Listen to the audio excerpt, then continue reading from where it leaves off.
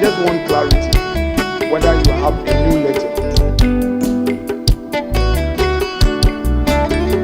That he will be here to answer questions. He was actually here, but we delayed the sitting and he had to go for cabinet meeting. And as a result, I am directing that he be programmed to appear before the House next week, Tuesday. To assist you. You said he's written a letter. That's why I wanted clarity. That the letter was for him to come today. But he hasn't written a new letter. So I agree with you. Except that I just want to help you in the circumstance because this is a house of record. This is a house of record, Mr.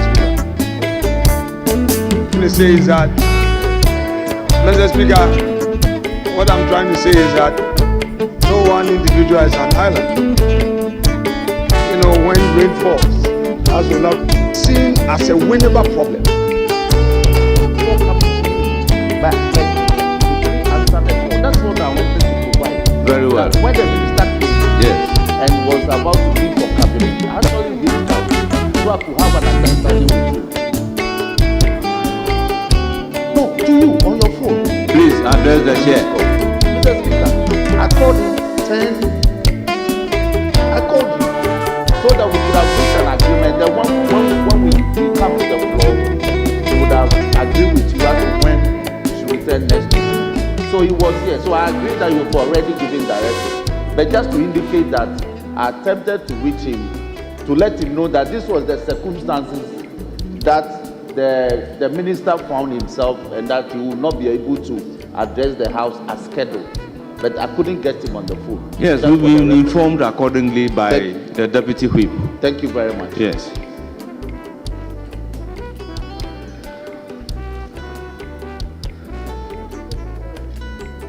Honorable members, we have a statement on social justice, and 3 members have written statement on social justice. Honorable members, I want us to take the 3 statements together. One is in the name of Honorable Phyllis Na Koyo Okuno, Member of Parliament, Ewutu Senya, East Constituency, on the occasion of the World Day of Social Justice. We also have statement by Honorable Alasan Kobina Gansa to mark the World Day of Social Justice, and another statement in the name of Honorable Francis Kobina Brimpom Usu Achao, Member of Parliament for Joaben. Honorable members, we may be taking these 3 statements together. In the meantime, Honorable Minority Leader indicated there was escalating situation of cholera in his constituency, and he will want to inform the House. So, Honorable Minority Leader, you have the floor. Mr. Speaker, I again thank you for the opportunity to bring this matter again to the national space. Mr. Speaker, yesterday I visited the Winneba Government Hospital. I was involved in a number of public education programs, and the situation at the treatment center is not good at all, to put it in simple language. The water is not flowing in the whole hospital. The doctors and nurses complain of shortage of water. So far, although the Ministry of Health has visited the Winneba Health Directorate, but nothing has been given to them by way of logistical support. Mr. Speaker, yesterday I had to buy additional 100 mattresses for them, and I have released another 100,000 Ghana cedis. Mr. Speaker, the situation is really getting out of hand. Yes, I've released 100,000 Ghana cedis last week for them. And Mr. Speaker, again, another 100,000 Ghana cedis has been released. The PPEs, Mr. Speaker, are in short supply. They don't have it. Although a health minister was there, the regional directorate is yet to provide logistical support. Mr. Speaker, Winneba is a commercial center. People come from all over the region, all over the country to trade in Winneba. So it shouldn't be seen as a Winneba problem. Until recently, cholera was elsewhere, and now it's in Winneba. If it is not properly contained, it may get out of hand and may become a major national health issue. I am using this platform to again appeal to government to intervene. The health professionals are stressed. People are in distress. They need medication. They need vaccination. They are exposed. In fact, the male ward of the Winneba Government Hospital has been converted into a cholera treatment center. They've also set up a tent outside to receive new cases. Children are going through this trauma. The aged are the most affected. Mr. Speaker, it's not a palatable scene. I've uploaded some of the pictures on my social media handle. I didn't really capture those on sick beds because it's very pathetic. Government would have to come in to support. And I'm also appealing to agencies in the health sector, as well as those in the business of mechanizing PPEs, to come to the aid of the health facilities in Winneba. It's all they need. The pharmaceuticals. It's a humble appeal to them to support those in need. Because, Mr. Speaker, like I said, there are traders from Procedural who come to Winneba. Winneba has 2 market days, Tuesdays and Fridays. The people buy the fish from the Inshona. The fishermen are still bringing their catch. The landing beach is yet to be commissioned. So the fish is still exposed. And the very people who are trading are the ones who are selling for us to eat. So those in Kaswa, those in Mankesim, if care is not taken, Mr. Speaker, we will be telling another story. So it is a very humble appeal. I pray that we move in to intervene. And I'm appealing to colleague members of Parliament, the members who are here. This is not a Futu's problem. It is our problem. When I hear of challenges in your backyard, you know how I come in to support you. We are not launching an appeal for fun, but I'm calling on colleagues, do your own small contribution and support Efutu. When Honorable Ablakwa had the flood situation in his constituency, I gave 50,000. It's a matter of public record. He announced it in this chamber to Honorable Ablakwa for his constituents. I gave 50,000. And all of you, you know, those of you who get challenges your constituency, I don't leave you naked. Charity in times like this is very important. So, honorable majority members, this side we are in opposition. You are in government. You should donate handsomely to support your leader's cause, because the people there are suffering. Manka there, or ye futufo, wanasam, onye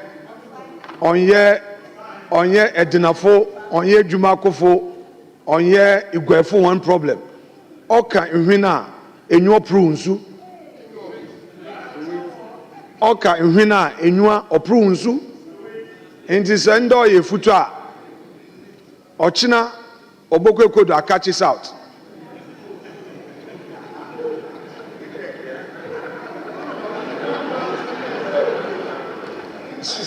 Mr. Speaker, in other words, I'm saying that.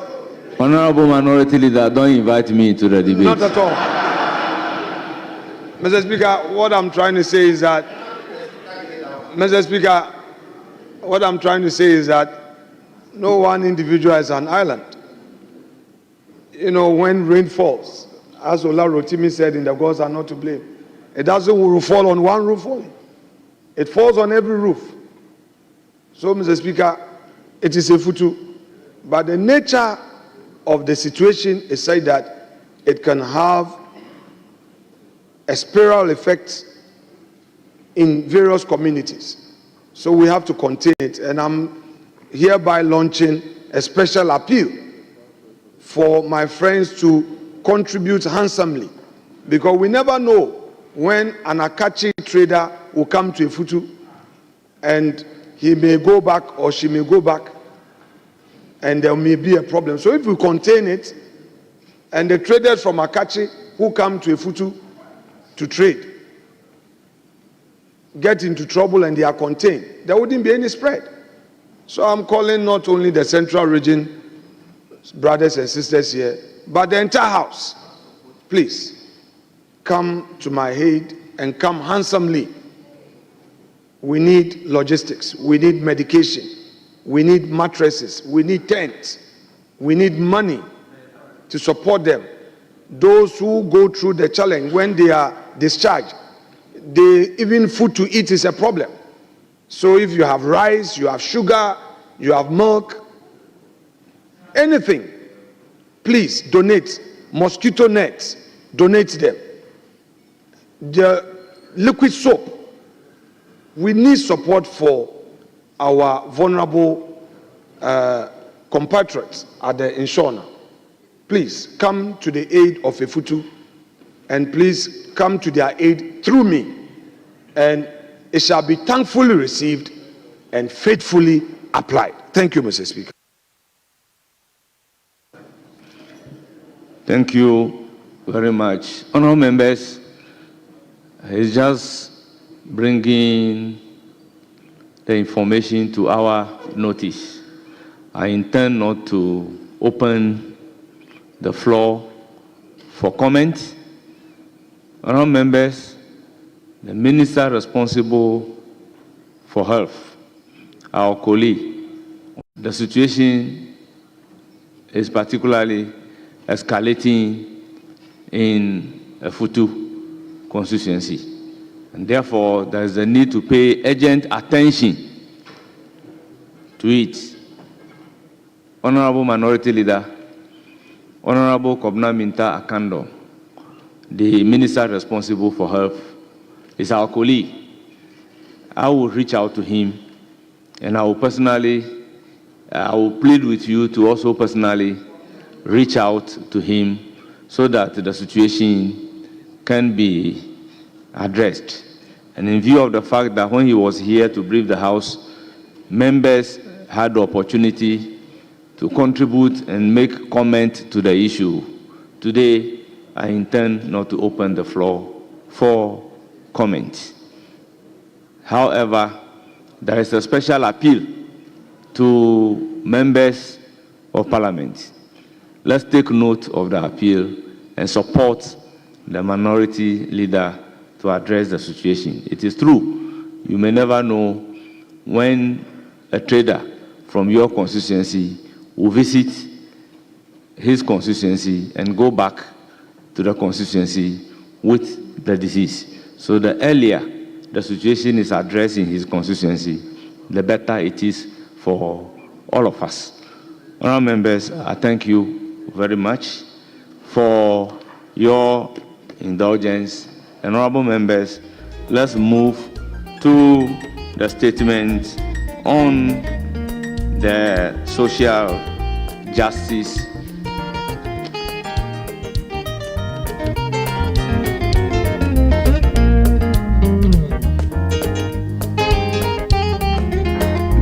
Yes, Deputy Majority. Thank you, Mr. Speaker. Mr. Speaker, I think you've almost taken the sail out of our way. But I think just to support what my honorable brother is saying, the minister was here on Tuesday, as you have rightly said. And from all indication, the Ministry of Health is on the ground. There are structures that some of these things can actually be passed through. The appeal the honorable leader is making is a good one. I mean, the government is doing what the government is supposed to do, but yet, in many places, as it is in the Futu, in Cape Coast, people are supporting this. So I think his appeal is fair, but I don't think we'll have to give any indication that the government is not on top of this issue. But the government is actually on top. The minister was here to explain to us exactly what is happening. And I can tell you, on authority in the central region, that the situation is under control. Structures are there, and they are in Winneba as well. So my honorable brother is close to things, as we all are. And if it is appeal of people from the private sector or something coming to help, fair enough. But the minister is on the ground, the Ministry of Health is on the ground, and obviously things with cholera,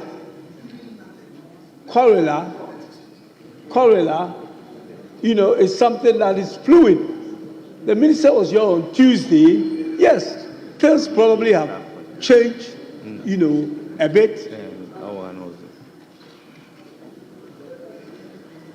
Yeah, I mean, this is what I mean, I can tell you that in Cape Coast, they've been given tents. So I don't know why things.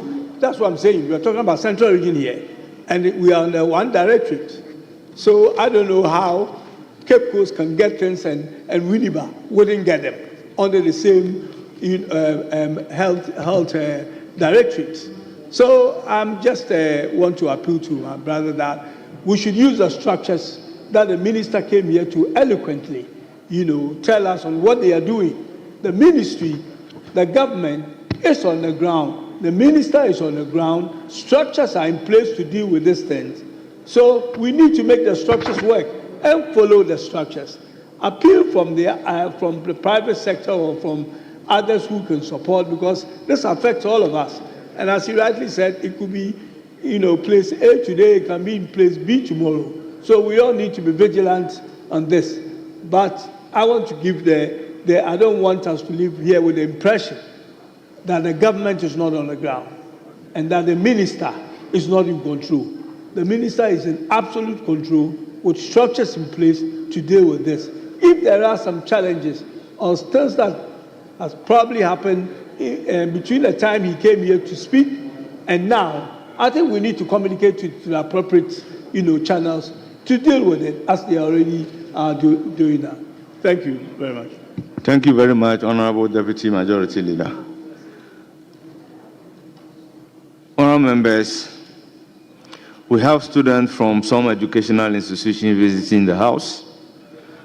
They are from the following institutions: National College of Defense Studies, led by General Aite, Commandant, and Brigadier General Fred Ntri, Deputy Commander, Professor John Akopari, Dean,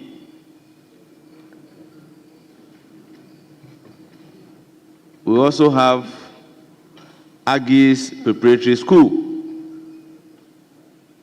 here with us. They are led by Pobi Abiu, administrator of the school. They are from Anyas Otum. They are 80 in number. And then the National College of Defense, they are 44.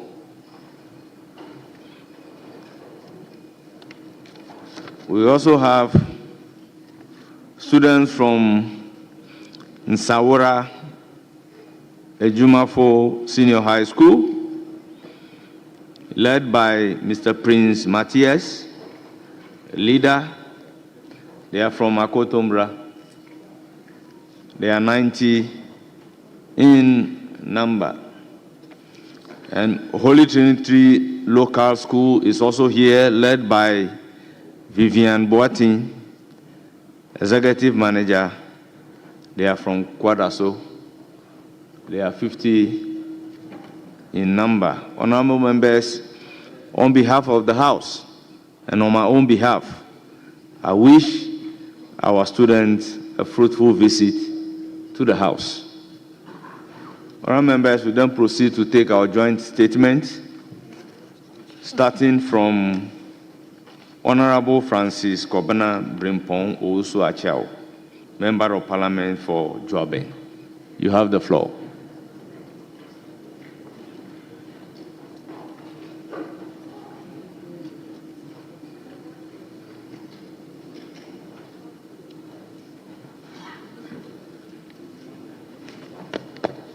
Speaker, if you may, shall we proceed to the next statement? Honourable members, as a similar statement in honor of Phyllis Na Koyo Okuno. Is the honourable member present in the House? If you are, you have present, the floor. Mr. Speaker.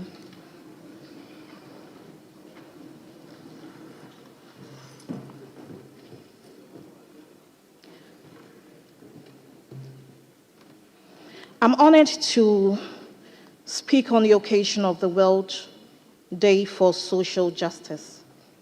Mr. Speaker, I thank you for the opportunity to rise and make this statement on the floor of this august House in commemoration of the World Day for Social Justice, a day set aside by the United Nations for nations to reflect on the fundamental principles of fairness, equity, and human dignity in our societies.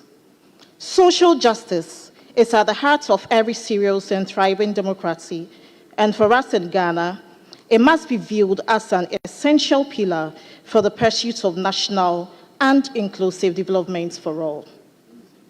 In 2027, the UN established the World Day for Social Justice and first observed the day in 2009 to promote social justice by addressing issues of poverty, inequality, unemployment, and human rights violations.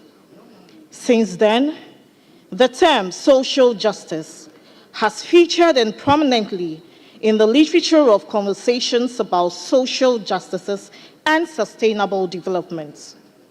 Mr. Speaker, this year's celebration is on the theme, Empowering Inclusion, Bridging Gaps for Social Justice. The theme calls for the need to urgently implement inclusive policies and social protection systems to address various forms of inequities in the country. Mr. Speaker, the struggle for social justice in Africa, and more especially Ghana, is deeply rooted in history and dates back in the Berlin Conference of 1884 to 1885. The aftermath of the Berlin Conference saw partitioning of African without recourse to indigenous populations, Subsequently, centuries of oppressions through enslavement and colonialism followed, with the exploitation of Africa under colonial rule, perpetuating a systematic economic and social injustice that continues to affect the progress of the continent today. However, Mr. Speaker, the tide began to turn when the dawn of independence movements across Africa. Ghana, under the leadership of Dr. Kwame Nkrumah, became the first sub-Saharan African country to achieve independence in 6th March 1957. This marked a significant step towards emancipation and dismantling oppressive colonial structures, and building a more just and equitable society.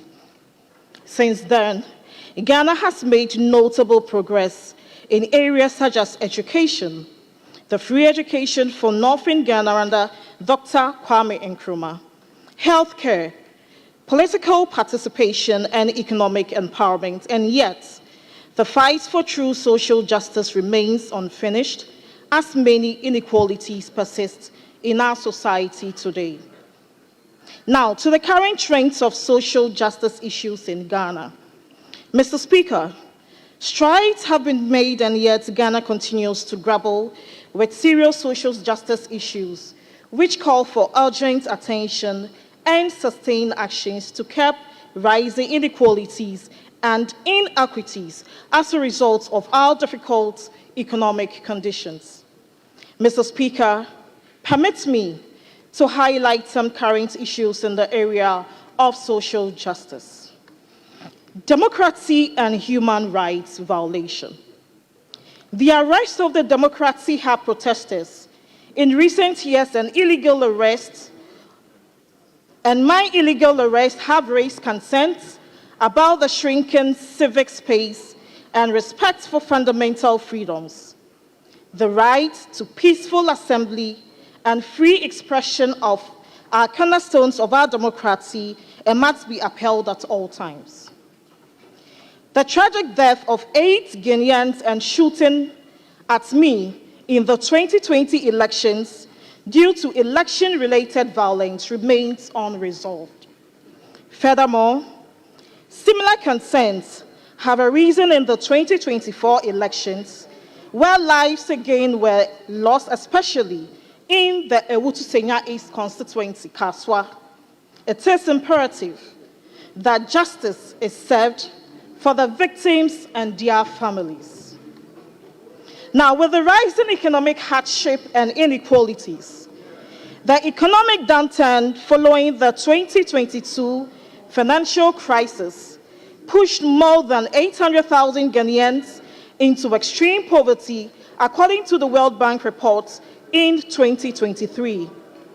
The Domestic Debt Exchange Program, DDEP, resulted in severe financial losses, popularly known as the haircuts, for domestic bondholders, many of whom are pensioners and working-class Ghanaians who relied on these investments for their livelihood. Unemployment and job scarcity continue to threaten the economic security of millions, particularly the youth. Many highly educated graduates struggle to find decent jobs, contributing to rising frustration and social unrest. This phenomenon, Mr. Speaker, has been designated as a national security threat by analysts within civil society, and government. Now, the lack of access to essential service is also a major issue. Affordable housing remains out of reach for many ordinary Ghanaians due to skyrocketing rent prices and the absence of comprehensive housing policy. And also access to quality healthcare, education, and social welfare is still a major challenge, with inequalities persisting in both urban and rural communities. Government is committed to social justice. Mr. Speaker, The new His Excellency John Dramani Mahama, Professor Nana Jane Opoku Agyemang's administration, sworn into office on 7th January 2025, is fully committed to addressing these pressing issues of advancing social justice for Ghanaians. The government is determined to implement bold, people-centered policies aimed at creating economic opportunities, reducing inequalities, and promoting fairness in society.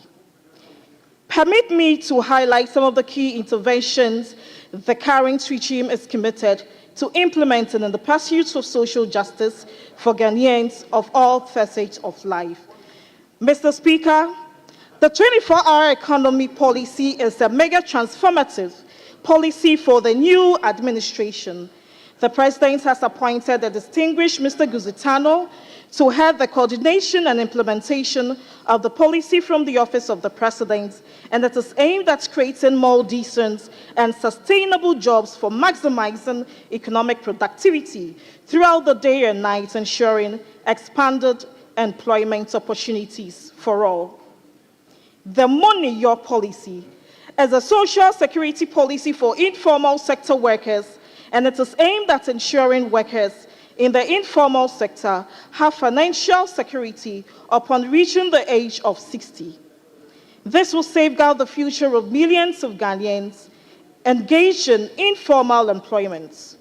Mr. Speaker, I would call on the Finance Minister and the implementing ministry responsible for this policy to make swiftly and set in motion to secure the social security of informal workers in the country.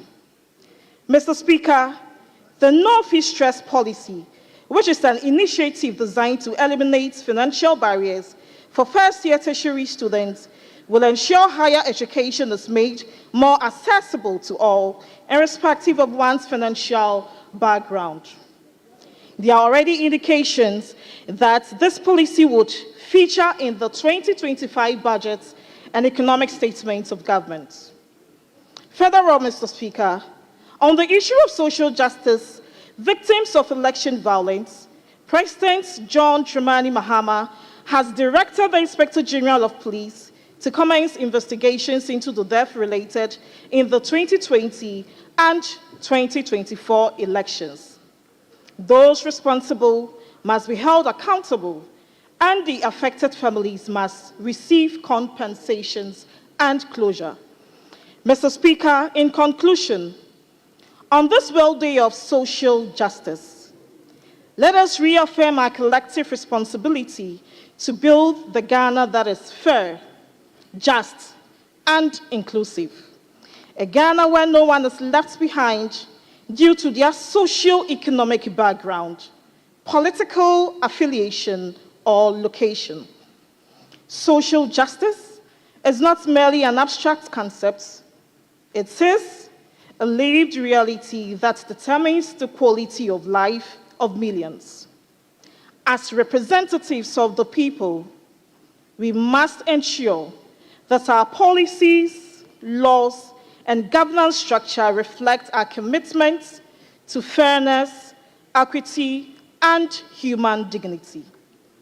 Let us work collectively to bridge the gaps and empower inclusion for the more and prosperous Ghana.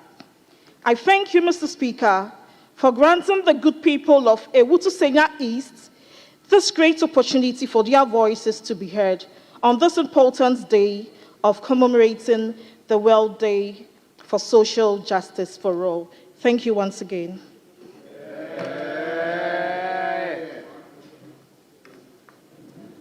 Honourable members, I shall proceed to give the floor to Honourable Alassane Kobina Gansa.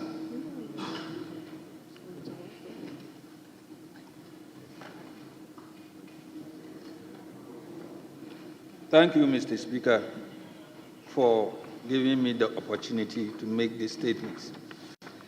The World Day of Social Justice, celebrated by many nations worldwide, is observed annually on February 20th.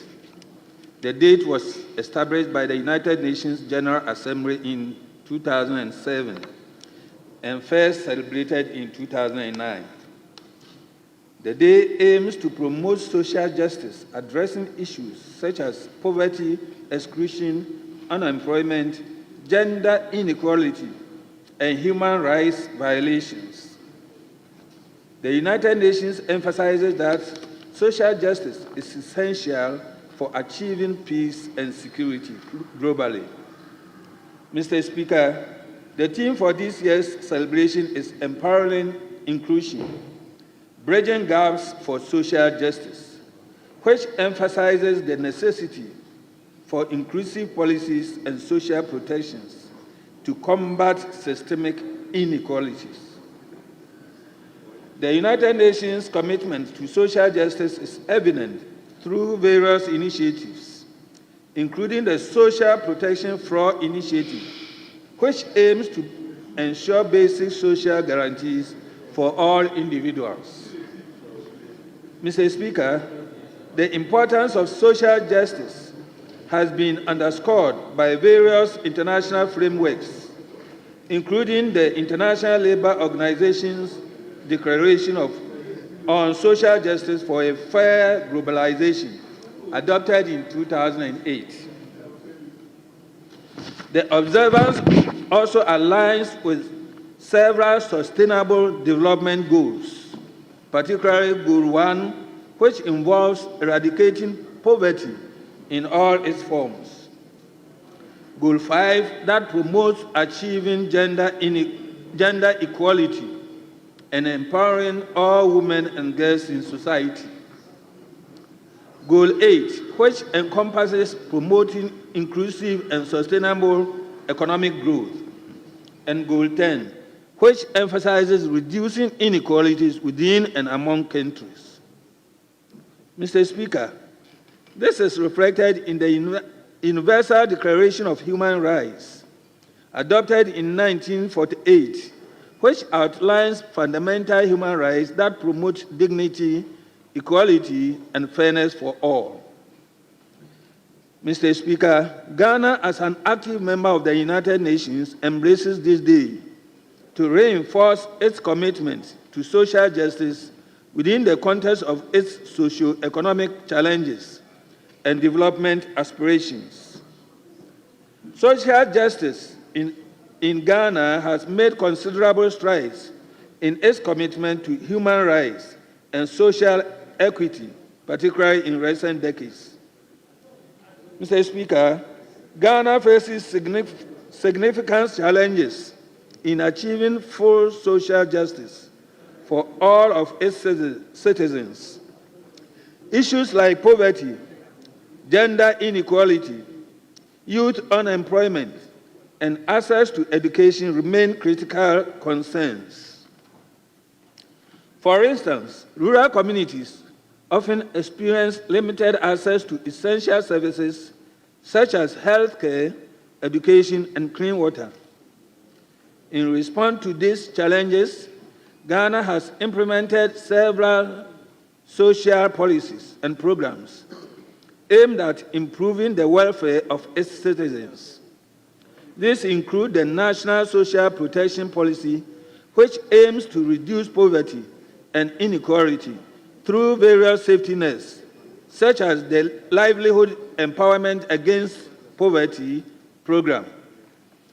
Mr. Speaker, let me reiterate that some organizations in Ghana, such as the CHRAJ, the Commission on Human Rights and Administrative Justice, National Commission for Civic Education, Ministry of Gender, Children and Social Protection, Ghana Integrity Initiative, Center for Democratic Development, ISODEC, Integrated Social Development Center, Action Aid Ghana, Ghana Bar Association, Ghana Journalists Association, Ghana Trades Union Congress are supporting the agenda to achieve these successes. On this day, the Ghanaian government, in collaboration with the United Nations and other international organizations, highlights its commitment to achieving the Sustainable Development Goals, and also serve as an opportunity to remind citizens, policymakers, and global stakeholders that the fight for social justice is an ongoing process that requires collective action. Mr. Speaker, there are some other challenges in addressing some of these social justices, and the government, civil society, and individuals must work together to promote social justice and human rights for all. However, this requires a multifaceted approach that includes promoting inclusive and equitable economic growth, strengthening social protection systems, advancing human rights and the rule of law, empowering marginalized and vulnerable populations in society. Mr. Speaker, despite these efforts, social injustice remains a significant challenge in Ghana and some parts of the world. The country continues to grapple with issues such as poverty, inequality, and unemployment, which disproportionately affect vulnerable populations, including women, children, and persons with disabilities. The recent plan by President Donald Trump of the United States of America to take over the Palestinian settlements in the Gaza Strip is unfortunately a clear indication of the non-existence of social justice. And Mr. Speaker, I call on the United Nations to seriously consider and address these issues. Pope Paul VI once positively declared that development is the new name for peace, emphasizing that excessive economic, social, and cultural inequalities among peoples arouse tensions and conflicts and are a danger to peace. This is at the heart of social justice across the nations of this world, which must be observed. Mr. Speaker, World Day of Social Justice 2025 represents a crucial opportunity for nations like Ghana to reaffirm their commitment to social equity by focusing on inclusion and bridging gaps in society, both globally and locally. Thank you, Mr. Speaker, for the opportunity. Thank you, Honorable Member. Honorable members, is Honorable Francis Kobina Brempong also a child now in the House?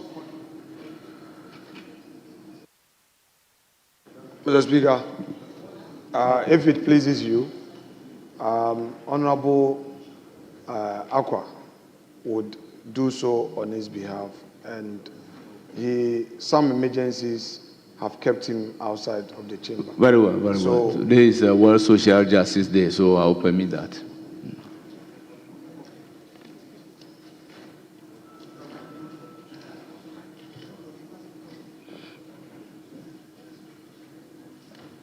Thank you very much, Mr. Speaker, for this opportunity to read this statement on behalf of my colleague who is not available. Mr. Speaker, distinguished members of the House, it is an honor to stand before you today on the occasion of World Social Justice Day, a day that reminds us of our duty to build a fair and just society where all citizens have equal opportunities, irrespective of their background. Social justice is the foundation of national development, peace, and stability. It is about ensuring that every Ghanaian, regardless of gender, ethnicity, social, economic status, or physical ability, can enjoy the fundamental rights enshrined in our 1992 Constitution. Mr. Speaker, permit me to recall the words spoken on the floor of this House by former President, His Excellency John Ejekum Kufuor, during his first State of the Nation address to Parliament.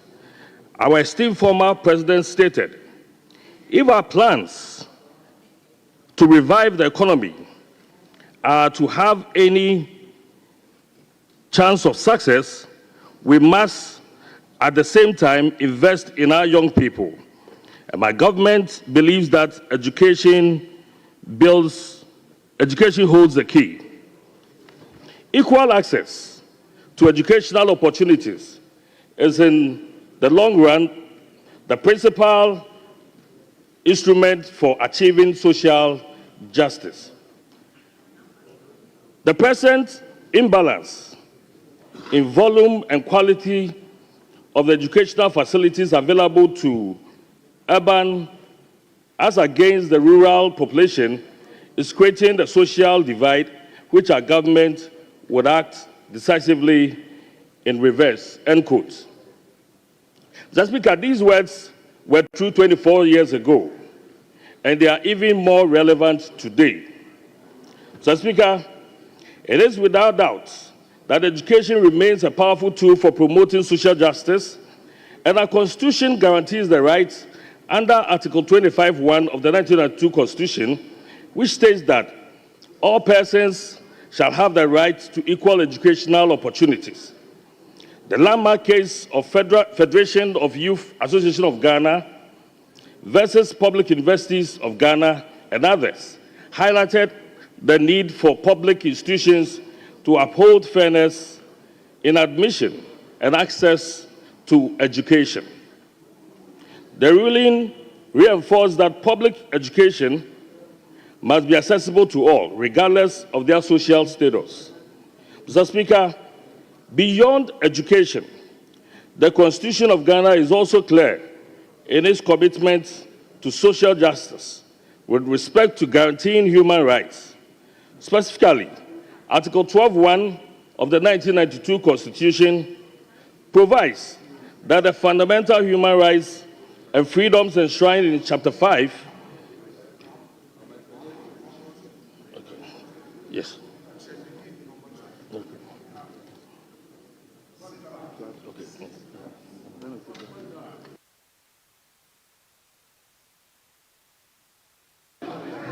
Honourable member, continue.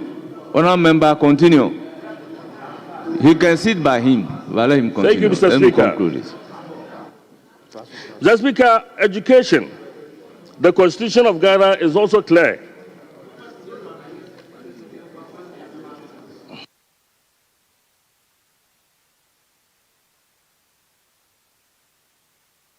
Mr. Speaker, I crave your indulgence. Once the maker of the statement is in, I seek your leave to let him continue.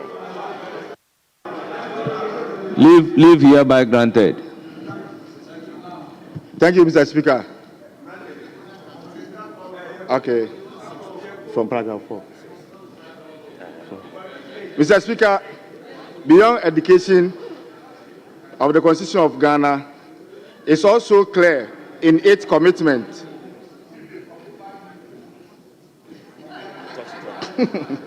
and its commitment to social justice with respect to guaranteeing human rights.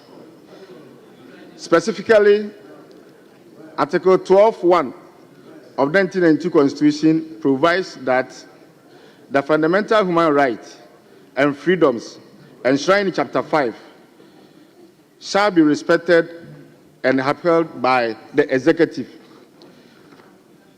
legislature, judiciary, and all other organs of government and its agencies, and that instructs every person in Ghana, whatever his race, place of origin, political opinion, color, religion, creed, or gender, to be entitled to the fundamental human rights and freedom of individual, but subject to respect for the rights and freedoms of others and for the public interest. Mr. Speaker, social justice is also extends to economic rights and fair labor practices. Article 24, Clause 1 of the 1992 Constitution guarantees the right to work under satisfactory, safe, and healthy conditions, while directing that state to take measures to ensure an economic system that provides equal opportunities for all.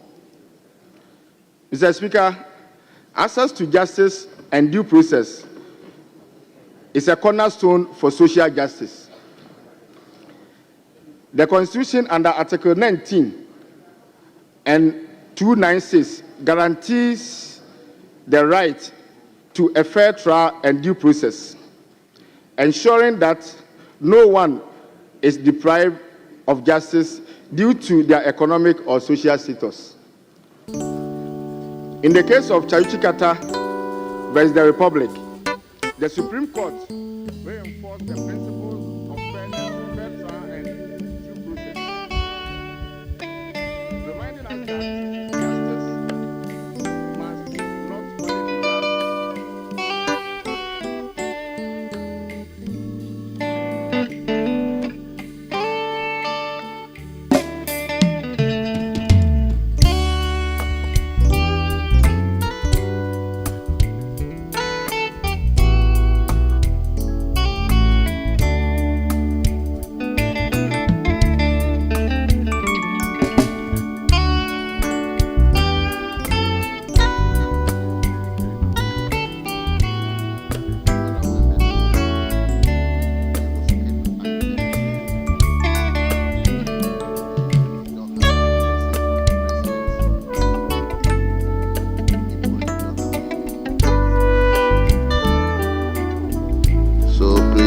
Let's turn to page item 5.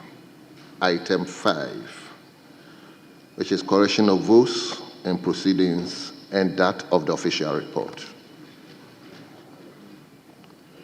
We will begin with votes and proceedings. We start from page 1. Page 2.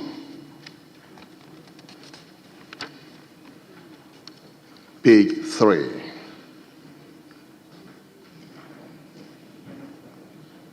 Page 4. Page 5.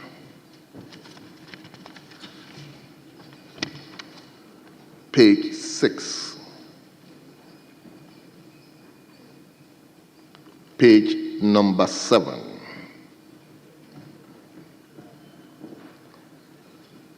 Page 8. Sorry. Yes. Honorable Peter. Yeah, thank you, Mr. Speaker. Mr. Speaker, page 7, item 420.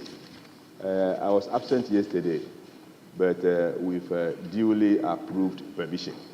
So I want table office to take note of this. Thank you. So, supposed to be absent with permission. Well. Yes, leader. But check on the records. Yes, leader. Mr. Speaker, I came to Parliament before going to attend cabinet yesterday, so I have my name captured as absent. If that could be addressed. Please, yes. Thank you. Table, take note of that. So, Honorable, let's turn to page 8.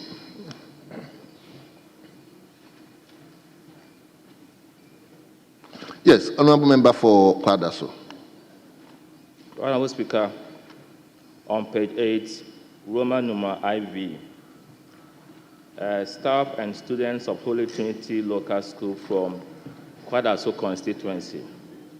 This institution is not in the Kwadaso Constituency. It is located at Kwadaso Estate. And Kwadaso Estate is within Nsheso. So it should be in Nsheso Constituency. Thank you. Well. So, table, kindly take note of that. Indeed, the school is located within my residence. So, it is true that it is in Nsheso Constituency. We turn to page 9.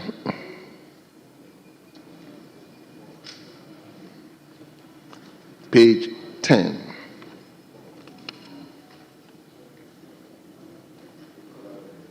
Yes, minority leader, a minority chief whip.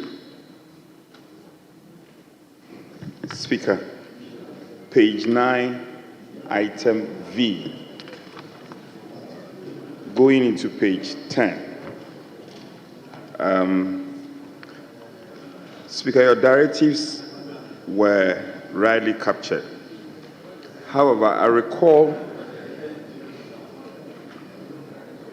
based on application that was made by myself, you made some variation to the directives.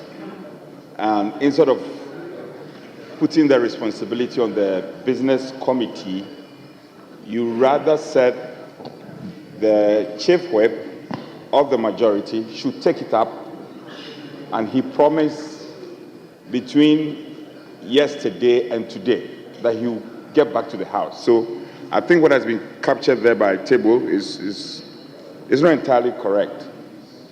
And it has to be a responsibility placed on the chief whip of the majority, not the business committee. Yes. Yes.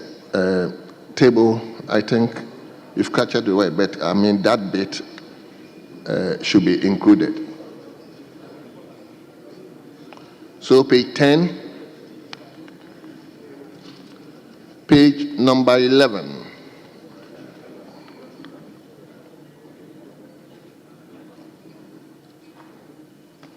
Page 12.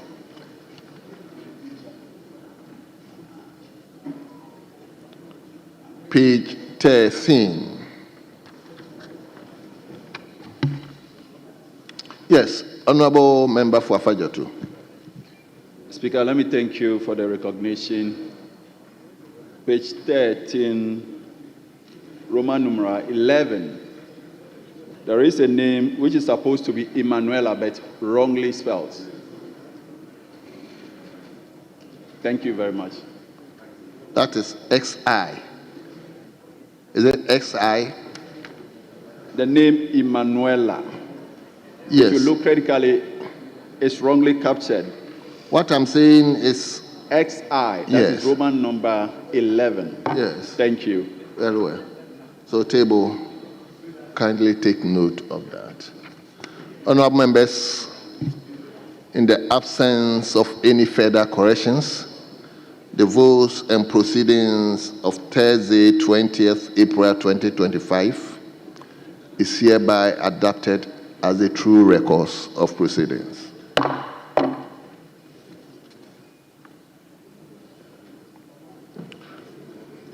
Honorable members, we have 12 February 2025 official report. 12 February 2025 official report.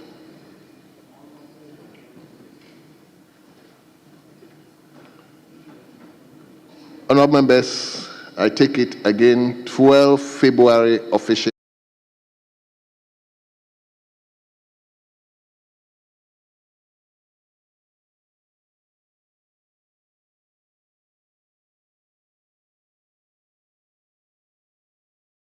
Last word, the sentence, it is on a matter of national importance. But because of the confusion about verbatim report, I don't know whether he said national importance or national importance.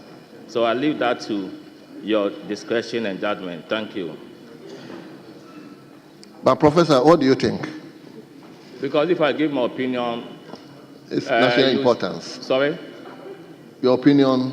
Yeah, I mean, it's national importance. Importance. Yeah. So at times, what is said is wrongly captured genuinely. So we should be given the liberty to offer our perspective on Very that. well. Thank you. Very well. Table, kindly take note of that. But, honorable members, the title of our minority leader, is it official? The Osahin.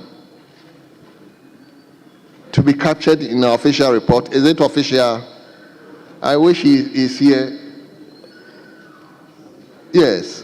I remember Right Honorable Speaker sat in the chair and said that that is what he has said.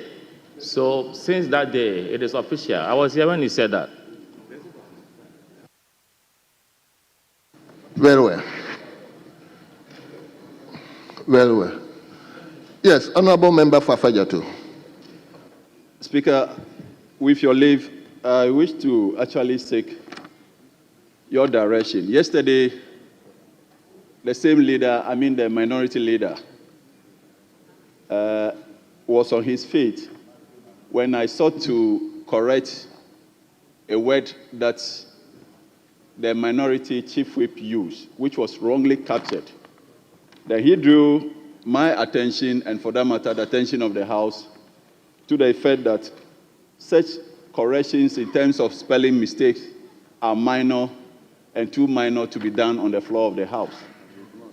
And so, Speaker, we really need some guidance and direction from the chair, because these matters run at the heart of the integrity of the official report, which is kept in record in the name of the 9th Parliament. And so corrections like this, I feel we have a responsibility to do right on the floor of the House. We need your direction, Mr. Speaker. I believe the essence of this exercise we are doing is to correct everything, including grammar. So I personally don't think it is out of place if a name has been spelled wrong or anything has been constructed the way it is not supposed to be.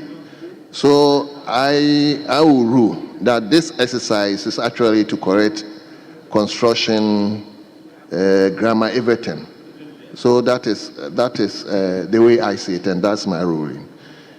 Yes, Honorable, that is time, eh? Yes. Mr. Speaker, with reference to what you just ruled, the first Deputy Speaker was in the chair yesterday, and the minority leader made reference to the cover page, the back page of page 2 of the official report, and made the honorable member read that portion. And that the ruling yesterday was that if it is typo error, grammatical error, that can be done outside the floor to the table office. But if it is substantive issue, then it can be done on the floor of Parliament. Mr. Speaker, so I'm surprised my brother even asked you to make a ruling, because the first Deputy Speaker actually ruled on that yesterday. Thank you. Well, but I don't think we are making any different. If it is grammar, spelling, and somebody raise it on the floor, I don't think we can overlook it. If it is something that is running through, fine, we can make a general position that the correction will be made across board. But, Honorable Member, I think the essence of this exercise is to actually undertake whatever took place that probably has not been captured properly.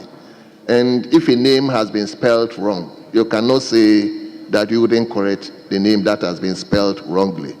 So I think the essence of this particular exercise is to do that.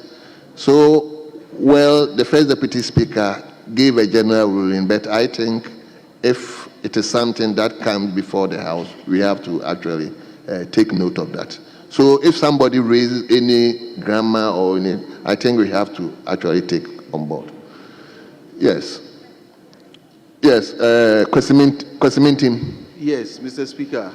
Respectfully, with what was referred to just now, I think the minority leader was referring to the statement made in paragraph 2 of it. My Lord, Mr. Speaker, it says that correction of errors of substance may be made only on the floor of the House with the permission of the Speaker. However, correction of typographical or grammatic errors which members suggest for for the daily reports and the copy containing the correction submitted at the editor's office, Parliament House, not later than 4 clear days after the publication of the daily report.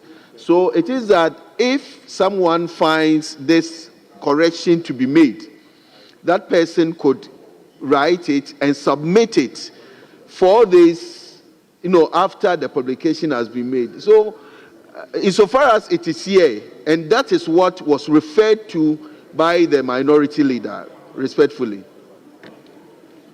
Well. I don't know. Majority Leader, do you have anything to talk about? Well, for now, my position is clear.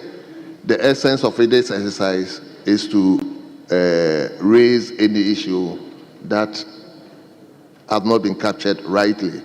So if it is even grammar or spelling, and somebody raises it here, we cannot overlook it.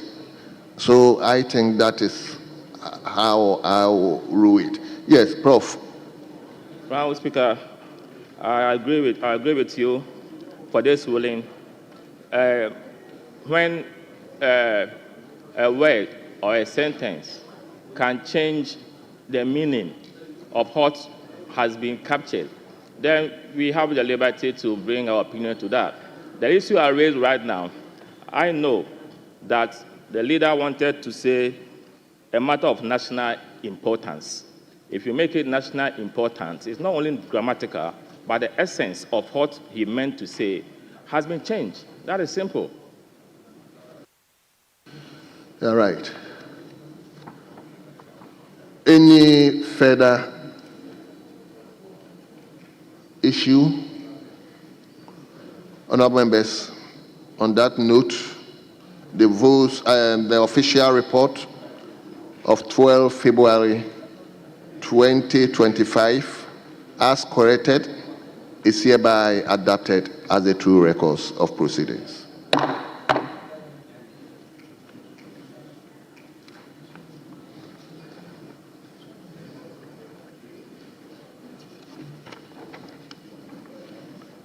We will turn to page 6, item 6, which is business statement for the 7th week. But leader, please indulge me to acknowledge our children who have come all the way from Yendi.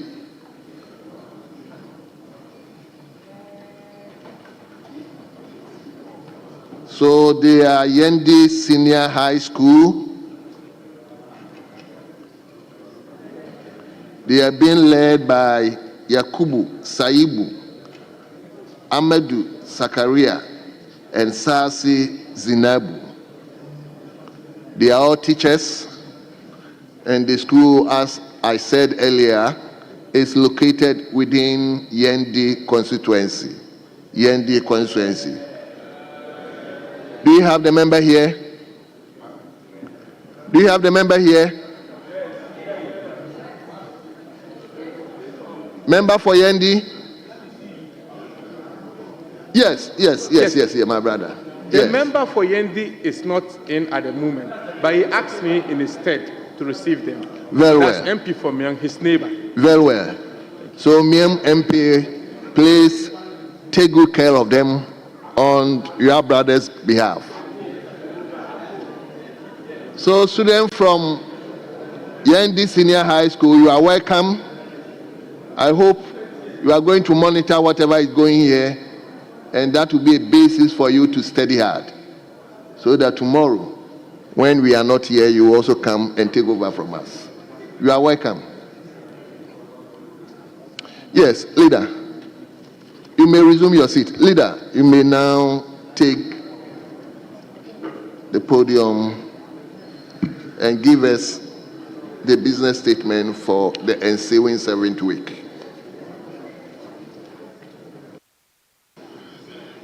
Thank you very much, Mr. Speaker. Mr. Speaker, your committee met to consider and propose the business for the 7th week ending Friday, 28 February 2025. The meeting was on Thursday, yesterday, and the proposal is that we take formal communications by the Speaker as we routinely do. Mr. Speaker, we have scheduled 23 questions to be answered by 6 ministers, namely the Minister for Finance, there's 1 question posed. The Minister for Energy, there are 4 questions. The Minister for Gender, Children and Social Protection, 4 questions. The Minister for Trade, Agribusiness and Industry, 2 questions. The Minister for Education, 2 questions. And the Minister for Roads and Highways, 10 questions. In all, those are 23 questions. 2 are urgent, and we have 21 oral. Pursuant to Order 91-2, as usual, Mr. Speaker, statements may be made by ministers, and you may also admit statements by honorable members under Order 93. Papers and reports pursuant to Order 97 may be laid during the week. Motions and resolutions may be moved, debated, and consequential resolutions taken. Mr. Speaker, let me announce to the House that His Excellency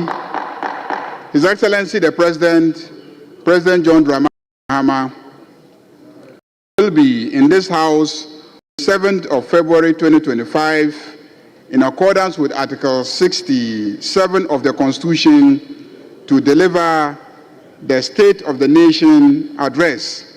Let me just, with your indulgence, read Article 67, and it says that the President shall, at the beginning of each session of Parliament and before a dissolution of Parliament, deliver to Parliament a message on the state of the nation. This is a constitutional injunction. The President would definitely be here to deliver the State of the Nation address.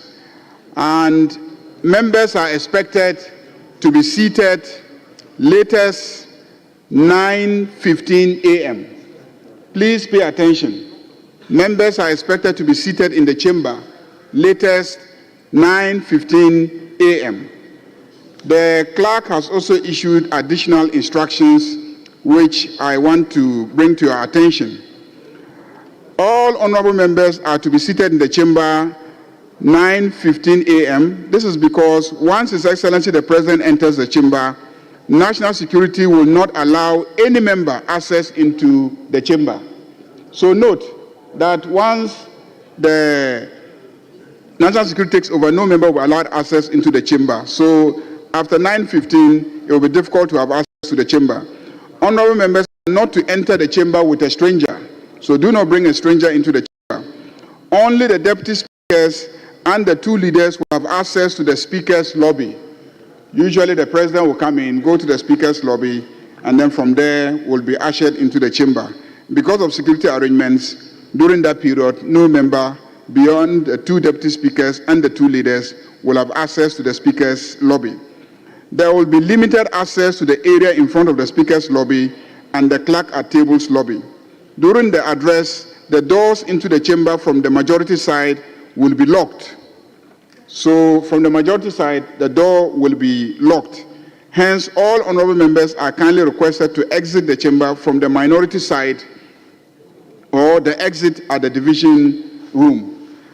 Mr. Speaker, honorable members are kindly requested to park at the forecourt of the State House, as the MP's car park area will be used by the military to form their parade. You all know that there's normally a parade, and the military will be using where we normally park to form their parade, and so we are advised or requested to park at the forecourt of State House. Mr. Speaker, these are the more detailed instructions relating to the State of the Nation address and arrangements that are being made for security and for access to the chamber and certain arrangements. In conclusion, Mr. Speaker, in accordance with Order 2162 and subject to Order 67, the committee submits to the House the order of business for next week for the House's adoption. Thank you. Thank you very much, the Leader of the House. Honorable members, the statement for the 7th ensuing week has been read to us. It is now before the House for consideration. So let me begin from Bosome Freho. Thank you, Mr. Speaker. Grateful for the opportunity once again. Mr. Speaker, I would want to commend the Business Committee for a good job done. The members of the committee, I commend them for a good job done. Mr. Speaker, I also want to express my heartfelt gratitude that my question has found expression in the scheduling of the business of the House. I am grateful. Mr. Speaker, but I am a bit concerned. I've been in this House. There have been a lot of statements that have been read in this House, on the floor. And many a times I find a bit of challenge on the part of the speakers, directing or giving consequential orders on some of the statements that have been made, as to whether they want to direct it to a committee, direct it to some relevant committees of the House that have to work on it. Mr. Speaker, it is because there is no committee. And I want to ask the leader, based on Article 103 and our Standing Order 204, Mr. Speaker, it is giving the House a bit of challenge to perform its oversight responsibilities. And I think that by now, we should have some of these committees that can clearly help the House to undertake its oversight responsibilities and perform its duty right and well.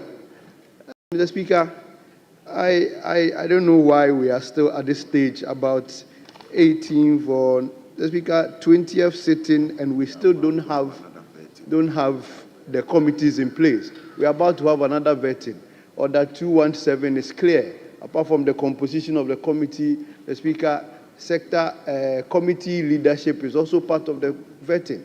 Mr. Speaker, I don't know why the House is still, as at now, not constituted its committees to help perform its duties. Thank you. I am aware that our part of the House, thank you, has finalized its. Thank you. You've raised a fundamental issue. Mr. Speaker, I think that we should at the other side to find a fantastic issue. Thank you. Don't dilute. Yes, Isaac Boama. Thank you very much. Not Boama. Thank you very much, Right Honorable Speaker, for the opportunity. And let me also join my colleague in thanking the Business Committee for its report to the House and all the items that have been prepared for next week. Mr. Speaker, not to belabor the issue of the committees, it is very important that it be mentioned time and again that the committees are almost done, it will be submitted. Yesterday, it was even raised by the minority chiefship, and promises and assurances will speak now. We are having issues with communication. People try to call and they're saying that my phone is off, yet my phone is on. And you are unable to even get these committees where we can go and handle the matters with the Minister for Communication. But you can go to the Minister personally. No, Mr. Speaker, the committees are supposed to perform oversight roles in the House. It is better to use the committees so that we can handle these matters. And the Minister of Communication is out there closing FM stations instead of making sure that we get some of these issues addressed. So, Mr. Speaker, let's get the committees out by next week. Thank you very much. Thank you very much. From Isaac Buama.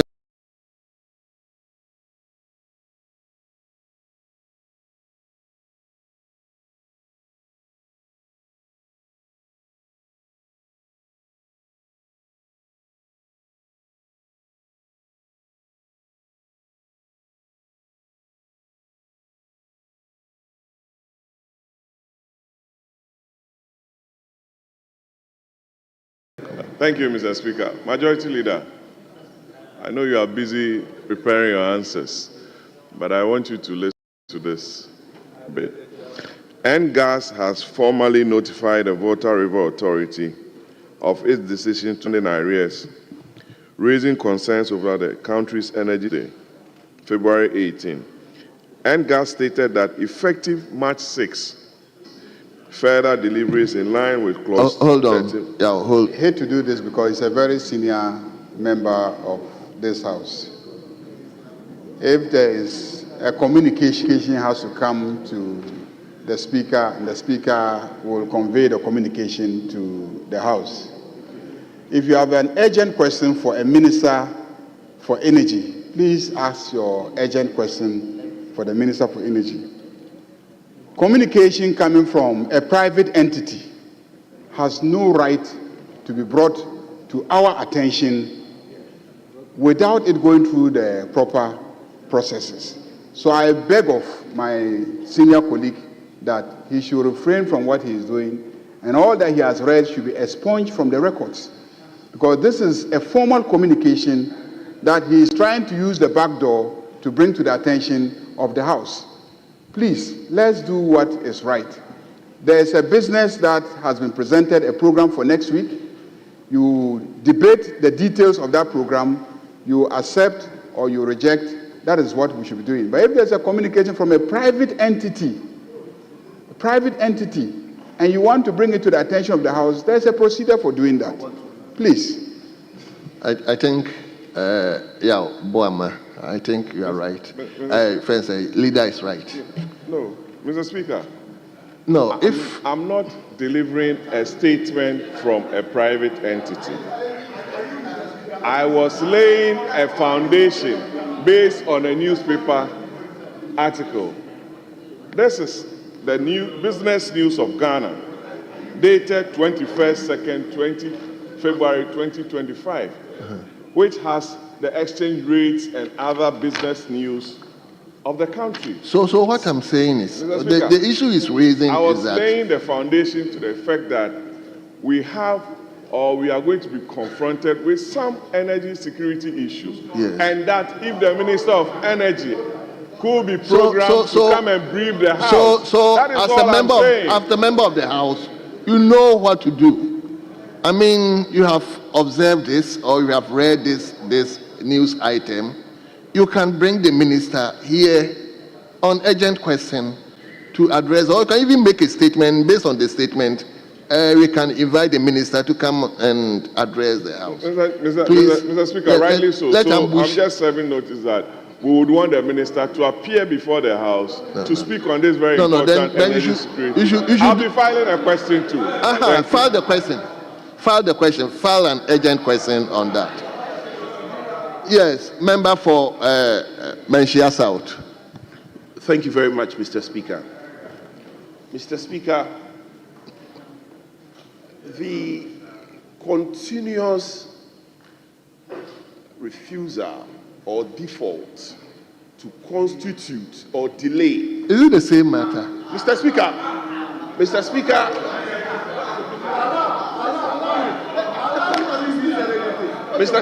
Yes, go on. Mr. Speaker, there is a fundamental infraction of the Constitution of this country and the standing orders of this House by the delay in constituting the standing committees of this House, the select committees of this House. Mr. Speaker, when you look at Article 103 of the 1992 Constitution, Mr. Speaker, with your liberty I read, it says that Parliament shall appoint standing committees and other committees as may be necessary for the effective discharge of its function. Mr. Speaker, the procedure for taking the step, very respectfully, is provided for by 204. Indeed, not just the step, the approach, but also the timing. Mr. Speaker, I will again take your liberty to read the Standing Orders 204, which is titled Appointment and Composition of Committees. Mr. Speaker, it says that 2041 says, at the first meeting of the first session of Parliament, there shall be appointed standing and select committees of the House for the effective and efficient exercise of the powers and performance of the functions of Parliament, in accordance with Article 103 of the Constitution. So we are in the first meeting? Yes, Mr. Speaker. Mr. Speaker, we are about, Mr. Speaker, Honourable members, let's listen to him. Yes. Mr. Speaker, we are about to vet another batch of ministers.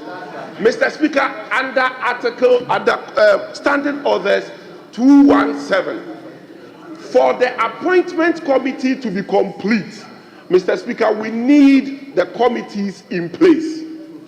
Mr. Speaker, the committees are not in place. Mr. Speaker, very respectfully, we think that we cannot support the continuous breach of the standing orders of this House. Mr. Speaker, unless... Honourable member.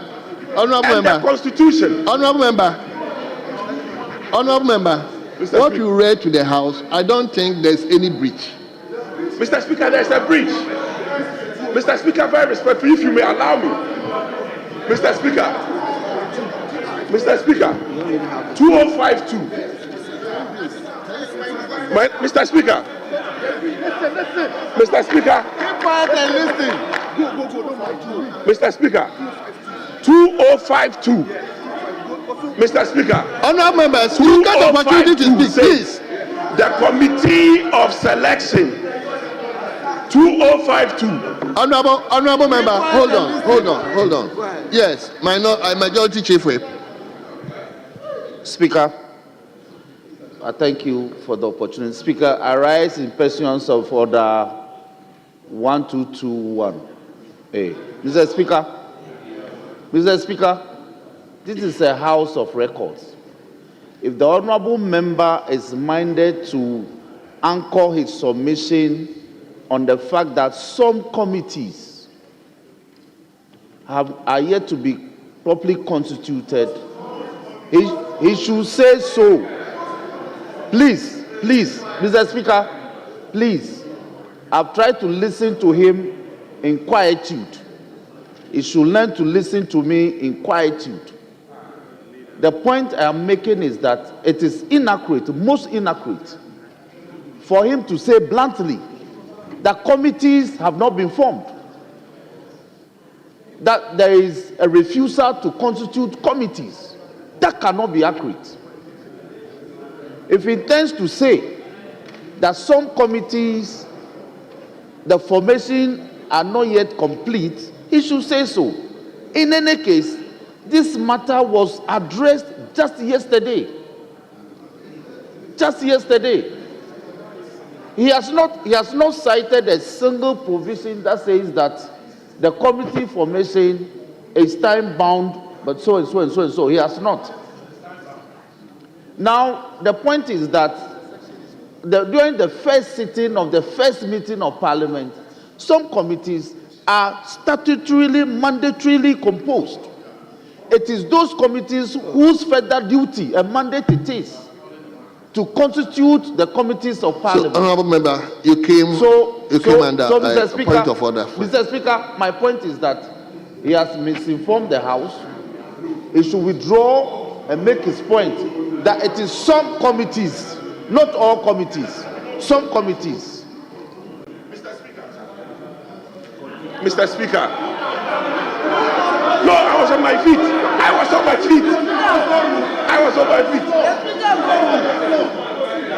Mr. Speaker. Mr. Speaker. Mr. Speaker.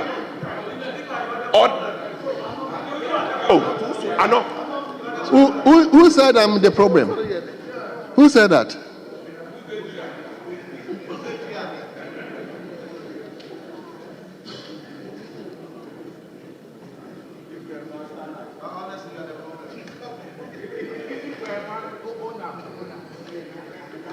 Speaker, it's important our colleagues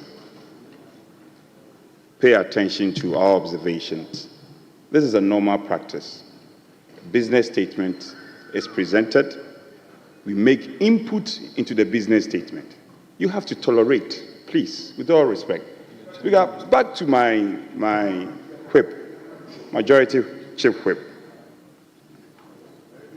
2 speakers have ruled on this matter I want to raise, on business statement. Business statement is always at large. And the majority leader is a capable hand. In fact, for the fleeting period we've dealt with him, he's shown competence and leadership. I'm wondering why the Chief Whip will come in on a point of order 122. I mean, what is that? With the greatest respect to him.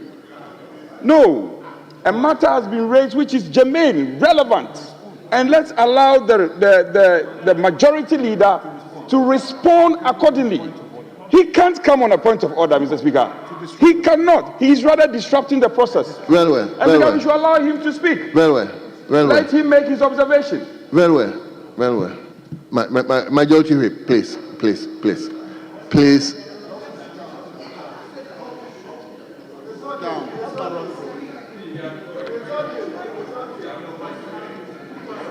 Honorable Dafiamepo, you should address me. I gave you the floor, so just ignore what he said. I mean, yes. Don't worry. Mr. Speaker. Yes, please. That issue has been raised by Asafoje, has been raised by Isaac Buama. Please, just. Mr. Speaker, very respectful. It's a serious matter for a member of the House to be accused of misleading the House. And so, Mr. Speaker, I'm referring the House to Standing Order 2052. Mr. Speaker, and it reads, the Committee of Selection shall prepare a report to the House within the first 10 sitting days after appointment. The list of members to compose the standing and select committees of the House. This is the 20th sitting, Mr. Speaker, and the list of members to compose the committees. Mr. Speaker, it's not. Mr. Speaker, we are speaking for them.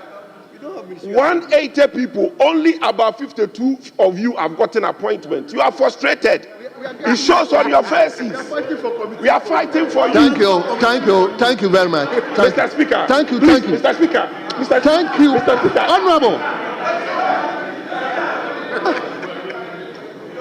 Yes.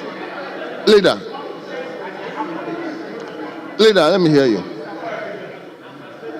Mr. Speaker,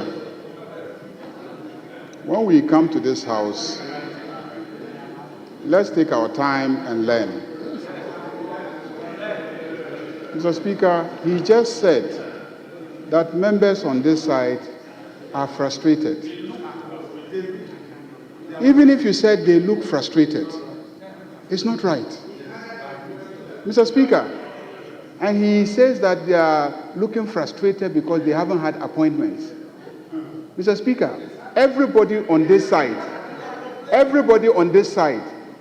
campaigned on a promise that we will not have more than 60 ministers.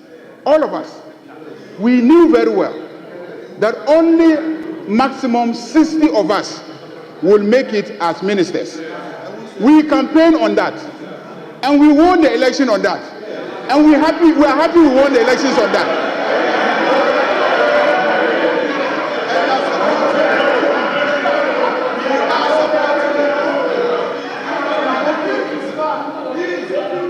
Mr. Speaker, this side is okay. We are satisfied. We are satisfied. We are satisfied with the numbers.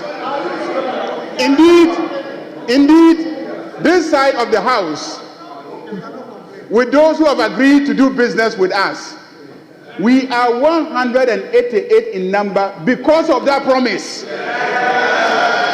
Because we promised to Ghanaians that we will make it only 60. Mr. Speaker, so it is wrong for anybody on this other side, led by their leader, to keep alluding to the size of the number of ministers and the question of appointments in this chamber. I want to place it on record that this side is satisfied. We have no issue with not being made ministers.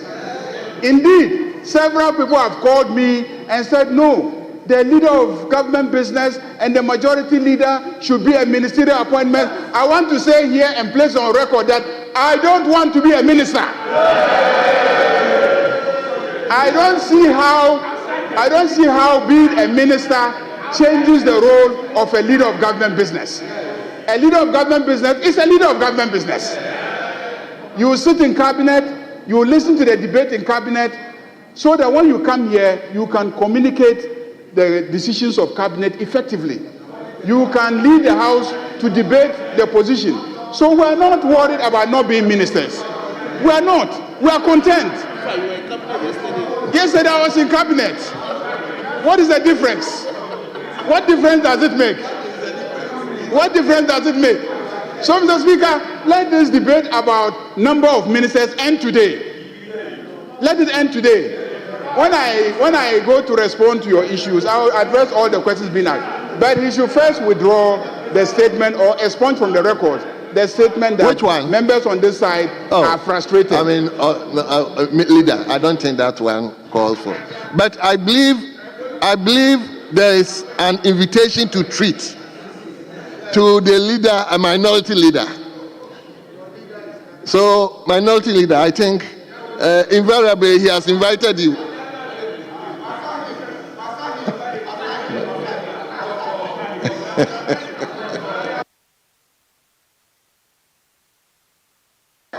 Yes, minority leader, let's hear you. Mr. Speaker, the chief whip of the mighty minority has some few matters to raise. And I've noticed that some of my colleagues also have some issues to raise. The majority leader has indeed extended an invitation, and that invitation shall be attended to at the right and appropriate time. Suffice to state that behind him is massive frustration. Honorable members, please, whatever. Mr. Speaker, most respectfully, two speakers of this House have ruled on matters that come up at business statement comments. Mr. Speaker, the Right Honorable Michael Quay said that business statements and comments arising thereto are always allowed. Mr. Bagbin, Right Honorable Speaker Bagbin, re-echoed that position. And our friends, the NDC, the minority aid parliament, as they were. You were in minority. By the grace of God, you are now in majority. Led by the chief whip, Roxanne Kwame Eche de Fiamepo, who was in the middle bench at the time, led that charge. When, Mr. Speaker, on Fridays, They will spend time to raise all issues. Oh, he's smiling. This thing called karma, eh? And the majority leader himself, he was the chief legal advisor to the team. And he will spy me and he will be passing his notes. Mr. Speaker, we've seen it all. I was in that hot seat. What are you saying today? You want to set a new precedence? Emfa and de, emfa echina. Dear Sasa ya kebia ya beka. Munya butrenchen ya kasa yenwie. Mr. Speaker, this is not the time to now tell us that business statement, confine yourself and whatever. Your colleagues behind you feel very frustrated. We are aware. I'm not saying you are frustrated, but you feel frustrated is obvious. You don't need to tell me. I can see your frustration. Thank you. But Mr. Speaker, thank you, leader. So we'll allow colleagues to make their comments and before we come in. Thank you. What did you say? If you have something to say, get up on your feet. I'll give you the opportunity. But it appears, honorable members, this time we are commenting on the business statement. It's not restricted to only the minority. If you have any issue, you have the right to get up and also raise the issue. Yes. Yes, Professor Nyako. Rabbi, Honorable Speaker.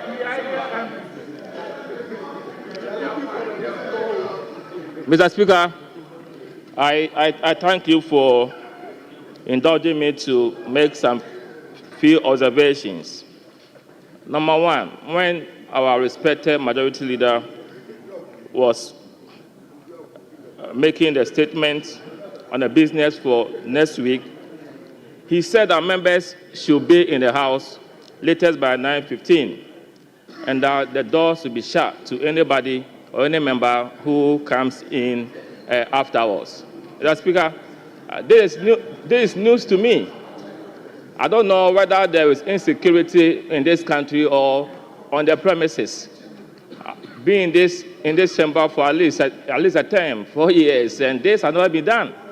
So I would like him to explain to us why this new restriction of members coming here before 9:15. We need an explanation, unless there's something that we don't know. Otherwise, this is completely unfair to us. Number two, it has been in the news on Tuesday that the Minister for Communications, Digital Technology and Innovation has mandated the National Communications Authority to take steps to suspend the licenses of 6 media houses, and one of them, the 7th one, has been shut down. Mr. Speaker, I find this directive to be completely unacceptable because if you read the Electronic Communications Act 2008, if you indulge me, Section 13(3), and I read, where the authority decides to suspend or revoke a license or authorization, the authority shall Honorable Professor Nyako, I'm not cutting it short.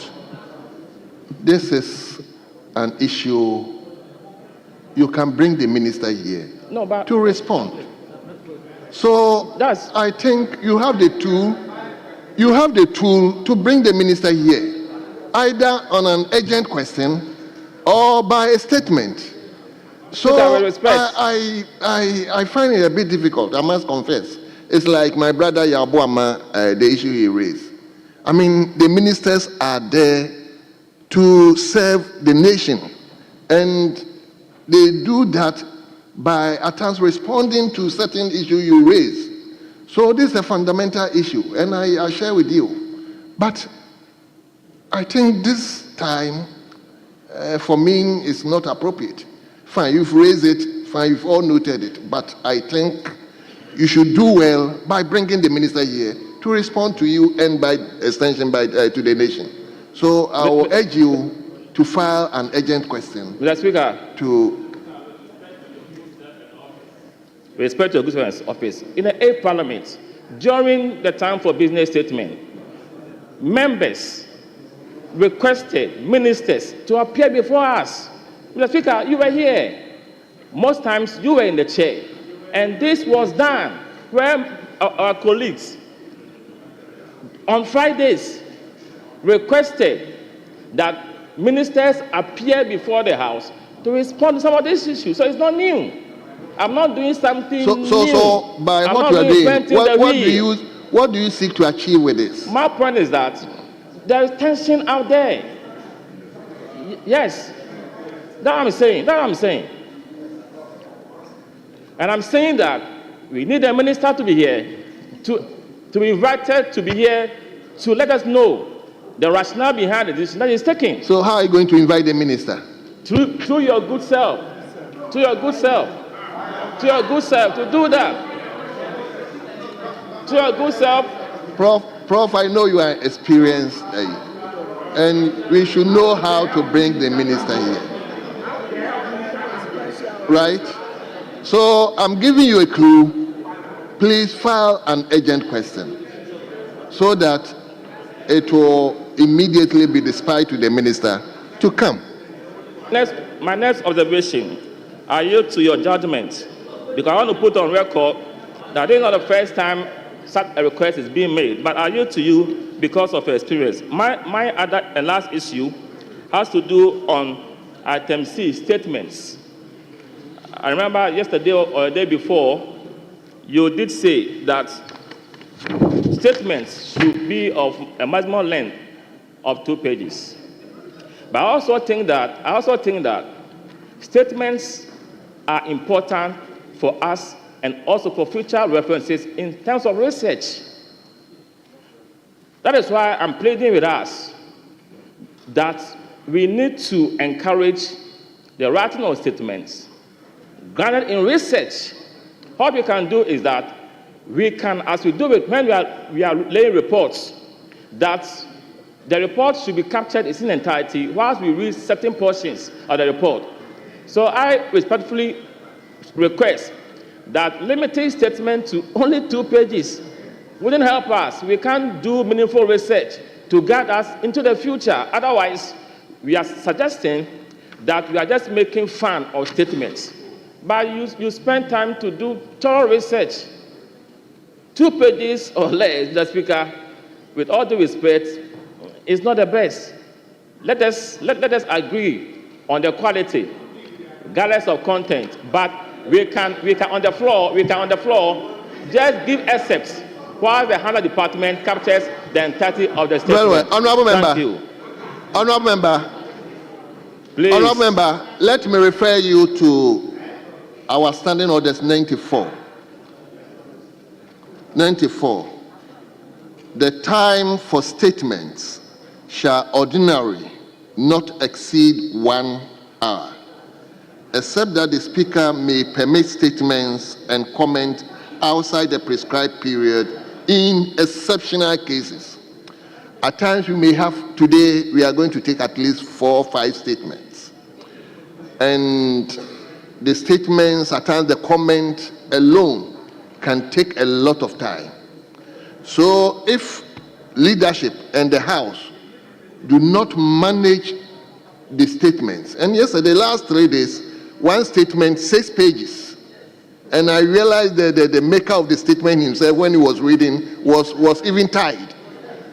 So if we decide to manage the statement in such a way that a lot of members can get the opportunity to make statements and to comment, I don't think it's out of place. I don't know. As much as I share your view, let's also look at the interests of all members. Because a lot of people today, we have as many as about 10 statements here. And everybody is so desirous to read his statement, his or her statement. So that's why we are trying to come out with at least a policy that a statement should not exceed 2 pages.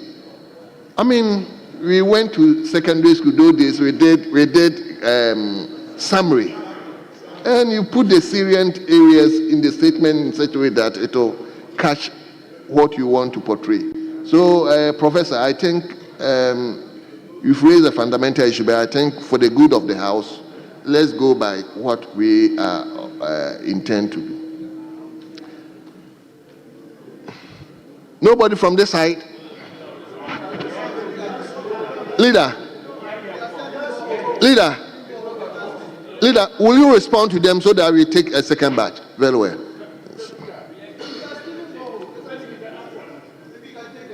You can add some responses to it. Honorable members, please, a lot of issues has been raised. Let the leader respond to them. You take another batch of comments, then he comes back. So, leader, the floor is yours now. Yeah, Mr. Speaker,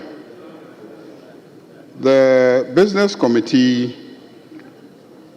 indicated that some questions have been scheduled for the week, 21 oral and 2 urgent questions. Some of the matters that honorable members are raising can be the subject of urgent questions. You can ask urgent questions. That's why the Business Committee has programmed question time. So you can ask urgent questions of the ministers. And once the Speaker admits them as urgent questions, he can get the ministers here to answer those questions.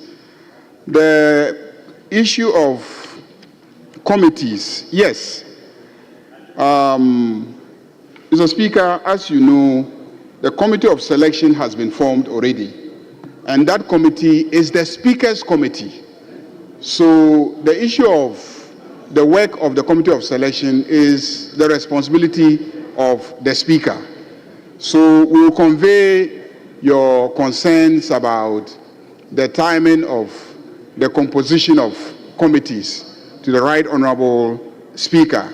I think that your concerns are legitimate, that we should speed up the process and have the committees inaugurated or established early so that they can assist with the business of the House. But on the question of the claim that we have violated the Constitution, you can see that the Constitution in Article 103 says that the Standing Committee shall be appointed at the first meeting. But in the standing orders, there's an attempt to derogate from that and to impose specific timelines. But if you read the Justice Abdullahi case, you will know that if the Constitution is very clear on the matter and you go in your standing orders and you place restrictions on that matter, it's very easy for anyone to declare those provisions as being inconsistent with the provisions of the Constitution. So far as I am concerned, the Constitution says first meeting, and we are still in the first meeting of Parliament. And so you cannot question the conduct of the Speaker, because the Speaker's committee, the Speaker is the chairman of the Committee of Selection. So to question the conduct of the business of the Committee of Selection is to question the conduct of the Speaker. And I discourage you from questioning the conduct of the Speaker. Mr. Speaker, on the issue of statements, yes, I think it is important for us to pay attention to Order 93. Order 93 says that by the indulgence of the House and leave of the Speaker, a member may explain a matter of personal nature, or a statement on a matter of urgent public importance. So there are two things that your statement must cover: personal matter, urgent public nature. Why would you spend 6 pages explaining a matter of urgent public nature? Or why would you use 6 pages to explain a personal matter? So let's be guided by what statements are about. They are about personal matters and also urgent public matters, and that is why you should be brief. In fact, in some jurisdictions, it is 1 page. The Canadian Parliament, I'm told, you cannot exceed 1 page. In some jurisdictions, they just give you a few minutes to make those statements, so that as many statements as possible can be taken on a day. And so we are trying to streamline these matters and insist that be brief about it, because if it's an urgent public matter, you don't need 6 pages to tell us what an urgent public matter is. Or if it's a personal matter concerning your constituency, you don't need 6 pages. If you have a thesis you want to give to us to study, you can give us a statement and attach the thesis and refer us to the thesis to go and read later on. So I can understand the interest of professors in writing theses. And so if you have a thesis you want to share with us, you can bring us the 2-page statement and then refer us to your thesis and then beg that your thesis should be captured as part of the Hansard of the House. Mr. Speaker, I think that these are the 2 critical issues that have been raised by the committee members. But people should know that the business committee is made up of representation from both sides. So when the business committee is going for its meeting, you can always communicate to your members matters that you think should be part of the business. And they will raise it with us at the business committee meeting and we'll program it. And then also program yourself to ask questions. And then also use the opportunity to make statements of some urgent public importance, such as the statement that he was going to make about the communication he was going to read about the energy situation may actually be a matter of urgent public importance. But it's not for business statement. You can come tomorrow morning, Tuesday morning, and then make an urgent statement. And we will discuss it. Yes, and this was the chair of the majority leader. And he always drew our attention to these issues as well. So thank you very much, Mr. Speaker. Thank you very much. So, Honorable, we take the last batch of questions. He left out one question that I asked. Prof, enough is enough. Let me give other members. Let me give other members opportunity, please. He forgot. Mr. Speaker, there was something about the time to be here and then the security arrangements. At all times, this has always been the security arrangements. It has always been the case that when the president is here, we have different security arrangements to take care of the presence of the president here and then the vice president and the chief justice and others. And you know that somehow the drummers will be here and then there will be restriction in terms of the movement in and out of the chamber. And we encourage all the time that MPs should come early, be seated so that we start on time. And this is an arrangement that the clerk has always put in place. This is not the first time that these arrangements are being made. Thank you very much. Yes. 1, 2, 3, 4, 5. And afterward, no, you have spoken. I wouldn't give. Yes. Mr. Speaker, thank you very much. I'm followed up on the security arrangements. So if we come on time, and we are supposed to be out for some nature call, are we going to be allowed in?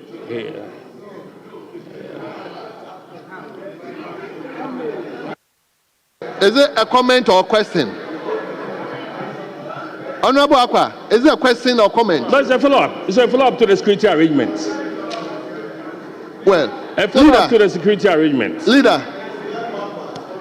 Are we going to be confined to our chairs? Leader, please listen to him so that you please. Majority Leader, I was asking that if we come in on time and we're supposed to attend to nature's call or move outside, are we going to be allowed in or we are going to be confined to our chairs? Yes, Dr. Kabilu. Thank you very much, Mr. Speaker. for the opportunity. First, I would want to commend the Business Committee for capturing 3 of my several questions to be asked of different ministers, and I want to commend them highly for letting my questions find expression in the business statement for the ensuing week. Mr. Speaker, that's it. My second issue has to do with the response or a comment made by my senior brother and respected leader of the House, Honorable Mahama Ayarga. He announced to this House that he sat in cabinet. Mr. Speaker, the Constitution of the Republic, Article 76, states, there shall be, with your indulgence, I'll read, there shall be a cabinet which shall consist of the President, the Vice President, and not less than 10 and not more than 19 ministers of state. Mr. Speaker, the Honorable Majority Leader is not a minister of state. He will need to be appointed as a minister responsible for parliamentary business to have the local standing to be in cabinet. Mr. Speaker, my brother is just drawing our attention to a clear violation of the Constitution. Unless he was there as an observer. If he was there as an observer, Mr. Speaker, then he should communicate it as such. If he was a member of cabinet, then it's a violation of the Constitution, Mr. Speaker. And he has to be drawn to the Mr. Speaker. Yes, Lawyer Anthony Mie. Thank you, Mr. Speaker. I wish to draw the attention of this House to a very pertinent issue that has been lingering for some time now.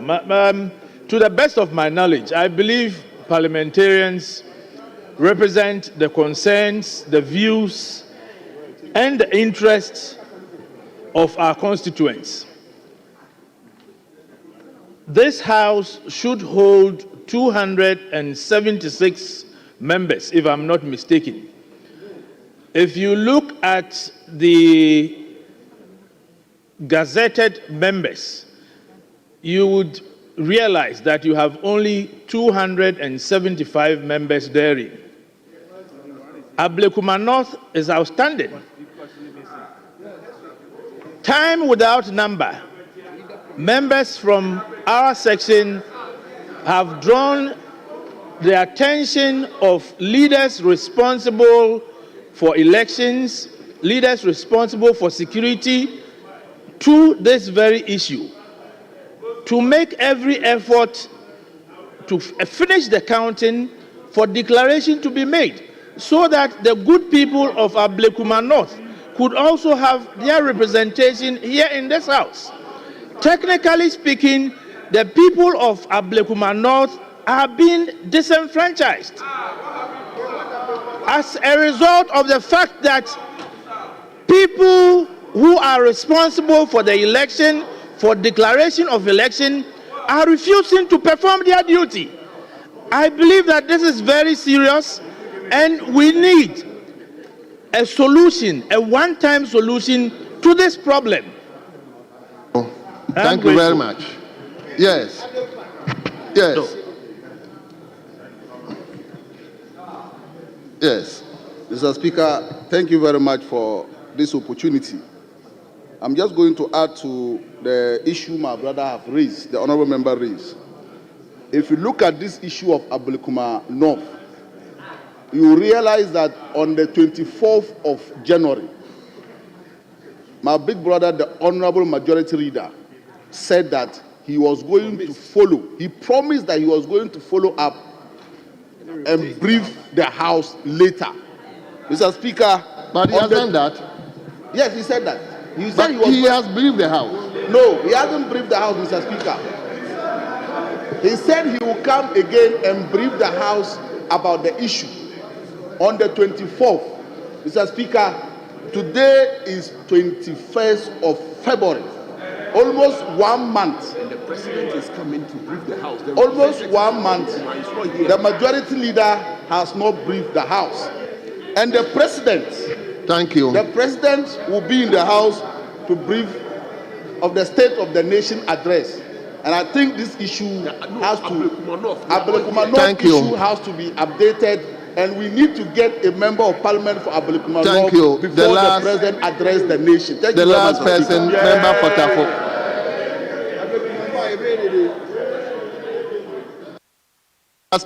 Last one. Thank you very much, Right Honorable Speaker. Let me first and foremost commend the Majority Leader for the business statement, except to say that I filed about 4 questions. Interestingly, when I was checking the number 2, or item number 2, I was thinking that I will find Minister for Defense there. To convince myself that it was not a mistake, I went through the questions itself, and I realized that one important question that I filed, which is bordering on security in terms of the Minister of Defense superintending over the armed forces, that question has not been captured here. And so I wanted the Majority Leader to take note of that question that I filed. I filed 4 of them, but 3 of them has been captured here. Yes, it could be that question was not admitted. The rest admitted. have to be captured. Thank you so much. I'm saying it could be that question was not admitted. I'm saying it could be that question was not admitted. So, yes, let me come to you. I want to close this session. Speaker. Yeah, let me listen to you. Yes, Speaker, a few observations. First of all, Majority Leader related to security arrangement, which I find important. However, I know the practice has been the fine details often is communicated through the whips, and same is ferried to colleagues on our respective platforms. So, because the details of it cannot be put out, this is about security matters. So I want to encourage the leader to take notice of that.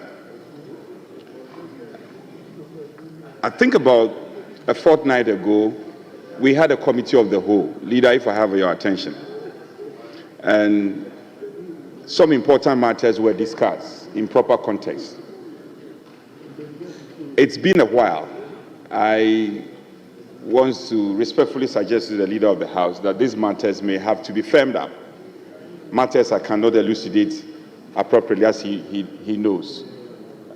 We need to come to some conclusion on these matters, which cannot be discussed at plenary, so that we can get the House appropriately prepared to receive His Excellency the President. These are very important matters, and the Leader of the House, I'm sure, understands. Speaker, I've looked at the business statement. You had earlier given directive that the Minister for Energy and Green Transition should appear on Tuesday. This is conspicuously missing in the statement, and I want to find out reasons why, because earlier on the minister, I'm told, was here and had to leave for cabinet. And Speaker, you directed that we postpone the said engagement to Tuesday. That has not found expression in the statement. I'm sure it's an oversight if the leader can take good notice. We also, Speaker, a matter raised by the Honorable Kabiru, Dr. Kabiru, on the imposition of curfew at Wale Wale and its environs. I know colleagues are also concerned. There are a number of constituencies who are concerned. And the directive was the Chief Whip should take the matter up, respected Chief Whip, if you are listening, and arrange with the 2 ministers. Speaker, votes and proceedings today captured it, and the responsibility was placed on the head of the Majority Chief Whip that he will program. In fact, as at yesterday, he has said that between yesterday and today, he will be able to confirm the dates for the 2 ministers to appear at closed sitting, emphasis my closed sitting, not at plenary. That is also missing, and I wish the leader of the House can relate to such matters. It's quite encouraging. I've seen a number of questions advertised, and that is good. Except to add that we will not accept excuses. The ministers will have to be notified as our orders prescribes, and we will not allow excuses. The ministers should be ready. Next week, we are expecting them in the House. We don't want one excuse or the other. I am traveling out of jurisdiction or so. No, they must come and respect this chamber and come and answer the questions duly. So having said that, I will not add more. I hope the minister, the majority leader will relate. Thank you. Minority leader, please, the last person to.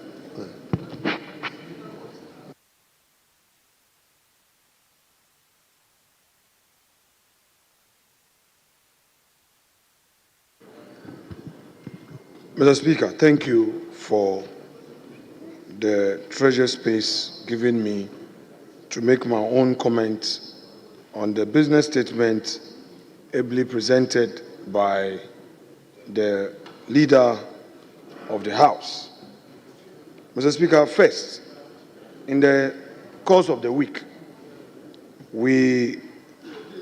This is your comment.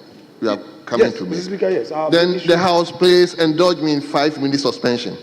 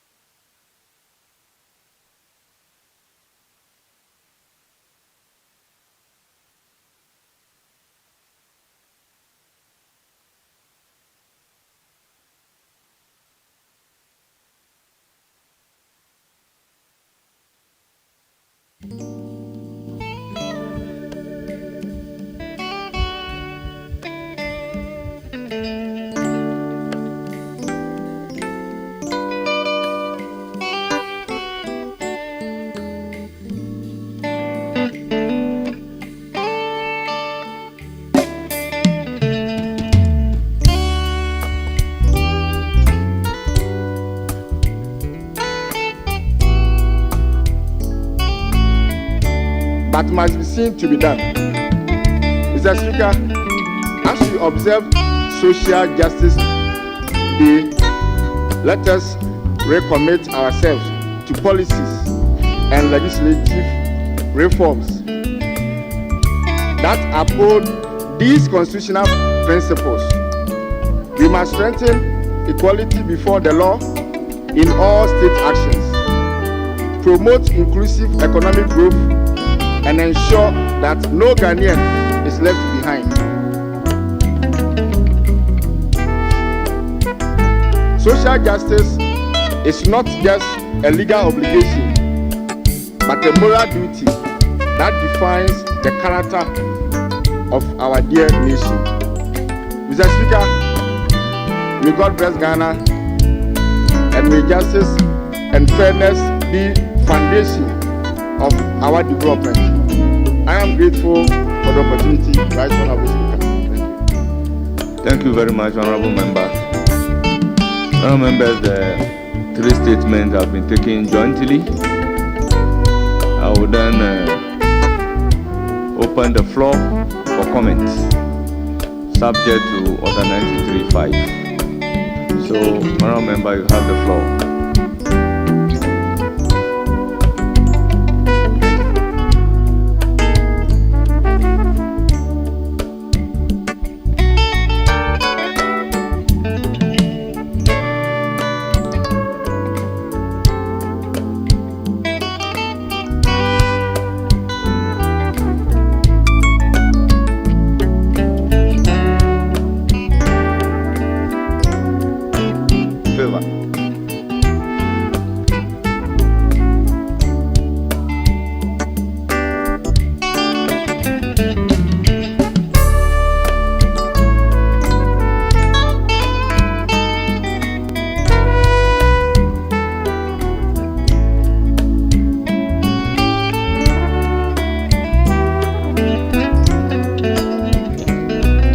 The ruling yesterday was that.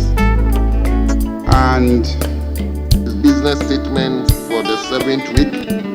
But leader, please indulge me to acknowledge our children. So, the Minister for Trade, Mr. Speaker, we have scheduled 23 questions to be answered by 6 ministers, namely the Minister for Finance, there's 1 question posed. The Minister for Energy, there are 4 questions. The Minister for Gender, Children and Social Protection, 4 questions. The Minister for Trade, Agribusiness and Industry, 2 questions. The Minister for Education, 2 questions. And the Minister for Roads and Highways, 10 questions. In all, those are 23 questions. 2 are urgent, and we have 21 oral. Pursuant to Order 91, as usual, Mr. Speaker, statements may be made by ministers, and you may also admit statements by honorable members under Order 93. Papers and reports pursuant to Order 97 may be laid during the week. Motions and resolutions may be moved, debated, and consequential resolutions taken. Mr. Speaker,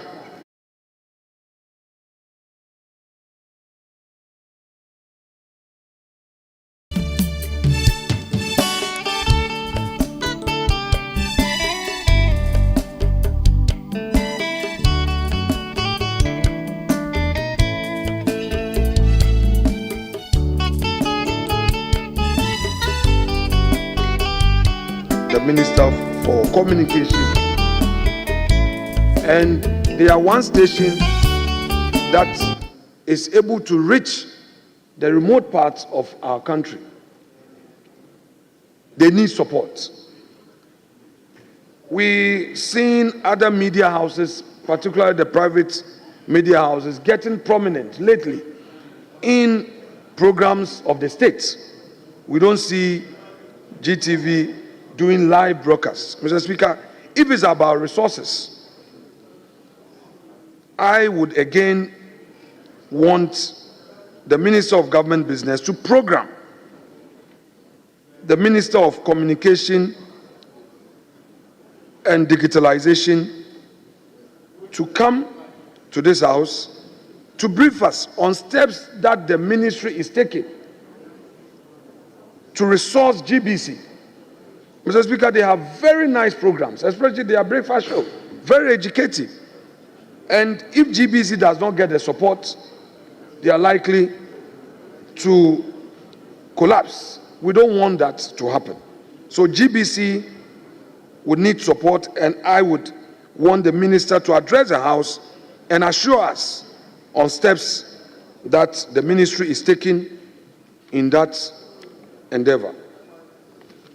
Mr. Speaker, there is also this issue of Galamsey.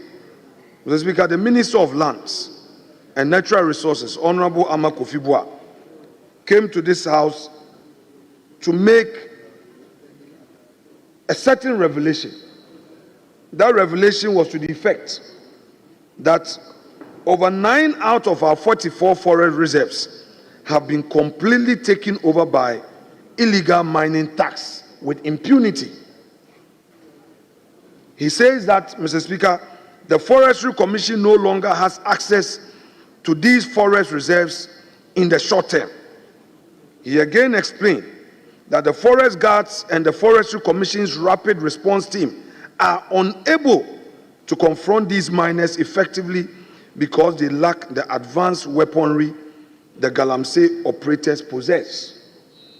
Mr. Speaker, he told us this only yesterday, Wednesday the 19th of February. Mr. Speaker, I wouldn't want to say this is very rich, but this is very alarming. And Mr. Speaker, the minister only lamented and fell short of assuring the nation what steps government was going to take to address this thing with alacrity. Mr. Speaker, I am on the basis of that also inviting the leader of government business to program the minister to come back and brief us on the intervention that he intends to put in place. We have the military to support government. Forestry Commission need resources. It cannot be said that ordinary citizens possess sophisticated weapons and therefore they are destroying our water bodies. Mr. Speaker, just this week, we had a number of statements being made on water situation in our country. A member made a statement on the situation of water supply. Our people are not getting potable water to drink. Mr. Speaker, in Winneba, the hospitals were complaining that Ghana Water is unable to provide water. We know water is life. Ghana Water has its own challenges, and our water bodies are also being polluted. So, Mr. Speaker, this is a time for the minister to be very proactive, and he needs to come to this house next week to assure the nation of the steps his ministry is taking to address this problem. Mr. Speaker, again on water, the persistent shortage of water has led residents in Greater Accra in particular to rely on an expensive source of water. Mr. Speaker, we know how much water tankers cost, and people rely on sachet water and all. Mr. Speaker, these are serious matters, and we expect government to take action. Mr. Speaker,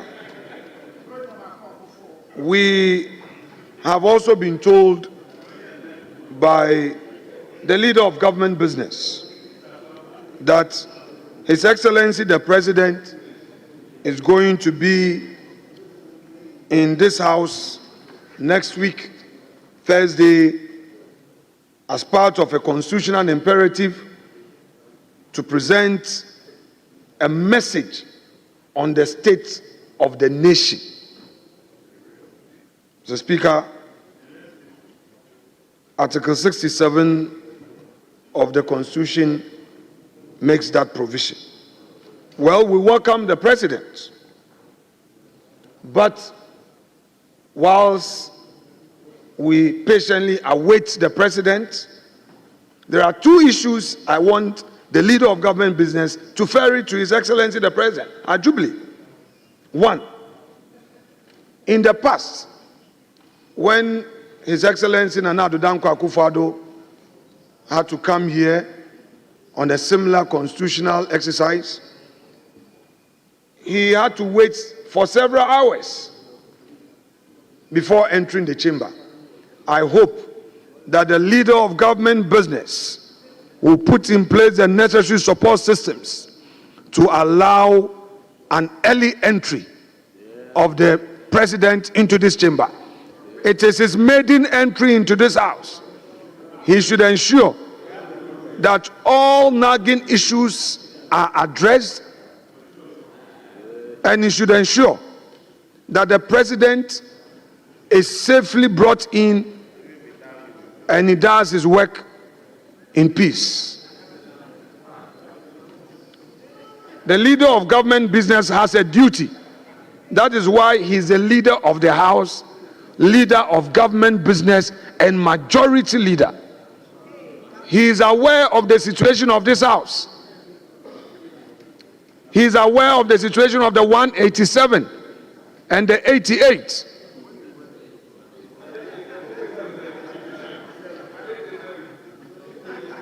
The leader of government business has a duty in communicating the concerns of this House to the President. My duty is to guarantee his peace in this House, but that will materially depend on the work of the majority leader. Mr. Speaker, I have told him what he is to do. I've been in that chair before, and I know what it is. Mr. Speaker, the second issue. In 2017, public sector workers enjoyed 12.5% increment, 2018, 11%, 2020, 15%, 2021, there was a 4% plus interim premium of 15%, 2022, there was 15% COLA on base salary, 2023, 30%, 2024, 23% between January and June, and then July to December was 25%. We have just had a paltry increment of 10%. The leader of government business must take note of this and inform His Excellency the President that these are the numbers he came to meet. The ordinary Ghanaian worker has a higher expectation in this 133 24-hour research economy. They have a legitimate expectation that President Mahama will do, if cannot match it, he should do better. Mr. Speaker, the 10% is unacceptable.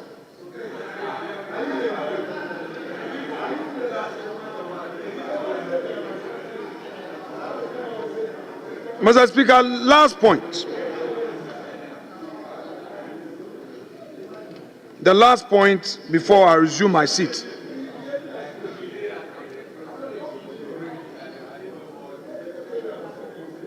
Mr. Speaker, there are concerns about termination of appointments, and it's a matter that we are all expressing our reservations on. The government spokesperson is quoted by the media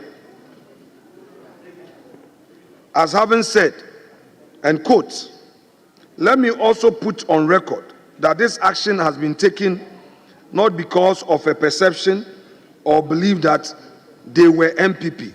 It is because we know that the recruitment process were attended by irregularities."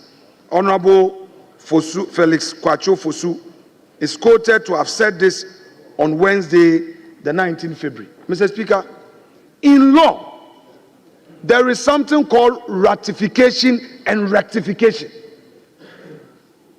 These are guaranteed rights in Chapter 5 of the Constitution. If somebody has been employed and the government is of the view that these employments were irregular, what is the use of the system regularizing same through ratification or rectification? Mr. Speaker, why would the government send people away? And so far it is obvious that they are targeting NPP members. Mr. Speaker, it is so obvious that that is what the government is doing. Nurses are being sent home. Teachers are being sent home. Mr. Speaker, in fact, to worsen the situation, state-owned entities that are limited liability companies are also issuing letters. Mr. Speaker, I will plead with the leader of government business that he should take steps to address these matters.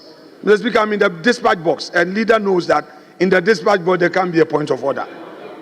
I'm in the dispatch box. There can be a point of order, and he knows that. My respected leader knows it. I have good reasons for coming here. So, Mr. Speaker, the ordinary Ghanaian has a legitimate expectation that upon receiving an appointment letter until he does something wrong or does anything against the company rules and regulations, he's supposed to remain in the employ of that institution. Mr. Speaker, state-owned institutions have employed Ghanaians, and today they are being given letters, go home. They are sacking them. Mr. Speaker, look at the extent to which cholera is affecting our people. People are in hospitals and nurses. Mr. Speaker, I'm concluding. That's why I said the last point. Because, Mr. Speaker, this is an appeal to the leader of government business to ferry same to government. Mr. Speaker, people are being sent home, particularly nurses. And these nurses are in the countryside to save lives. Teachers are in various communities teaching, and they are being told that pack and go home. Mr. Speaker, menyo SSNto tro nukejo. Mr. Speaker, nukejo na Ghana devio employment na sack nukejo tro. Mr. Speaker, tro. Mr. Speaker, in other words, I'm saying that then ekosui aden obi enye juma mo pamo mo tro. Mr. Speaker, menyo meet the Kukuna government employ the people back. Mr. Speaker, meet the Kuku now. Thank you. Mr. Speaker, thank you. Thank you very much. Yes, Leader of the House, please, let's indulge indulge. Please. The leader is responding to that. If there's any, you can relate to the leader to address that. Yes, leader. Mr. Speaker, yesterday the tripartite committee met to negotiate with government regarding salary increases. Mr. Speaker, at the end of the negotiations, the workers of this country, led by their leaders, the union leaders, happily and gladly accepted 10% increase. Mr. Speaker, accepting 10% increment or 13% is a vote of confidence in the leader.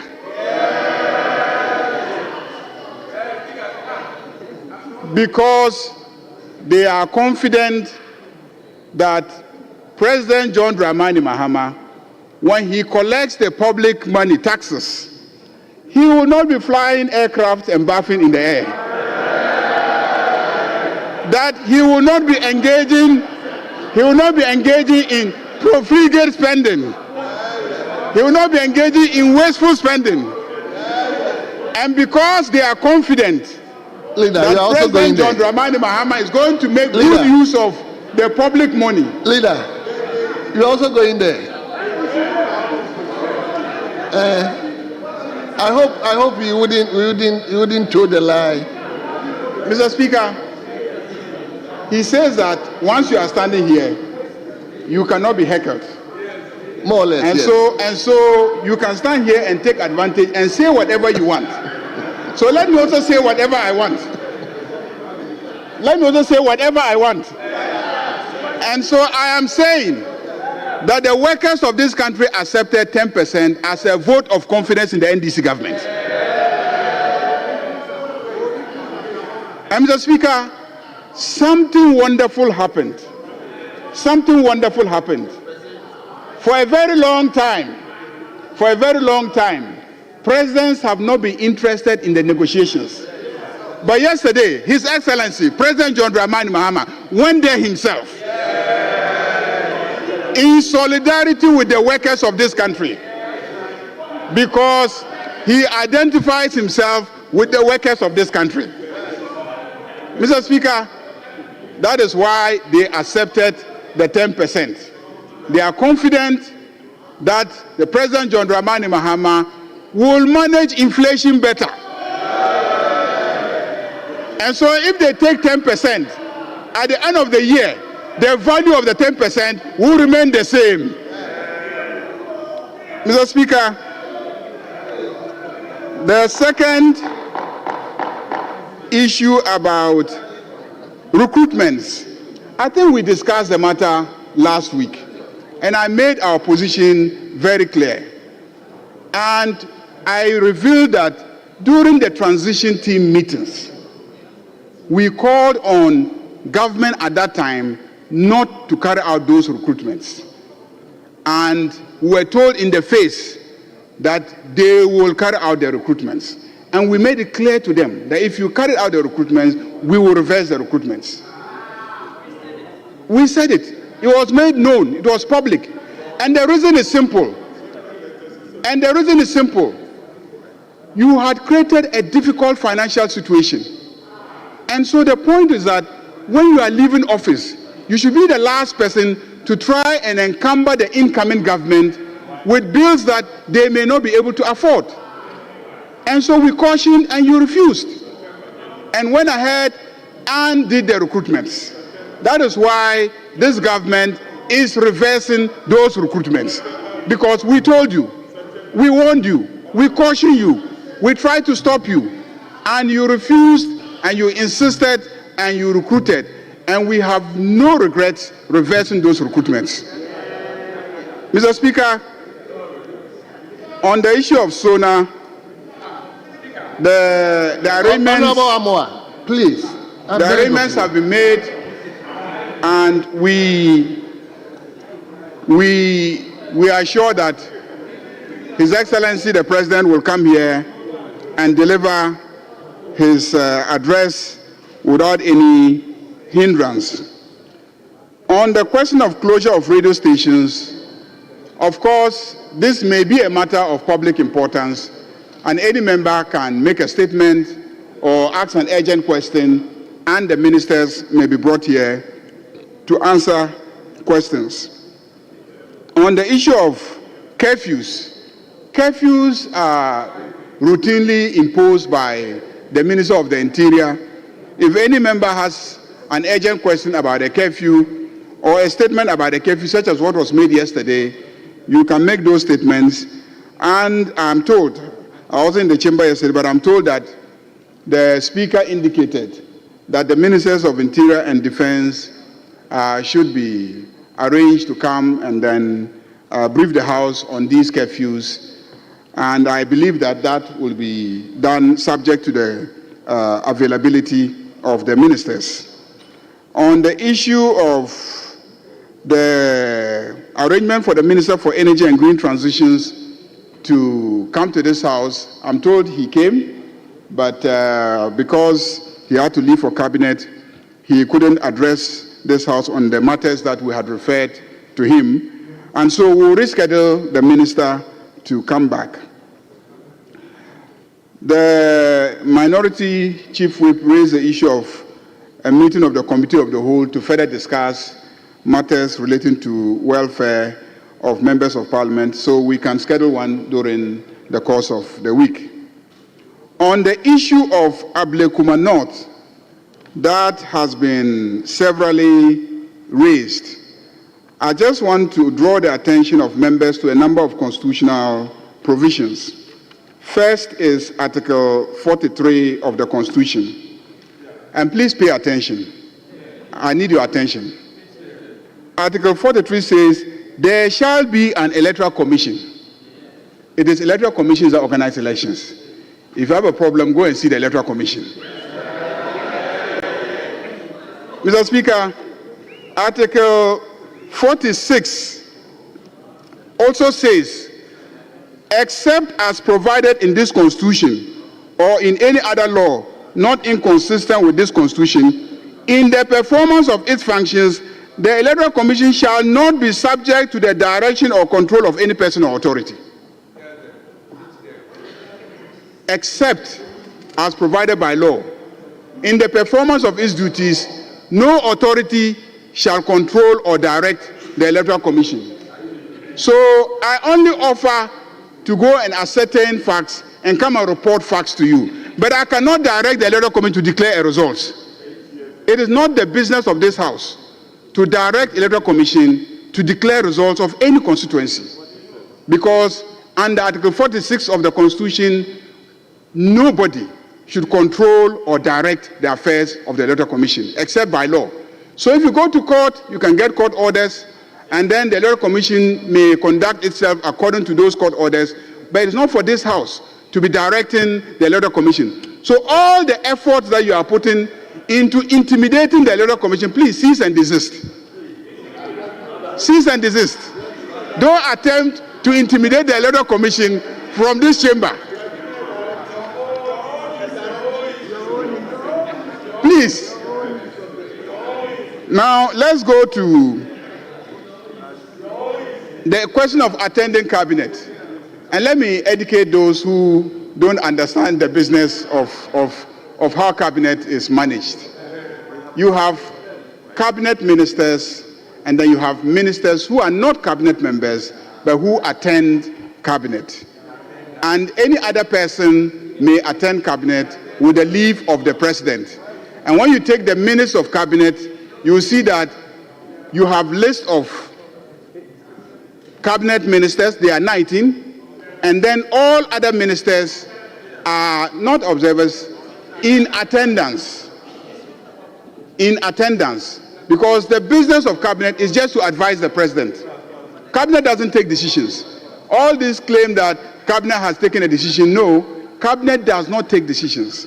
Cabinet advises the president, and all decisions are decisions of the president.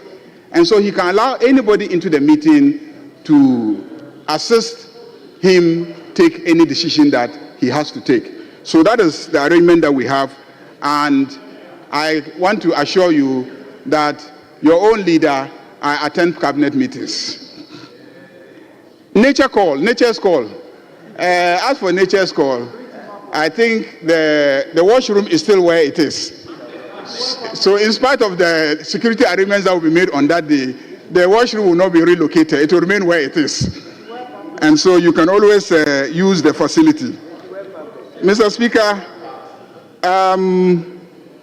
I think I have addressed all the concerns raised, and I therefore urge colleagues to adopt the program for next week for this House. Thank you very much, Mr. Speaker. Thank you very much. Honorable members, the business statement for the ensuing 7th week, which was read to us by the leader of the House, and I believe this, the business statement has been thoroughly discussed, is hereby adopted.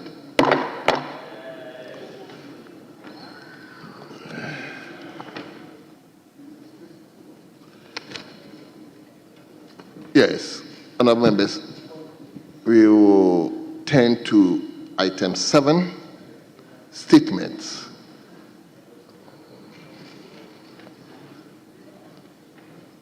Yes, Minister for Roads and Highways, do you?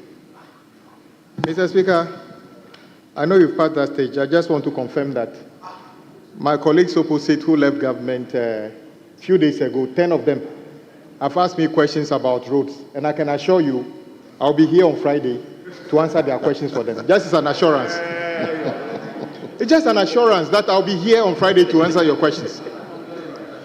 Very well. Honorable members, the first statement is a commemorative statement, and we have two members. Incidentally, one is a minister, which is Minister for Tourism, and a member for Katy South, and equally we have a member for Achoma and Webiaja North. So I will ask both of them to read a statement, and afterwards we will discuss the statement, or we comment on the statements. So let me first and foremost give the floor to the Minister, Honorable Abrajifa Gomashi, to read the statement, on the occasion of International Mother Language Day. Minister, the floor is yours.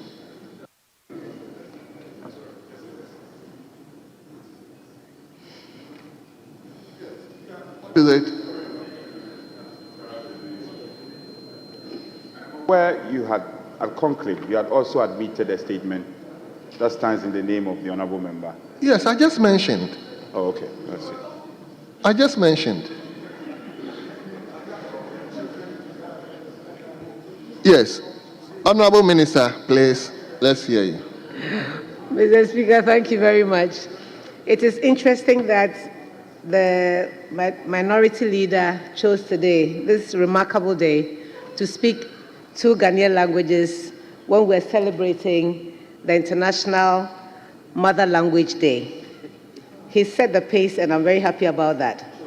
Mr. Speaker, the Universal Declaration on Cultural Diversity states that cultural diversity is as necessary for humankind as the biodiversity for nature.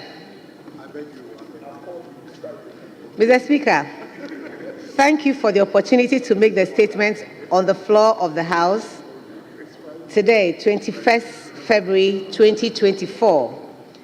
It marks the occasion of the International Mother Language Day celebrated globally. This year marks the silver jubilee of this observance, a significant moment that highlights the importance of linguistic diversity and the global commitment to preserving mother tongues as essential elements of cultural heritage and identity. Ghana, as a multilingual nation, is home to over 80 languages spoken across various regions. These indigenous languages are not just means of communication, but also carriers of our collective history, traditions, and cultural values. Unfortunately, many of our native languages are at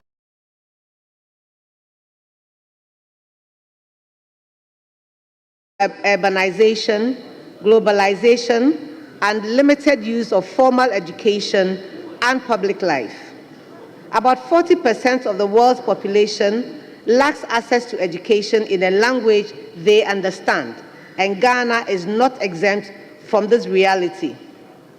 The gradual erosion of our local languages threatens the very fabric of our identity and the intergenerational transmission of indigenous knowledge systems. Mr. Speaker, I wish to commend this House for its progressive discussions on the promotion of Ghanaian languages, particularly the landmark decision announced on the 15th of February 2024 prior to the former Second Deputy Minority Leader, Honorable Emmanuel Amakufebua's statement to integrate local languages into parliamentary proceedings in accordance with Order 63 of the Standing Orders. This initiative, which includes provisions for interpretation and translation services, is a bold and commendable step towards mainstreaming our indigenous languages in national discourse. It fosters inclusivity and ensures that parliamentary deliberations truly reflect the linguistic diversity of our nation. However, Mr. Speaker, while this decision was a remarkable achievement, its implementation has been slow. We must move beyond commitment and take concrete actions to ensure that our vision of a linguistically inclusive parliament becomes a reality. I urge the House to accelerate efforts in providing the necessary resources and infrastructure to make this initiative fully operational. Further, I applaud former Second Deputy Minority Leader, Honorable Amakufebua, for his advocacy on the preservation of the Nzema language and his call for greater emphasis on teaching and learning local languages at all levels of education. His statement on this floor last year spurred constructive conversations on integrating local languages into basic education to improve comprehension and foster cultural pride. Studies have shown that children who have instructions in their mother tongue during early education develop better cognitive skills, stronger literacy foundations, and a deeper connection to their heritage. Mr. Speaker, as a Member of Parliament representing the vibrant people of Ketu South, wherever is the predominant language, I am deeply committed to advocating for its preservation and growth, alongside other indigenous languages in Ghana. The Bureau of Ghana Languages has taken commendable steps in publishing educational materials in 11 local languages, including Ewe. However, these efforts must be reinforced with tangible policy interventions, such as increasing the number of trained teachers proficient in local languages, equipping schools with the necessary teaching and learning materials, and ensuring the systematic integration of indigenous languages into the formal education curriculum. I therefore call on the Minister of Education and the Ghana Education Service to take concrete steps towards the implementation of recommendations made by this House, particularly the adoption of local languages as mediums of instruction at the basic education level. Adequate financial and logistical support must be provided to sustain this initiative, ensuring that our language policies are not merely symbolic, but yield practical outcomes in education and societal development. Mr. Speaker, this year's theme, Languages Matter, Silver Jubilee celebration of International Mother Language Day, is a timely reminder that our mother tongues are not just tools of communication, but reservoirs of knowledge, history, and cultural heritage. As we celebrate this day, let us reaffirm our commitment to linguistic diversity and make deliberate efforts to safeguard our indigenous languages for future generations. By doing so, we preserve not only our words, but also the stories, wisdom, and identities that define us as a people. Mr. Speaker, Nelson Mandela said, if you talk to a man in a language he understands, it goes to his head. If you talk to him in his language, that goes to his heart. Mr. Speaker, Ngugi wa Thiong'o also said that language is not just a means of communication, it is a carrier of culture, a reflection of the history and experiences of a people. Finally, Mr. Speaker, Maya Angelou also said, language is the blood of the soul, into which thoughts run and out of which they grow. Let us cherish and preserve our Ghanaian languages, for they are the essence of our humanity. Mr. Speaker, I thank you very much for your attention. Thank you very much. Let me, at this juncture, also invite Honorable Frank Yeboah, a member for Achoma Wabiaja North, to read similar statement on Mother Language Day. Yes, Honorable Member, you have the floor now. Thank you. Right, Honorable Speaker, thank you for the opportunity to contribute to this important discussion on the occasion of the International Mother Language Day. This day, observed globally on February 21st, serves as a reminder of the urgent need to preserve and promote linguistic diversity. In Ghana, where we are blessed with over 80 indigenous languages, this occasion presents an opportunity to reaffirm our commitment to safeguarding our linguistic heritage for future generations. Mr. Speaker, language is not merely a tool for communication. It is the foundation of culture, identity, and historical continuity. Our indigenous languages carry the wisdom,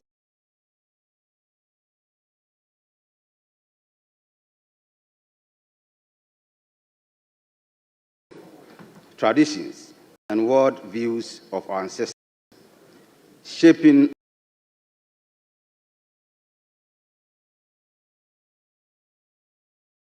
understanding of ourselves and our communities. 3, many of these languages are under threat of extinction and the increasing dominance of English language in education and media. Right Honorable Speaker, according to UNESCO's Atlas of the World's Languages in Danger 2021, Ghanaian languages are classified as endangered, with a declining number of native speakers.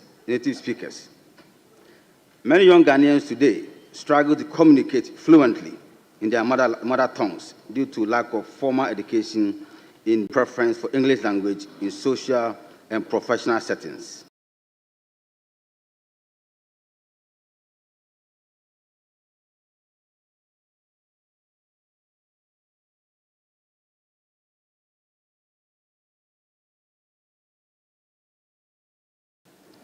This trend could result in the extinction of some of our rich languages, frequent shifts over the years. The current policy mandating its implementation has been inconsistent, partly due to the limited availability of learning materials and trained teachers proficient enough in indigenous languages. Right Honorable Speaker, the Bureau of Ghana Languages, BGL, established in 1951, has played a pivotal role in promoting and preserving Ghanaian languages through publications, translations. However, the Bureau faces significant challenges, including understanding, inadequate and lack of modern technological resources. If we, as representatives of the people, are serious about preserving our indigenous languages, these institutions must be adequately resourced to fulfill its. Beyond government efforts, the role of community engagement, digital technology, and media cannot be overlooked. Promoting indigenous languages on radio, television, and social media platforms can help sustain their relevance among young people. Additionally, initiatives such as oral history documentation, digital dictionaries, and language learning applications must be encouraged to bridge the intergenerational linguistic gap. Right Honorable Speaker, I urge this House to support the government to, 1, strengthen the Bureau of Ghana Languages by increasing funding and technical support for its language development programs. Number 2, ensure full implementation of the language and education policy by investing in teaching materials and training teachers in indigenous languages. Number 3, encourage the integration of indigenous languages in technology and media, ensuring they remain relevant in the digital age. 4, promote community-led language preservation programs, including storytelling, oral history documentation, and intergenerational language transition initiatives. Right Honorable Speaker, we cannot afford to lose our indigenous languages, for in them lies the heart and soul of our identity as Ghanaians. Let us act now to protect and promote them, ensuring that future generations inherit not just the words, but the history, values, and wisdom they carry. Right Honorable Speaker, I thank you once again for the opportunity. Thank you very much. Honorable members, we have 3 other statements, so indulge me to restrict the number of comments that we'll be having on this. So we are going to have 2 from each side, and if possible, I may even decline the leadership. Let's start with you. Thank you, Mr. Speaker. Mr. Speaker, let me begin by commending the 2 makers of this statement in commemorating the today's celebration of Mother Tongue. And particularly, I'm also happy that our minister in charge of tourism and arts of culture was also herself here to make this statement. Mr. Speaker, some of us have been promoters of our culture and tradition. And language is one of the first ambassadors that shows where you come from and who you are. Mr. Speaker, it is exciting to know that your mother language is written and spoken. And I come from Okre, who believes that we are one of the early settlers in Ghana. However, our language has never been written. And so it was exciting for me when the Bible Society of Ghana decided that they want to translate the language of Okre, translate the Bible into the language of Okre. And early this year, the first chapter of Mark was read. And you could tell the excitement and the understanding. Very young people were made to read the Bible in the Okre language. And so I add my voice to the call for especially this House, as a representative of the people, to take immediate action. Mr. Speaker, I believe that you would guide us so that at least to show commitment to the fact that we want to promote our mother language and to be proud as a people of Ghanaian speaking our own language, at least we should be able to work towards a roadmap that by end of this year, we should be able to have an agreement of some of our local languages that will be acceptable in this House, so that we can express ourselves better. And our constituents who will also be listening to us and watching us on the screen can also appreciate some of the contributions that we make. It is funny, Mr. Speaker, you go on social media and people tend to make fun of some of us that because of English, we are quiet in the chamber. Why should we be bothered that somebody cannot express him or herself in somebody's language? But this is what we have bedeviled ourselves with as a country. And so I am very excited that this statement has been made. And we as a people of Ghanaians should be proud to speak our language. Mr. Speaker, somebody just travels 1 year, 2 years outside, comes back to Ghana and wants to put a donation to his own mother language.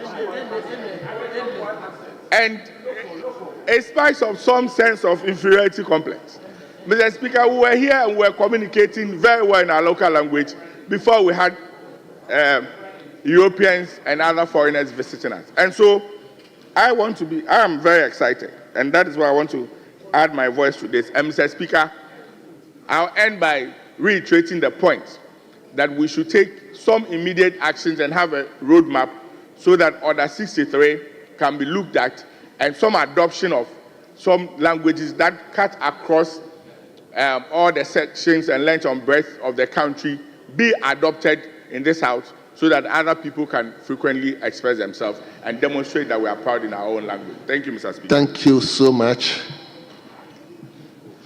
Yes, let me give it to Dade Kotopo.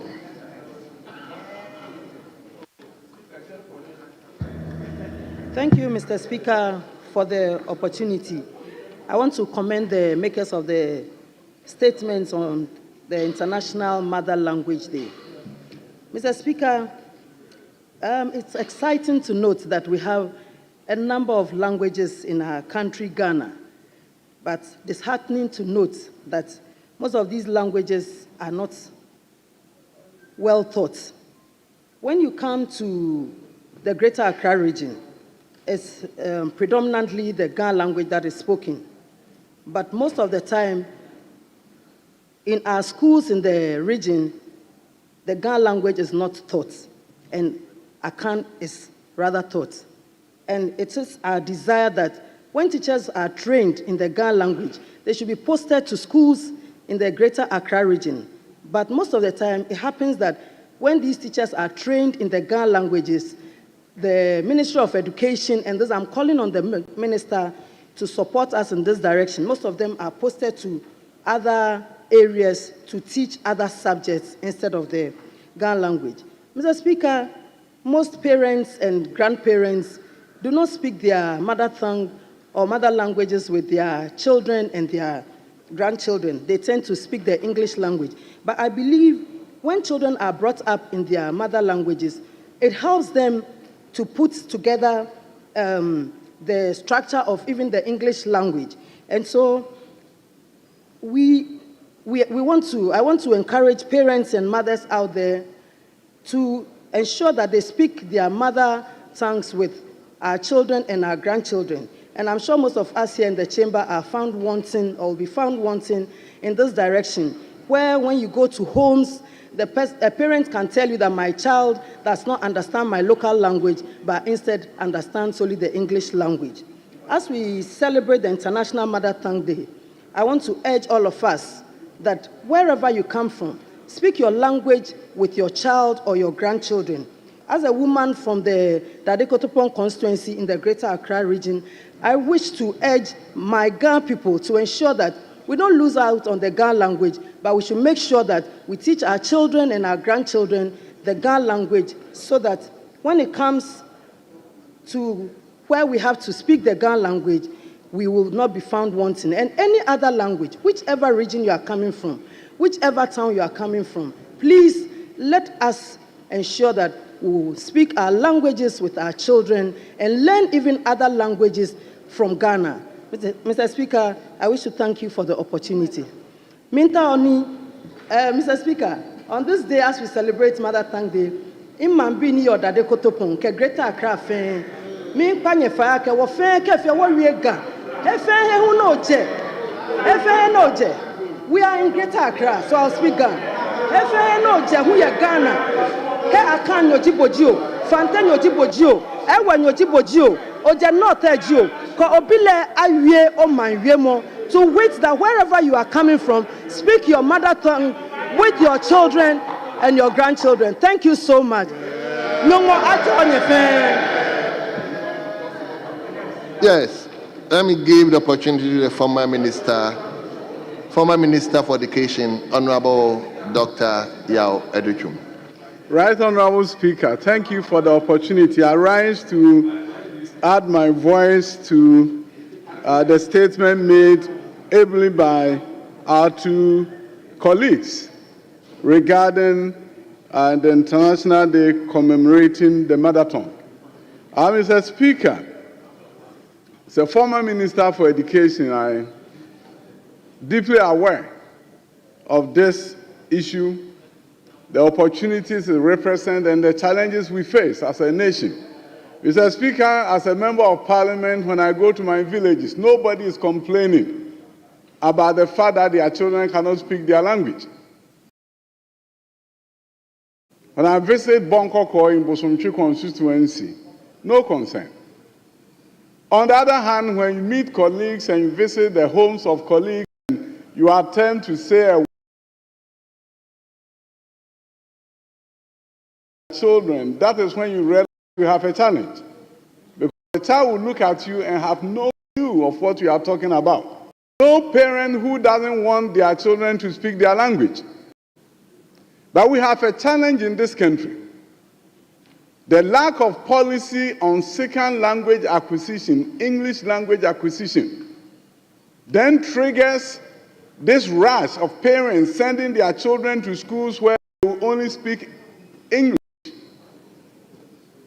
Sending their children to private schools where the language of instruction will be English, because the mark of success of a student is measured by how well and eloquent they are in the English. That parent, they are making investment in the future of their children. The language of instruction, if it's in English, is what they think will accelerate them and make their children do well academically. Mr. Speaker, when you go to countries like the United States of America,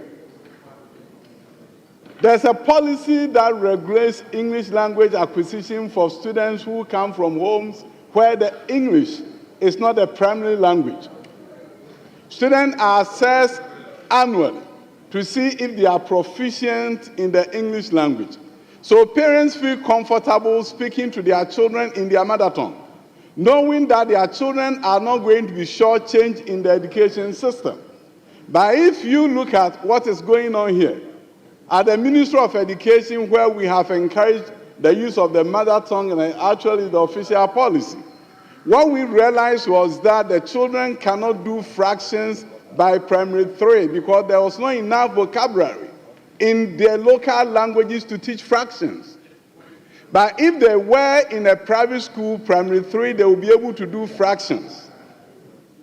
We have children who are walking into high schools where they don't speak any Ghanaian language, and they are Ghanaian children. We have students graduating from universities, they're going to practice as medical doctors, and they cannot speak a Ghanaian language to be able to have a conversation with a patient who cannot speak English. So in our middle class homes, there's a challenge. And unless we have an English language acquisition policy in our schools that can assure the parents that irrespective of the fact that your children is being taught in your local language, you can still master English. So there's no cause for alarm. Your child's future will not be at risk, given what the speaker spoke about. The two speakers eloquently stated the benefits of knowing a second language. The brain's development is enhanced. A number of benefits come when you can speak two languages. So, Mr. Speaker, as we commemorate this day and as we look for the way forward, I think our education system should look at English language acquisition policy where parents your mother tongue up to that they will still master the English language and they will not be left behind. When that assurance is given and we have a well thought out policy for English language acquisition, then parents are going to be convinced that speaking their language, talking to their children in Ga, in Chi, is not something that will make them fall behind. Emrasebe den Chiamen, Anope Medawase, so Mama Quenya, Namitre Madrin, Ewo, Sa Equen, Sa Ghana for Nkwala, Ebeke Chi, Ebeka, Na Brofukasa Monsono, Obia and Timisi Siwomo, Ombetimi Kakasano, Fefe Medawase.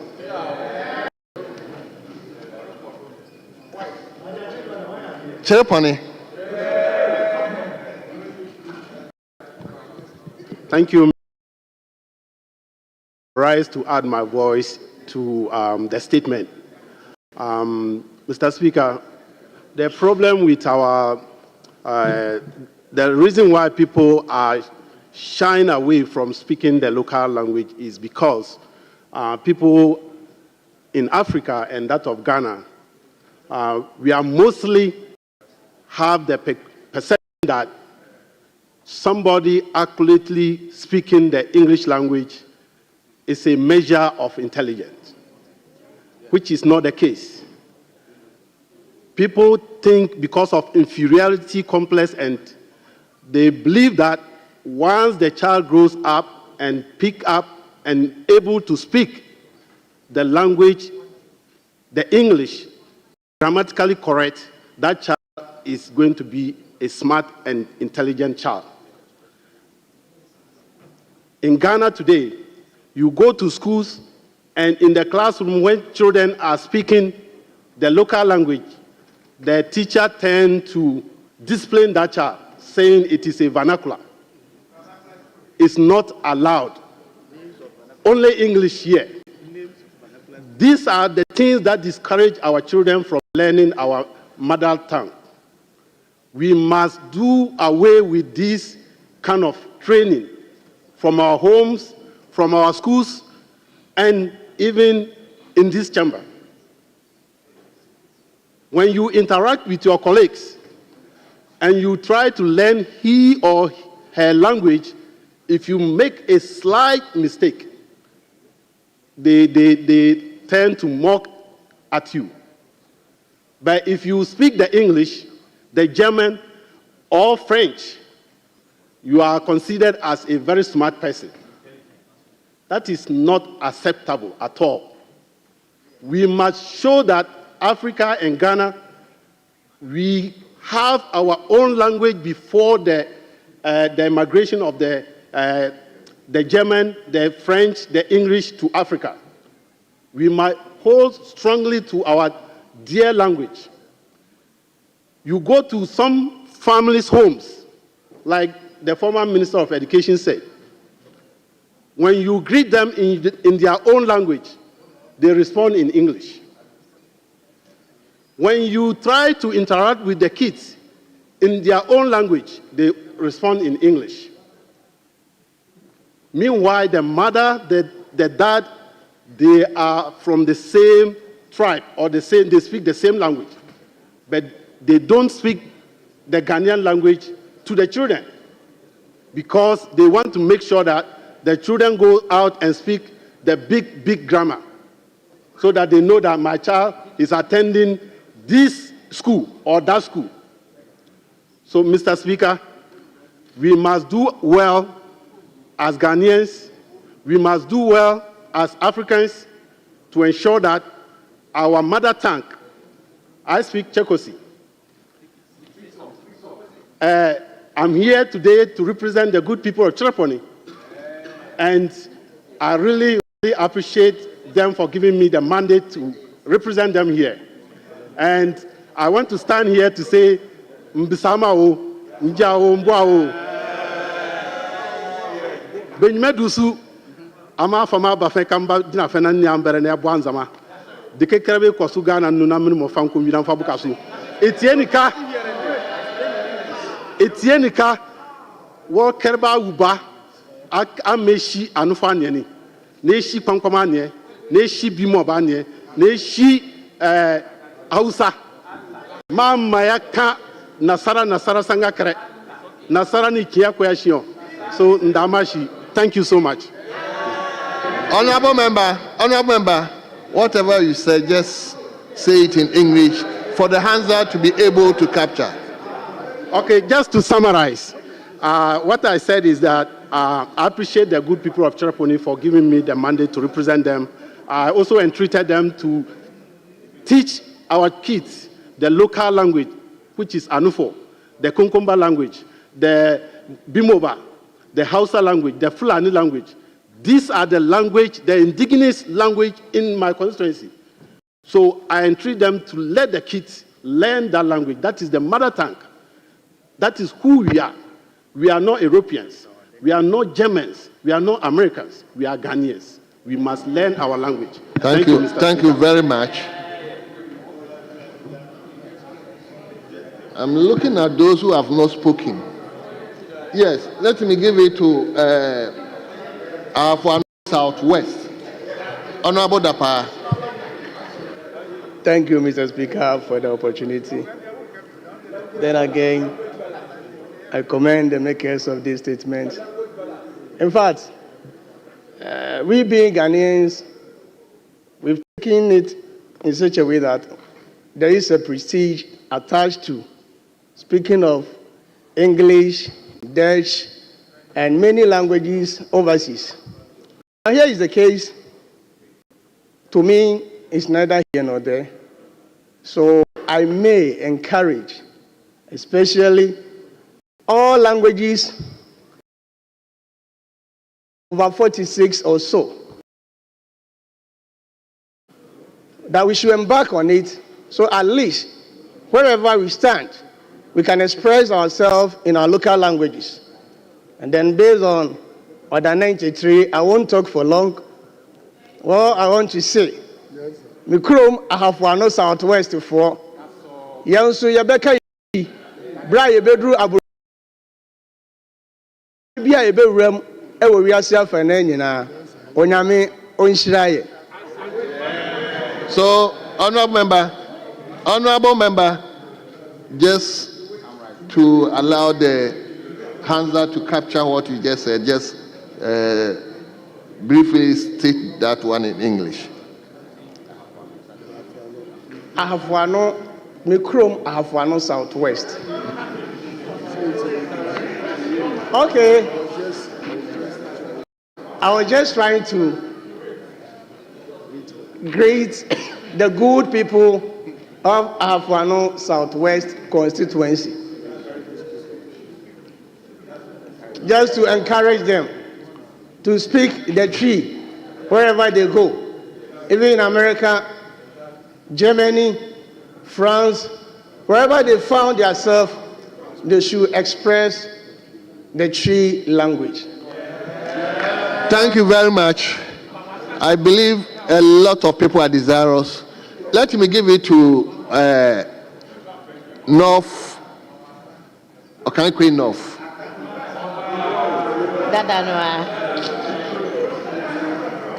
I will. Thank you very much, Right Honorable Speaker. Let me add my voice to thank the maker of the statement and add that it's important that we teach our children how to speak the Ghanaian language first. Mr. Speaker, sometimes when you go to our schools, our kids are being forced to learn other local languages that they do not understand. I would want to encourage that in every region, the first language of the region should be compulsory for all the students to learn. Then if you want to learn any additional language, you can also add that to the curriculum, or you add that for the choice of the students to take up. I was born in Greater Accra region. If I was born in America, I would have said I'm an American citizen. But I was born in Greater Accra. My mother gave birth to 9 of us, of which I'm the 7th born. All of us were taught to speak our local dialects. I remember those times, my elder brother, who was frequently speaking Ga in the house. Each time my father was coming from the office, my father used to work with the University of Ghana. They would turn around and say, Numbu Mbaye. To which the old man is coming, it means we need to switch from Ga to our native language. My father got angry one day and then carried all of us to the north.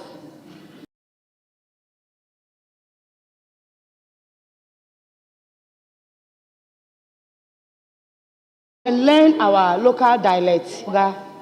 And today I can frequently speak my dialect.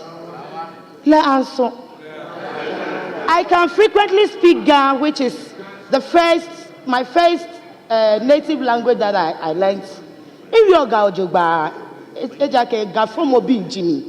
So wait, I speak good Ga because I was born in Greater Accra.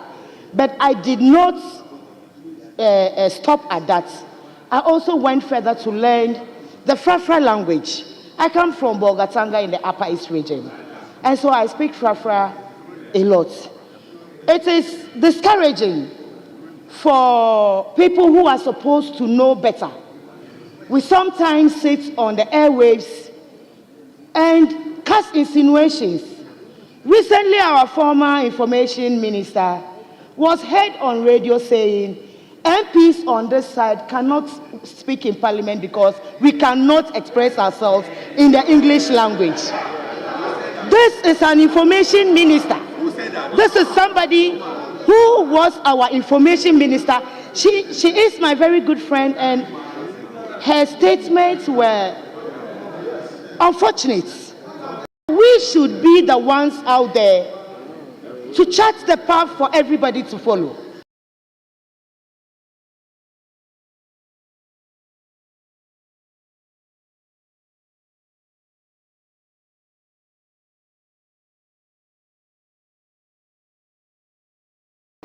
When you go to places like Germany, even if they speak English, they'll force you to learn their language. People say they are racism.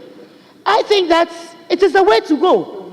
Anna, you are a Ghanaian. You are from Bolga, you are from Greater Accra. Students in Greater Accra are being forced to learn. And I think it's something we should all plead on. Before I take my seat, Mr. Speaker, Mbo nsoro zanwa be farafara. Mbo kai kwen of dumazan wa bi farafara. Mbo fafa dumazan wa bi farafara. Fafariye tole to bat to komala zamhe. To zamhe fafare. To bat babang.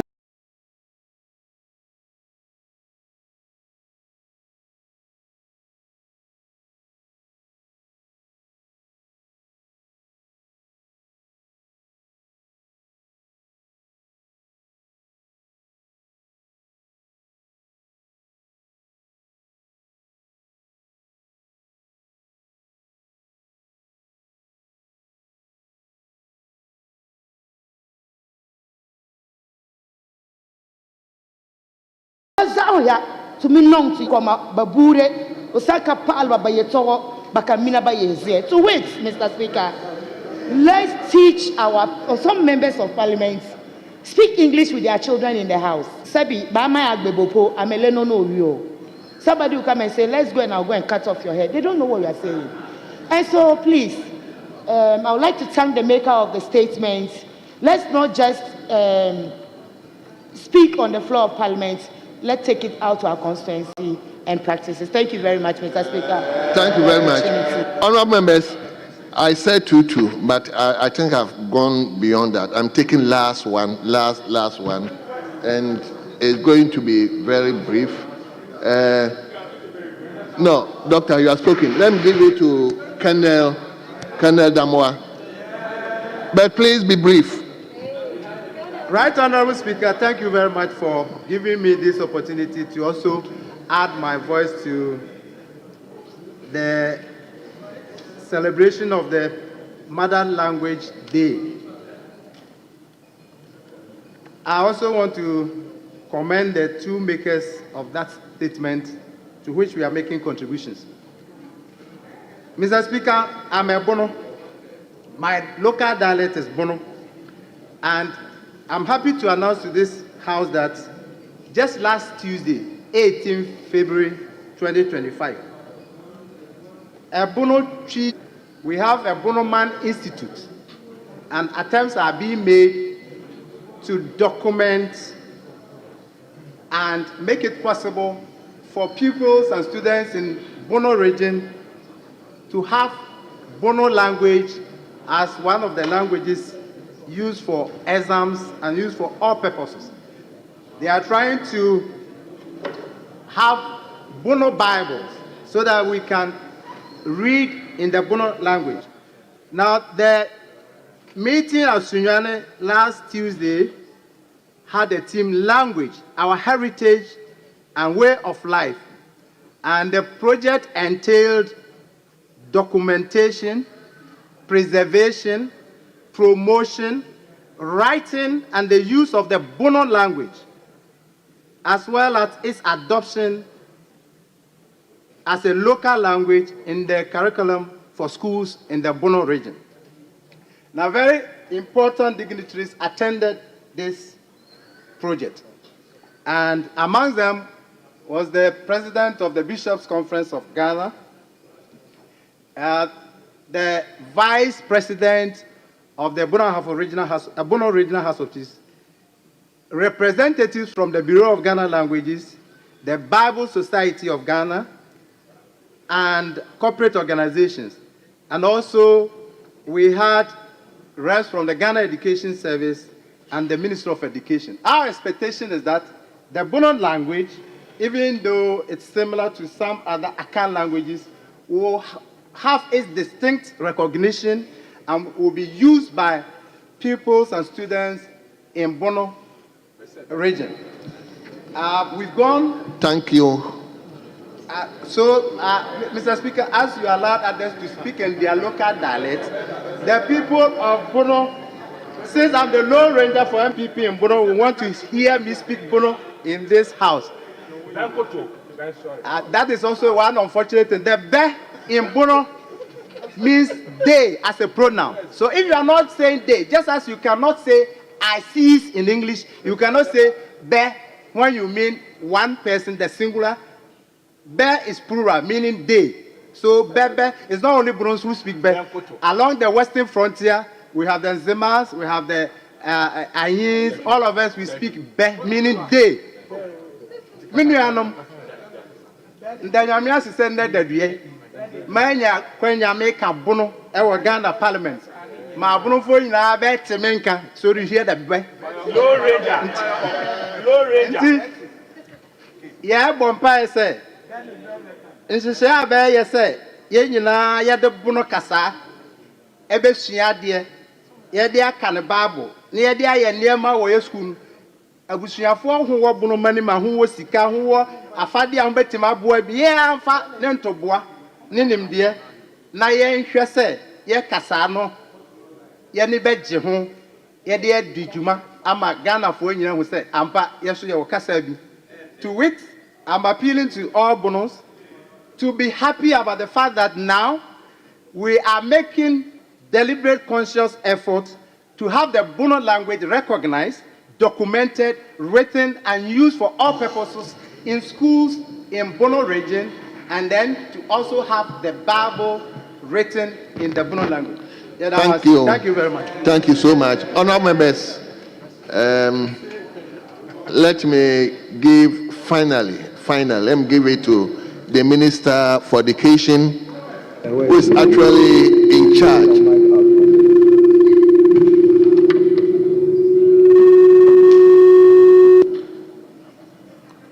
Who is actually in charge for the training of our kids and the need for them to inculcate our mother tongue. Mr. Speaker, let me thank you for the opportunity to contribute to the statement ably made by the Honorable Frank Yeboah on International Mother Language Day, which falls on 21st February 2025, and to commend him for making a statement. And Mr. Speaker, to begin with, as I listen to the debate of honorable members, I'm sure Mr. Speaker is not out of reach that one of these days you have to declare on the floor of this House a local language day, and every member of Parliament must be compelled to speak and debate in his own mother language as part of our collective quest to encourage the use of local language. Mr. Speaker, the second is to appreciate that in Ghana, there is no policy shift. Policy mandates the use of local language as a medium of instruction from kindergarten to primary 3 before transition to English.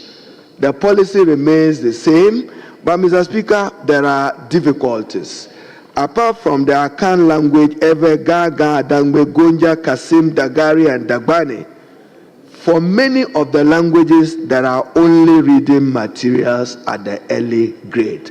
What the country needs is for our intellectuals to develop textbooks in local languages for its use in basic education institutions.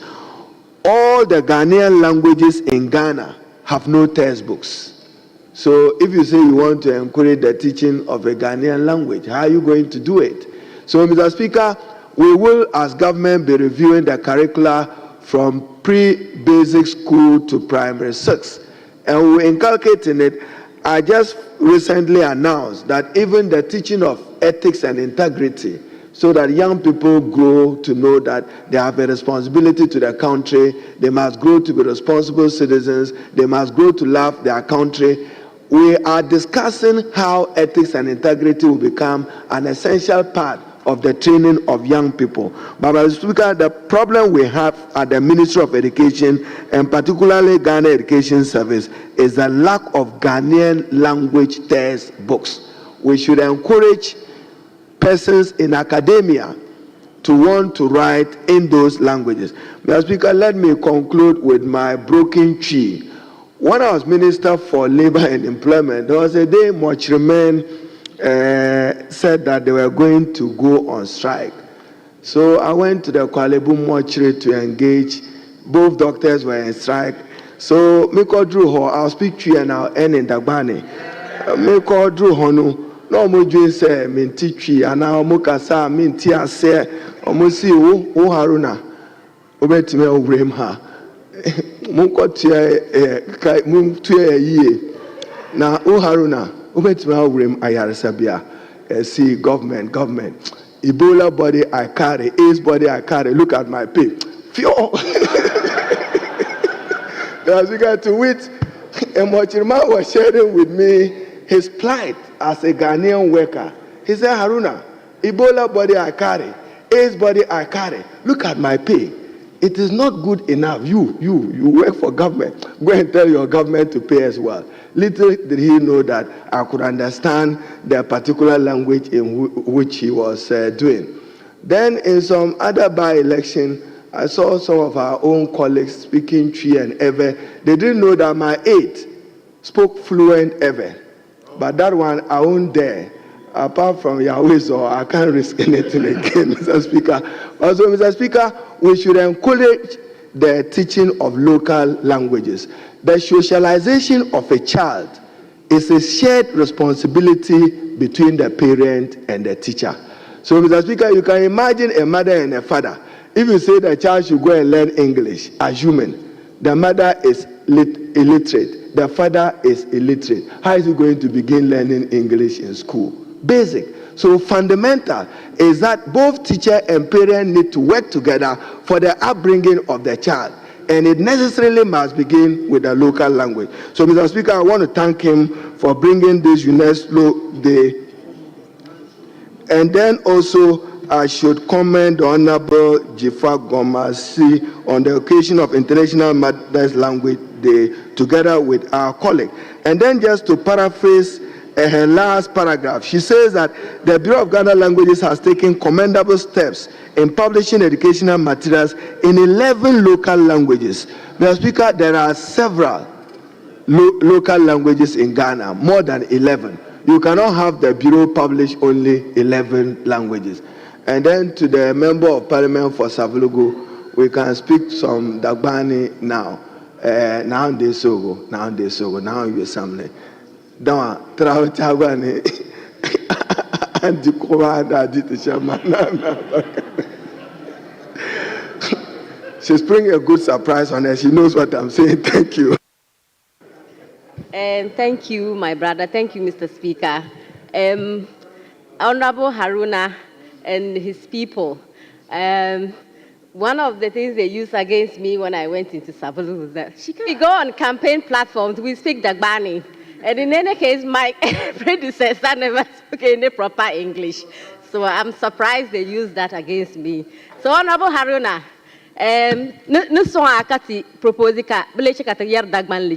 so that our next parliament, Hajia Fatahia Abdulaziz, will be back here. Thank you so much, Mr. Speaker. Thank you very much. Honorable members, you take the second statement, and the statement is coming, like I said, we have 3 more statements. The second one is coming from Honorable Member for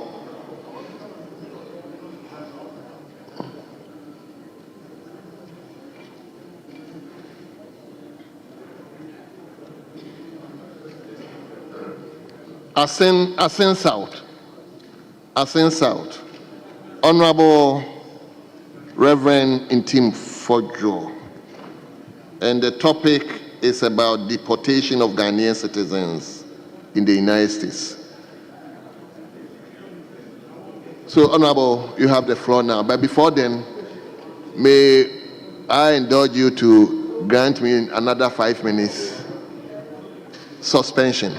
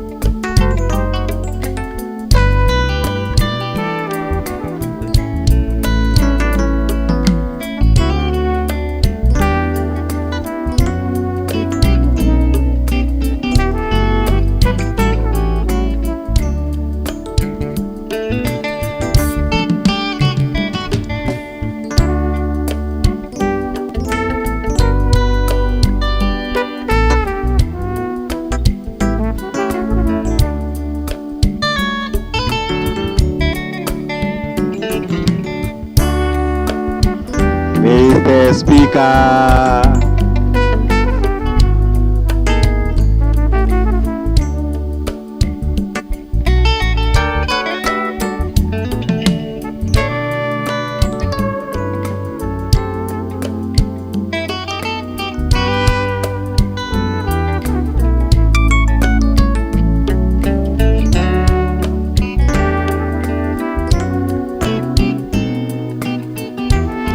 Thank you very much for indulging me. Yes, Honorable Reverend Tim Fodio, you may read your statement.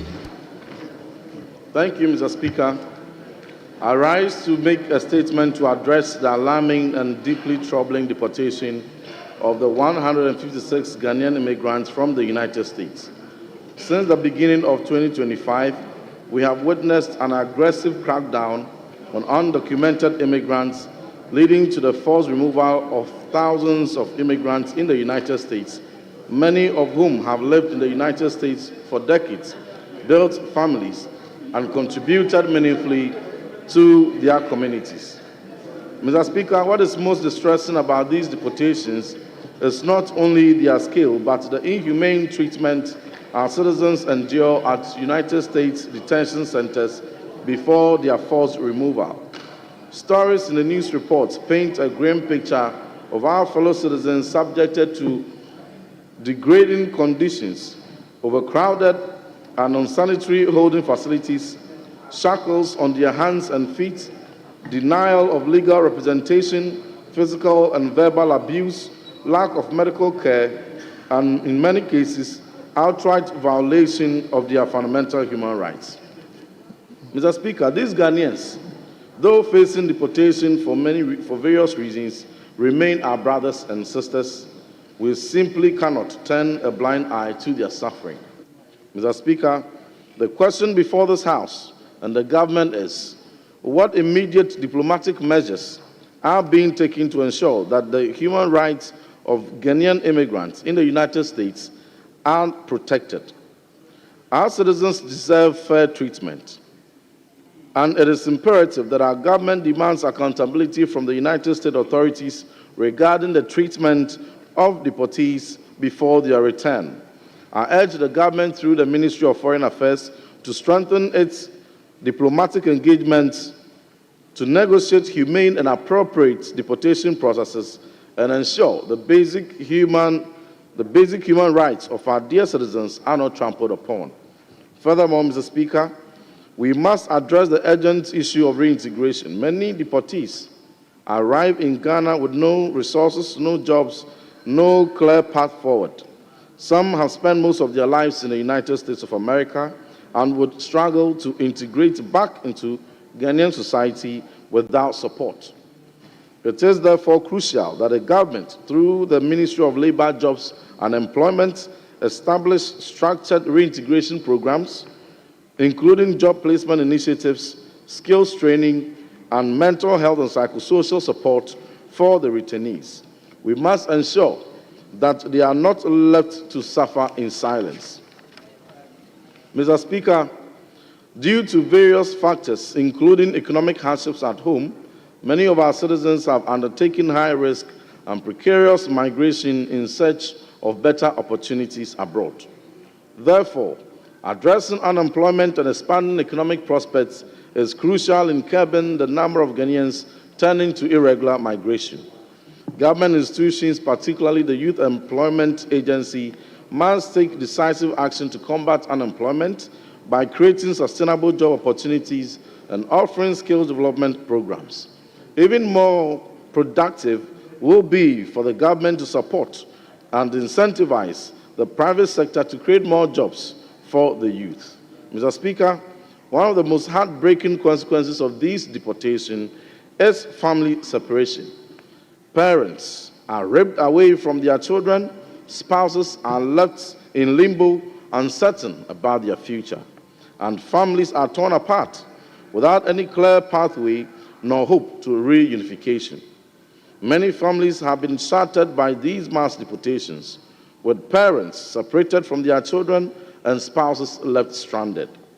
I strongly urge the government to work through our embassies in the United States to facilitate family reunification processes, ensuring that those affected have a clear legal pathway to reconnect with their loved ones.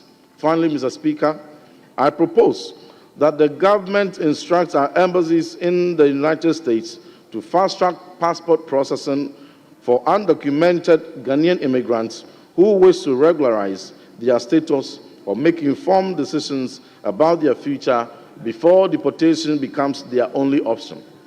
A proactive approach could prevent further suffering and allow those affected to navigate their immigration challenges with dignity. Now more than ever, it is imperative for the Ministry of Foreign Affairs to lead the charge with alacrity in providing extensive consular services for Ghanaians living abroad, especially in the United States, while deepening bilateral engagement with USA in relation to modalities of deportation. As I conclude, Mr. Speaker, we cannot remain silent while our citizens are treated unjustly abroad and left helpless upon their return. It is our responsibility as a nation to stand for the dignity and rights of all Ghanaians, no matter where they reside. I urge this House and the government to take immediate action to address this pressing issue. I thank you. Thank you very much. Honourable members, we are going to invite two from each side. And yes, Honourable Member for Swami. Mr. Speaker, I thank you very much for the opportunity to comment on the statement by my brother, Honorable Intim Fojo.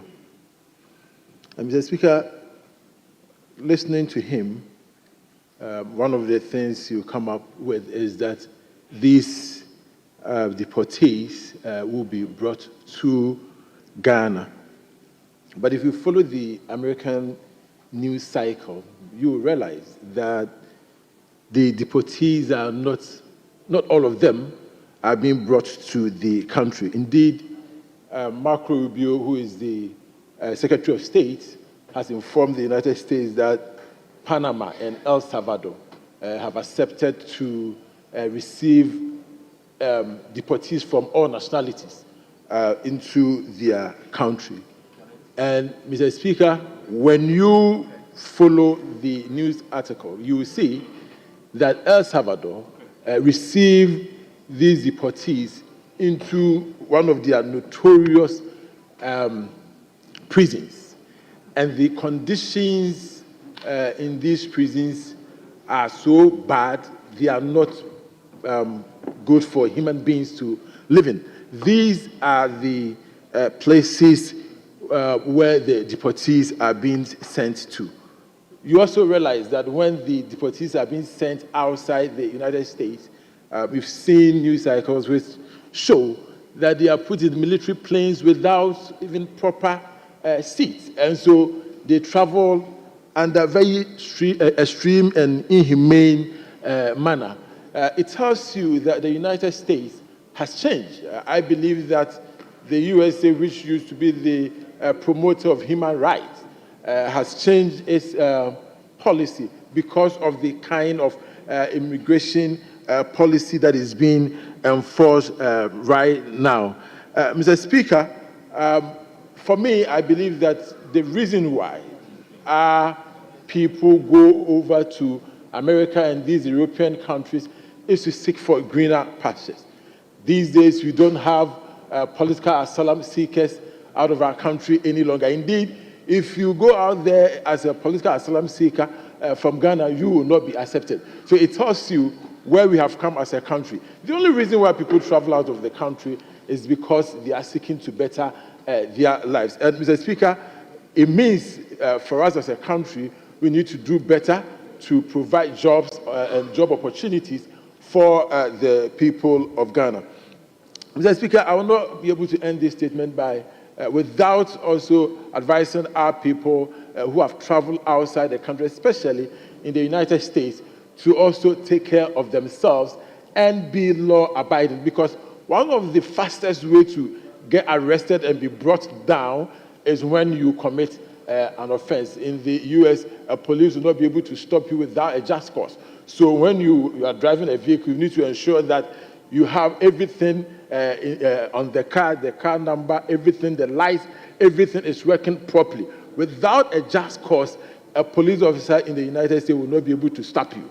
So let's be law-abiding when we move from our country to live in places like America. If we do that, I believe that the rate of deportation will be low. And so on that, Mr. Speaker, I thank the maker of the statement, and thank you for giving me the opportunity. I yield the floor. Thank you very much. Let me, yes, Chair Pone. Thank you, Mr. Speaker. I want to add my voice to the statement. I've lived in America before, and I know how the system works. I'm very sure they know what they are doing. All that we can say is that we must live, our citizens in America must always carry along with them the right document wherever they are going. I have friends there, I have families there, and I'm always in chat with them. I believe that they are law-abiding Ghanaians. The Ghanaian community in America and anywhere in the world, we are always law-abiding citizens. We represent the state, the country at the highest level in terms of discipline, in terms of moral right, in terms of our behavior and attitude towards our neighbors. So I believe that the Trump administration knows exactly the wealth of Ghanaians. If you go to America today, you will find Ghanaians in every offices. You will find Ghanaians in the hospital. You will find Ghanaians working very hard in the grocery stores. And we serve to the best of our ability wherever we are.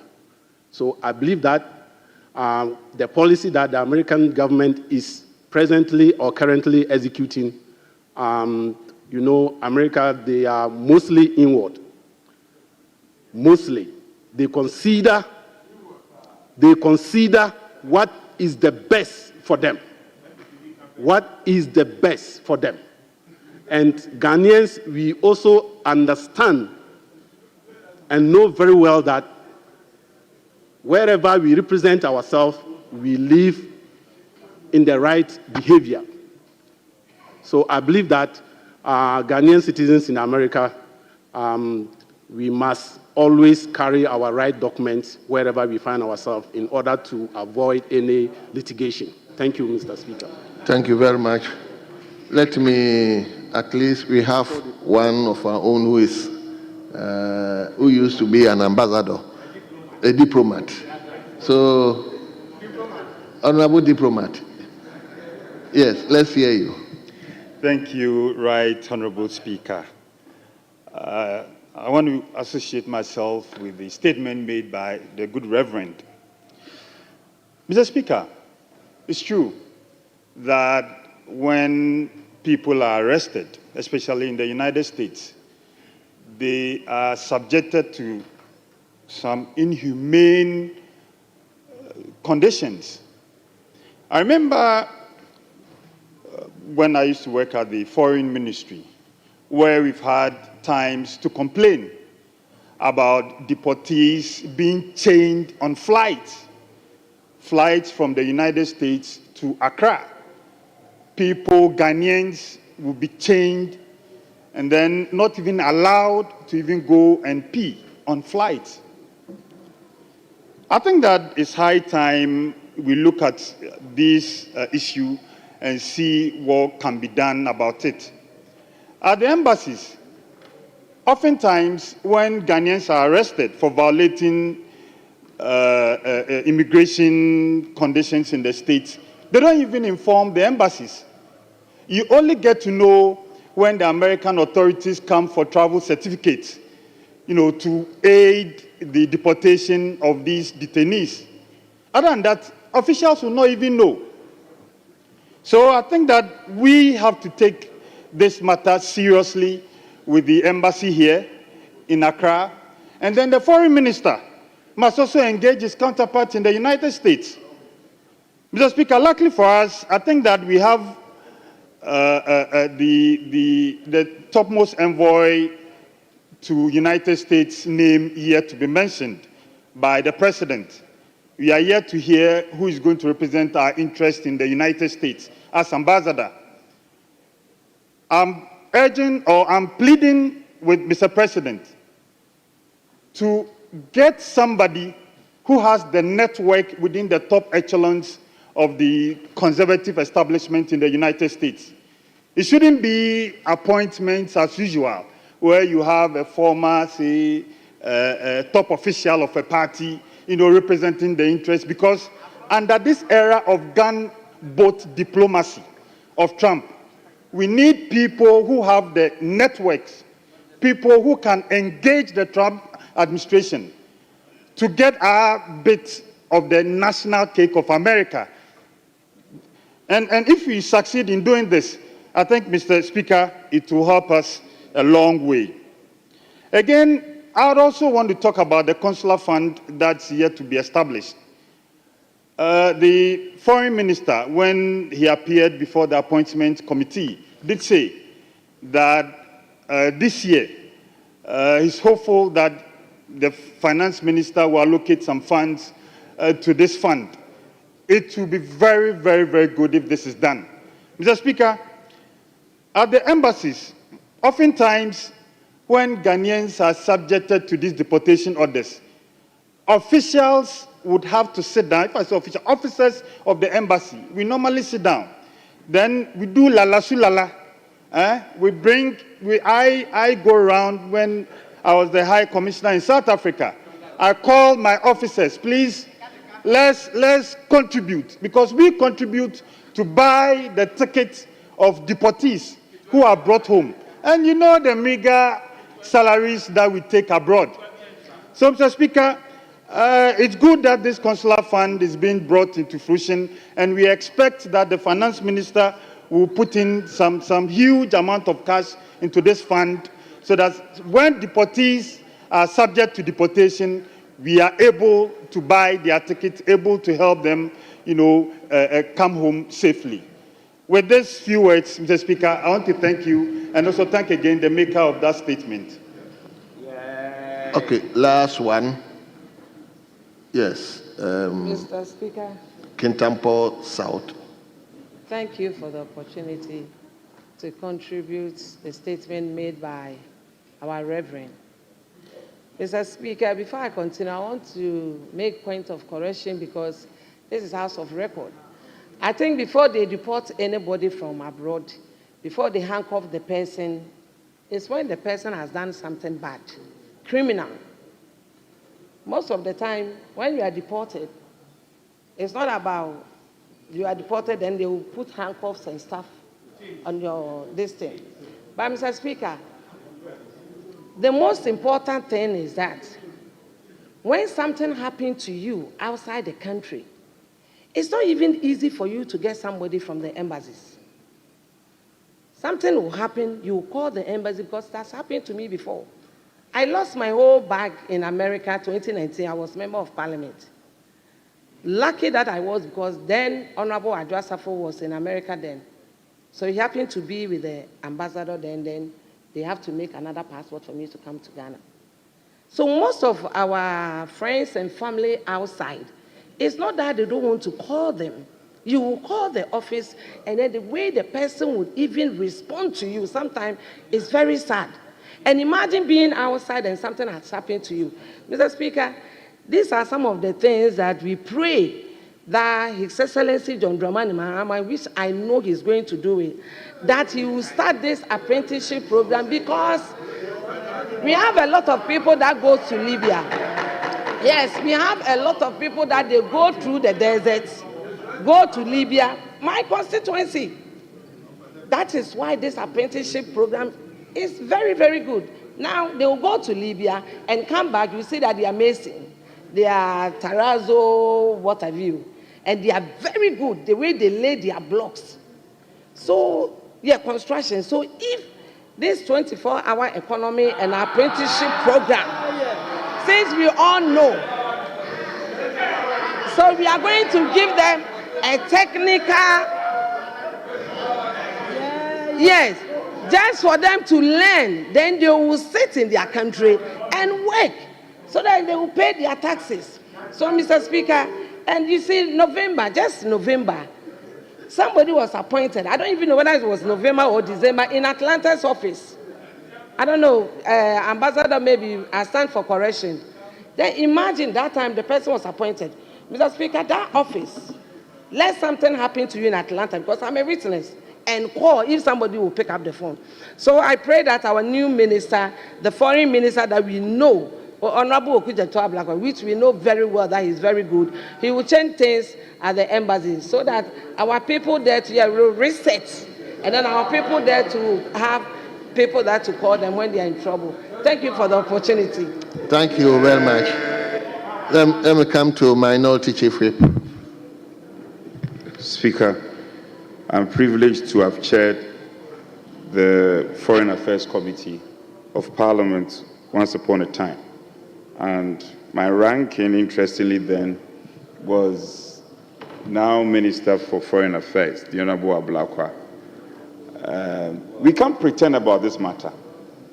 It's something that has been wandering and bothering our minds. I have been particularly worried about it because we've seen footage of, I won't say Ghanaians because I'm unable to confirm their identity, but we've seen footage of our fellow human beings, Africans, being put in chains and being deported to our country. So suffice it to say that we have international protocols on such undertakings. And hence, where countries have shown commitment to such protocols, countries in partnership cannot decide to do otherwise. And I couldn't have agreed more with my colleague when he says the USA are respected for human rights, respect for human rights, respect for the dignity of human beings and all that. What is happening is not right. And we cannot pretend about it. I think by this time, we shouldn't even be at the instance of we members of parliament. The foreign minister should be in this house to tell us, in terms of giving us situational report, what the situation is. Nobody is saying he has caused it. No, deportation is not the first time this is happening, but the circumstance under which it is going on is totally unacceptable, and it frowns on human dignity. So I think we must take interest in this. I would have wished that our Committee on Foreign Affairs goes into that, invite the minister, and then come and apprise us accordingly. We, as the representative of the people, must know what is happening. How many Ghanaians have been deported so far? What is the situation? We write on international media that Ghanaians cannot even go to churches. People cannot go to church, they cannot go about their social work and all that. It's a problem. And I would have wished that, I know, well, we'll grant the government the benefit of the doubt, because I know under the 24-hour economy, you will be able to encourage Ghanaians to move from the US of A and come to Ghana, because you are going to create more jobs. You are going to create more jobs. I'll come to that. So we'll give you some time. Set the tone, create jobs, let Ghanaians move, because all the people outside will be more willing to relocate and come and support the building of our country. Many of our compatriots who are outside wants to come to this country and help in the building of our country, especially on your call of 24-hour economy. Speaker, I want to limit myself to the terms of the statement and not to generate any debate. However, if at one instance you are displaying a 24-hour economy, and you are telling us... Honorable leader, please. You said it rightly. Please don't let us degenerate into politics. Speaker, but this is a very sensitive, and I don't want us to. Speaker, I'll draw the curtains. If it is the case that they are afraid of their own 24-hour economy, that's fine. No, leader. Because leader. I wanted to put matters in context. Leader, this is a statement, please. So let's restrain from that, and I beg of you, please. Speaker, you know I respect you. I respect the rules, but fact must be told. Now that you have cautioned that I should stay away from 24-hour economy, and they themselves are afraid of their 24-hour economy, that's fine. I will stay away. But let it be put on record, Speaker, let it be put on record that on this day, my colleagues, my respected colleagues in the majority, are shying away from the 24-hour economy, and they are saying I shouldn't go there. That's fine. I won't go there. Speaker, let me rather conclude that it's a matter we don't have to politicize. Our own Ghanaians, compatriots are outside. You never know. It could be your family relation. It could be somebody dear to you. Speaker, we cannot wish this matter away. I want to pray your consequential directives. Because we don't have our committees, Speaker, the foreign minister should be programmed, should be duly programmed, and thankfully he's one of our own. He should be programmed to come to this house and let us know what the situation is. Give us some situational report. How many Ghanaians have been deported so far? What is the situation? What is the capacity of our embassies outside to be able to contain the situation? Speaker, we cannot wish this matter away. And I'll be very glad if, per your wisdom, we program the minister next week. We have Tuesday is free. We are told His Excellency the President will be in the House on Thursday. So we have Tuesday, we have Wednesday. Between one of these days, he could be programmed, or even Friday, for the minister to come and address this sensitive matter. At least Ghanaians should know that something is being done. And the minister, we can't invite anybody than the sector minister to come and apprise us. And then we'll be able to, Ghanaians will be able to know what the situation is. But as for the 24-hour economy, we have to be proud about it. Hold on to leader. It and be proud about it. Leader. Speaker. Yes, majority leader. Speaker, Speaker, I thank you. I thank you. Thank you very much, Mr. Speaker. Mr. Speaker, sometimes I am careful when commenting on matters like this. What is the background? We must always be guided by the facts.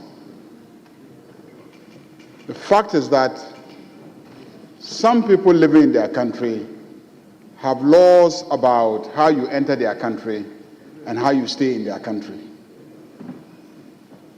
We go into their country and we either go in clear violation of the laws, or we try to stay in the country in clear violation of the laws. They decide to enforce their laws, and then we are at the receiving end of their desire to enforce their laws. And so when you are discussing a matter like that, you are a bit careful, because you cannot be too much against somebody who is insisting on enforcing the law.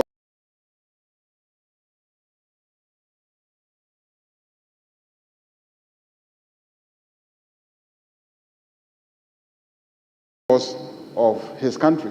The duty at all times, no matter what happens, wherever they may find themselves. And that is the US.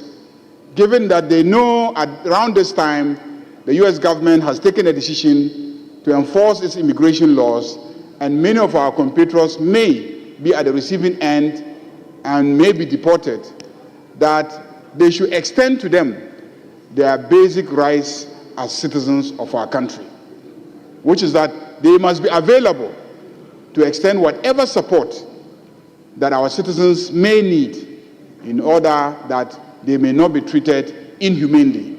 And I join colleagues here to urge our foreign missions to be very responsive, especially around this time.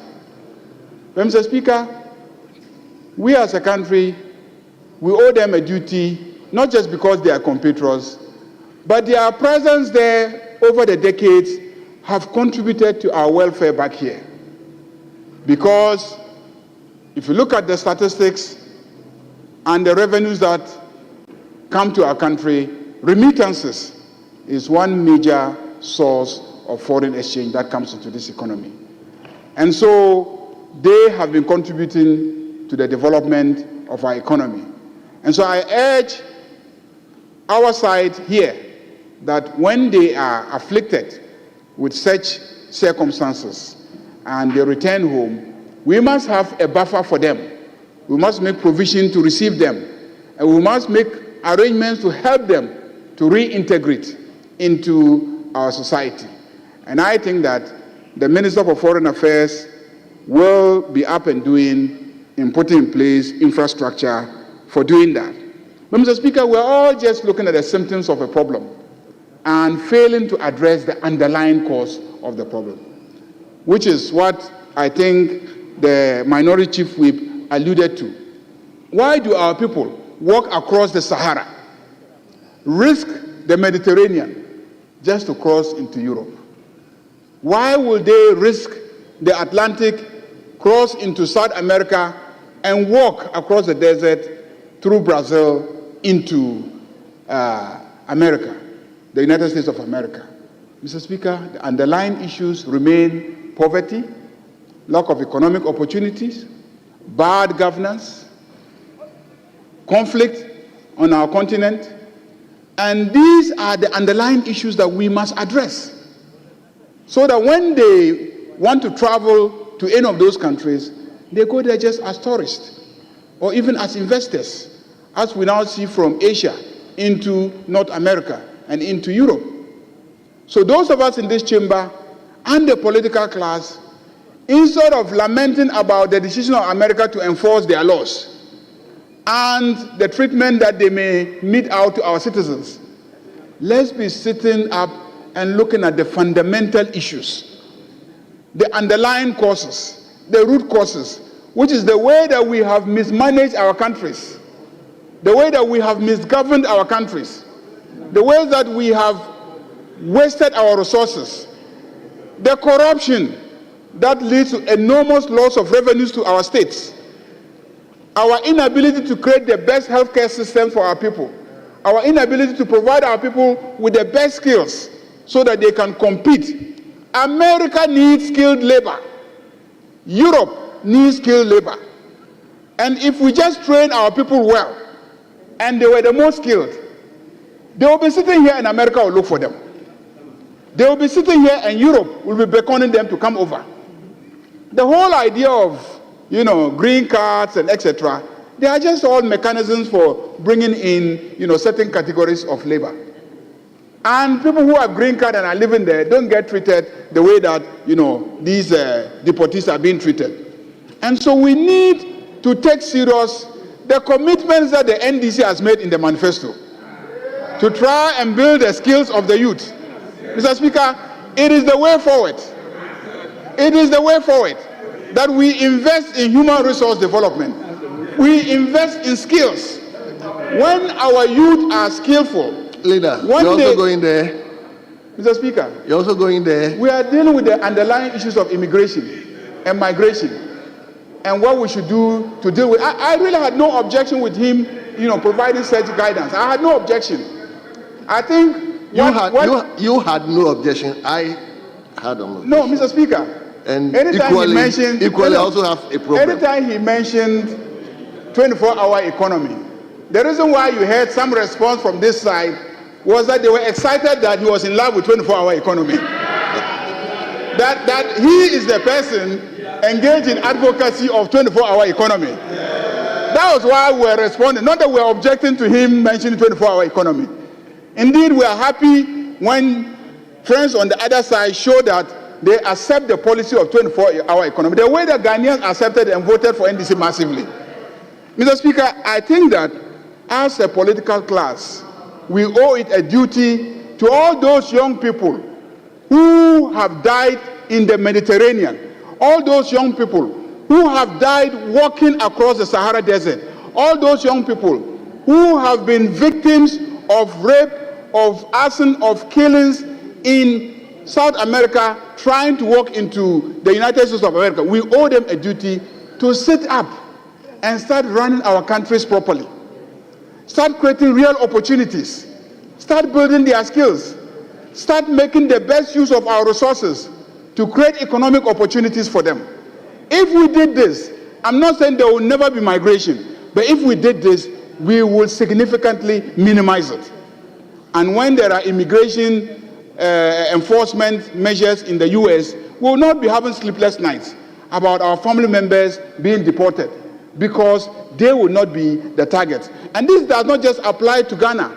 Mr. Speaker, I've been a member of the ECOWAS Parliament, and this is a major issue for the sub-region. How we can ensure that we minimize conflict, because conflict is one of the reasons why many of our populations are compelled to migrate.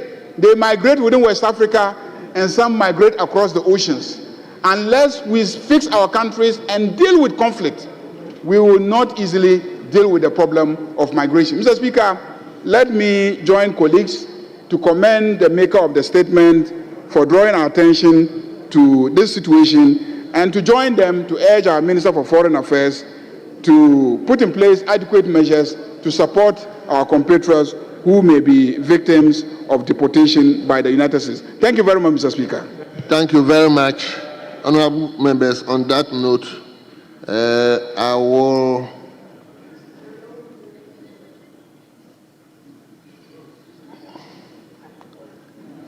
will invite the minister responsible for foreign affairs to come to the House on Friday, a week today, to at least. Mr. Speaker, you said Minister for Foreign Affairs. Minister for Foreign Affairs. So you can ask that we check and find his availability and bring him to this House. Because Minister of Foreign, his job is to go foreign. So he might not be available on Friday. Anyway, let's get information to him. If he's not available, you let us know. Leader, please just carry the message to him that if he'll be kind enough to be in the House on Friday to at least brief the House. If there's something that will restrain him, he will let you know. Then you let the House. I think it's okay. Let's move on. Let's move on, leader. Speaker, we have a duty to help you navigate properly. And we must also put on record that his duty as a minister is to Ghanaians. Of course, we agree that the portfolio is foreign affairs. Speaker, let it be on record that it is this House that normally invites ministers. It's not the other way around. The ministers will say that as and when I'm available. It cannot be the case. Leader, we've gone past it. Speaker, your directive should be that the minister should come on Friday. That is your directive. And the respected majority leader. I think Speaker, that is your directive. That he should be coming on Friday. Friday, we need the minister here. And the majority leader also speaks in support. I'm out of order.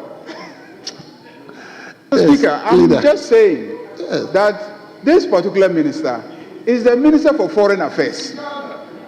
The Minister for Foreign Affairs. His duty is to represent us at international conferences, at AU meetings, UN meetings, all other international events.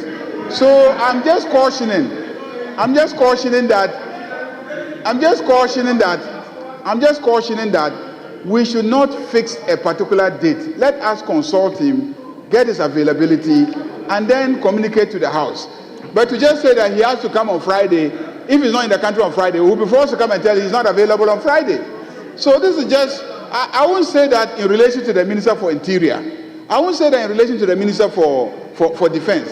But for the Minister of Foreign Affairs, please, let's not be rigid about it and make it subject to his availability. Mr. Speaker, you know that this is somebody who likes to attend this House. So ordinarily, if he's in the country, he would love to come here. He's one of our very punctual members of Parliament. So please, let's not create an impression that ministers don't want to come to this House. Leader, please, let's... Speaker, I plead with you. I represent my people. This is the minority. You see, Speaker, we shouldn't. Speaker, we shouldn't set that precedent. Are you sure? Speaker, with respect, we shouldn't set that precedent. Over the years, the practice has been, Speaker, communication and directives from you go to the ministry. Where they have difficulty, they write to the House. So, Speaker, let it be as you have directed. So that is so. Yeah, that is it. So that's what I've said. Exactly. I said Friday. It should remain like that. So if he has difficulty, he should get back to us. That's fine. So the second statement or the third statement is a statement from the constituency of the Speaker. As Nadoli Kalio constituency, and this statement is put up by Honorable Anthony Suma. Yes, on the need for a legal and regulatory framework on human organ and tissue donation and transplantation in Ghana. Yes, Honorable Member, you have the floor now. Thank you, Mr. Speaker, for the opportunity to make this statement in an effort to underscore the need for a legal framework to regulate human organ and tissue donation and transplantation in Ghana. Mr. Speaker, in recent time, there have been numerous calls from various stakeholders, including the media, especially Ghana Web, health professionals, as well as health institutions, on the need for a legislation to guide the harvest, storage, and transplantation of human organ and tissues. Mr. Speaker, these concerns reached the summit only a few months ago following the increase in the cost of dialysis for patients patronizing the renal unit of the hospital, Kolubu Teaching Hospital, and the associated controversies that ensued. Mr. Speaker, the justification for this proposal cannot be overemphasized. Fundamentally, it will facilitate and streamline the availability and the provision of this life-saving medical intervention. The matter in question has gained currency to the extent that it has become a subject of the UN General Assembly and the World Health Organization resolutions. Mr. Speaker, the proposal for legislative enactment is further necessitated by the following. 1. Globally, only 10% of tissue and organ transplantation needs are met, while the need in the African region, including Ghana, is largely unknown, though it may point to a worse situation. The epidemiological trend is quite alarming, with unofficial records suggesting that 13% of Ghanaians have one form of a kidney challenge, while over 1,000 persons are undergoing dialysis. The extent of the problem could be worse, as there exists no effective system to diagnose kidney and kidney-related diseases beyond the urban centers such as Accra and Kumasi.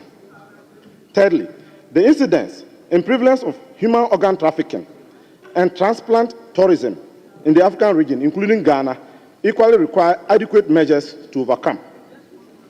The availability and capacity in terms of skill set and medical expertise to conduct the services, but hindered by the lack of enabling framework, is yet another justification.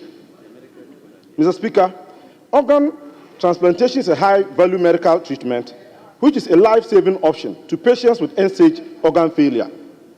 It improves the quality of life by restoring organ function and eliminating debilitating conditions associated with chronic organ failure, such as poor mobility, depression, and infertility. It therefore presents a more useful intervention compared to dialysis in perpetuity.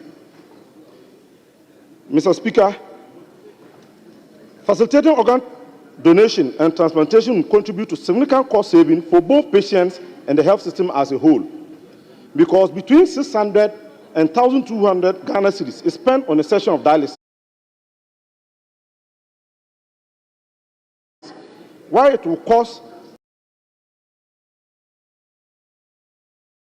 National Health Insurance Authority a sum of about 2.3 million Ghana cedis annually to cater for the dialysis. A one-off transplant provides long-run cost savings of enabling reintegration with the family, employment, and educational opportunities.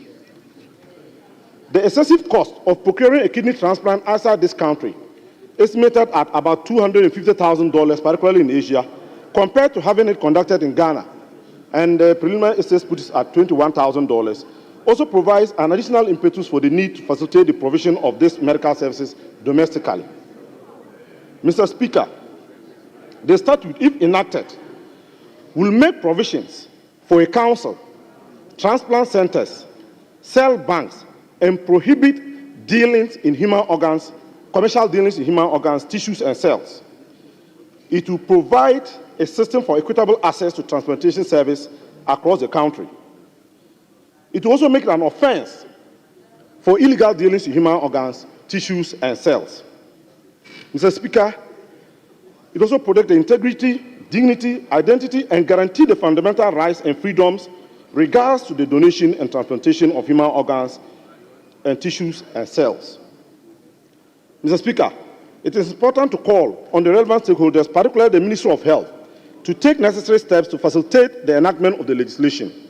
Secondly, Mr. Speaker, this House can equally activate its processes in support of this call. Finally, I wish to call on all stakeholders to play their respective roles to ensure that the passage of this legislation on the subject matter takes effect. Right Honourable Speaker, I wish to thank you once again for granting me the opportunity to bring this important matter to the attention of this august House and the country at large. Thank you, Mr. Speaker. Honourable members, this is a very important statement, but I'm compelled to take one because we have another statement, and I believe all of us are tired. So let me go to the pharmacist and educationist, Dr.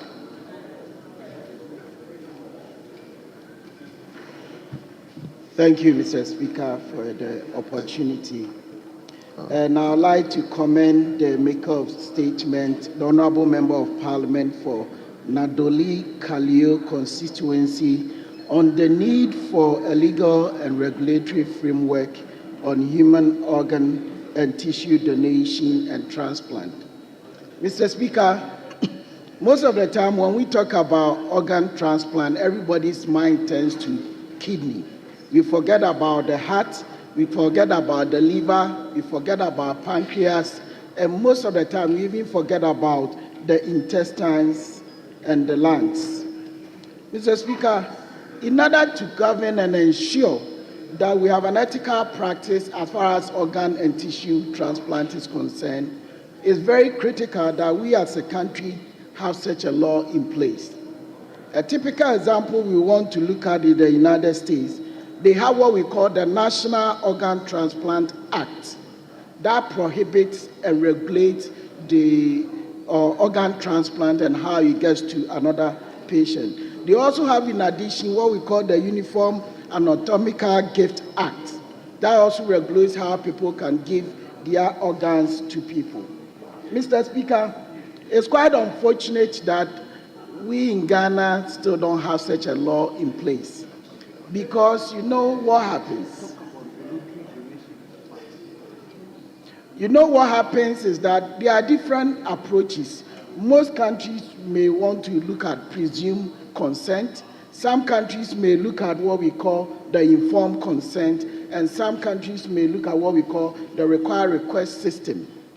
Mr. Speaker, because we don't have any legal system in place, people are able to do whatever they want, disregarding the risks that comes along with transplant. But if we should have this law in place, Mr. Speaker, what it's going to do is going to help any one of us could be at an end stage issue where we may need an organ transplant.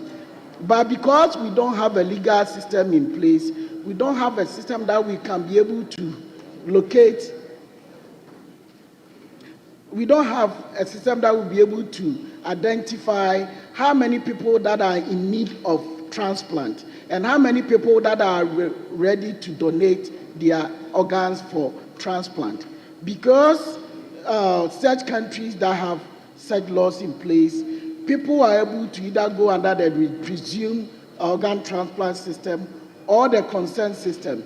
In that case, people can decide when they are going for their driver's licenses, they can decide to voluntarily donate one part of their organ when they should pass on, or they can give that permission to their relative to be able to do that. So it's very critical that we have such a thing in place. Then, of course, because we also don't have an act in place, a country like the United States right now is talking about over 104,000 people who are on the waiting list to receive one organ or the other for transplant. But because we don't have it in place, we are not able to justify who should be fairly given a transplant or an organ, because we don't have this law. So it's very critical that we should have this act in place. In that case, when any of us should be in need of an organ, or the ordinary man in a small village in my constituency, like Brahuma, needs an organ transplant, they will be treated fairly, because when you need an organ, we are all human beings and we have to be treated fairly. So it's very critical that we have this organ donation legal framework in place. Mr. Speaker, one other thing that could also help us, when you got to do with organ transplant, there are a whole lot of risks that goes with organ transplant.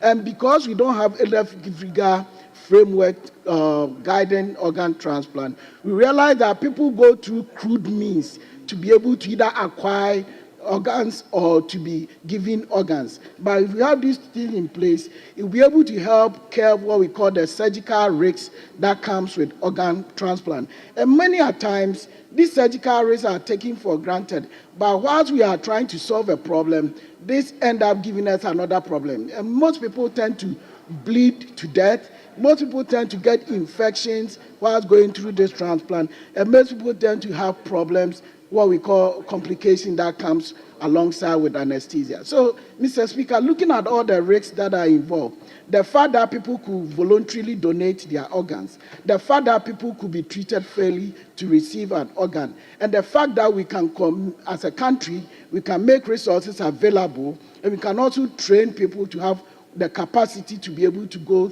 through a proper transplant processes. We need to have this framework in place so that this country can make some budget available and can also make sure when our people should receive it, they can be treated fairly. Thank you, Mr. Speaker, for the opportunity. Thank you very much. Yes, Dr. Sandari, yes. Yeah, thank you very much, Mr. Speaker, for the opportunity. I want to commend the maker of the statement, the honorable member for Nadoli Kaleo constituency, for his statement on the need for a legal and regulatory framework on human organ and tissue donation and transplantation in Ghana. Mr. Speaker, the honorable member has done a very good work. This is one of the very important statements in this House, and he has demonstrated his competencies, as an expert in health policy. He has identified one of the gaps in our health system, the absence of legal framework to deal with this very important area, and he has provided the justification, and some of the areas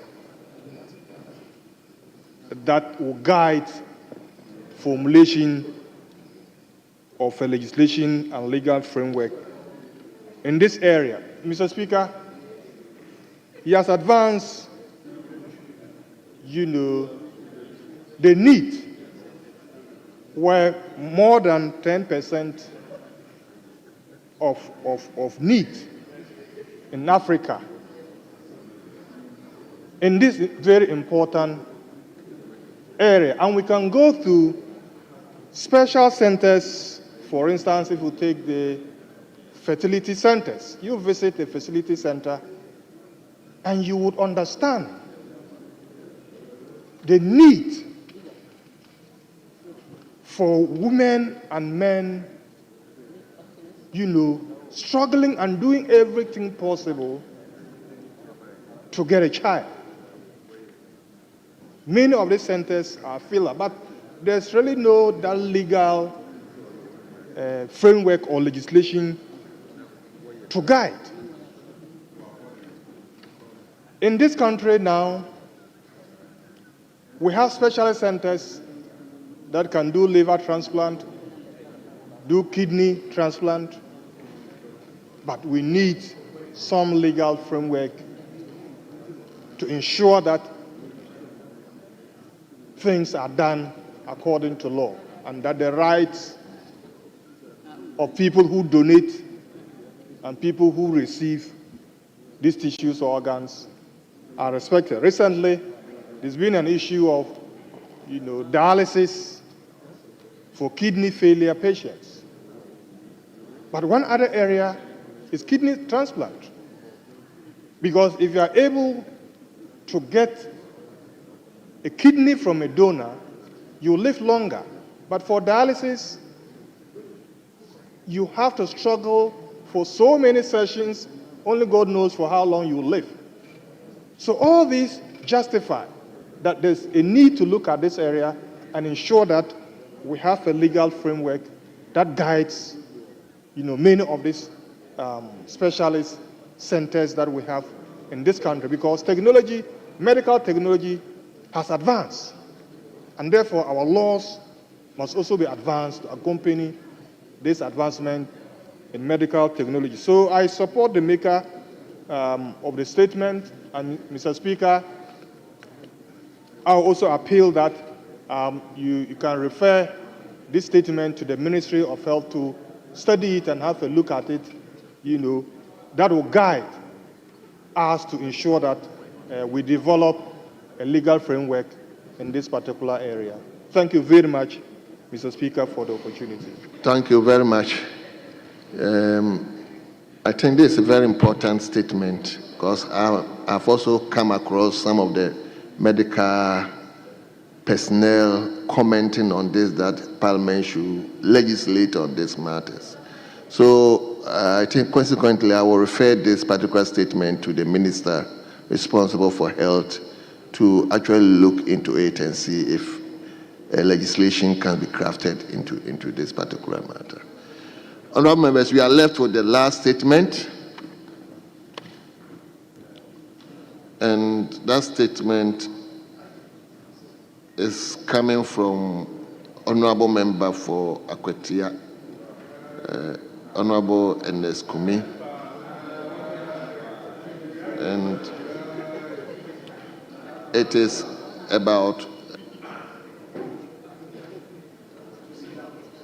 enforcement and responsible mining practices. Yes, Leader. Mr. Speaker, this House needs to be careful. Mr. Speaker, if you look at our Constitution,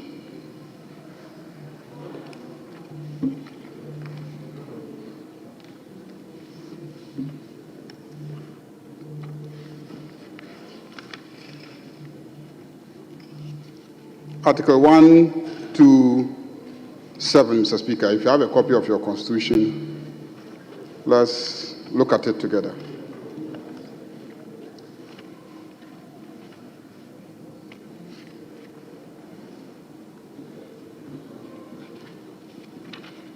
The Speaker, 127 talks about the independence of the judiciary. 1272 says that neither the President, nor Parliament, nor any person acting under the authority of the President or Parliament, nor any other person whatsoever shall interfere with judges or judicial officers or other persons exercising judicial power in the exercise of their judicial functions.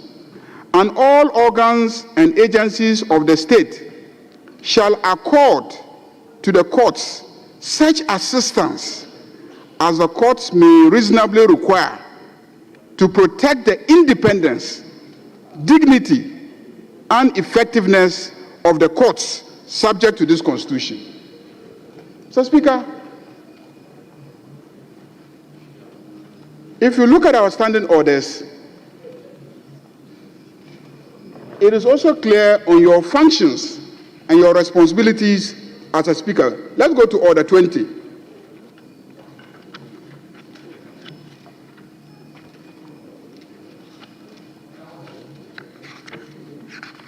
Mr. Speaker, Order 20 is clear that the Speaker shall uphold the honor, dignity, and sanctity of the House. Mr. Speaker, the maker of the statement has been convicted by a High Court. Convicted by a High Court. I have read it in the papers. I have read it on social media. And he wants to come and stand in this chamber and make statements so that this House will be telling the courts that it doesn't matter what you do. Mr. Speaker, it doesn't uphold the dignity and honor of this House. It doesn't uphold the dignity and honor of this House.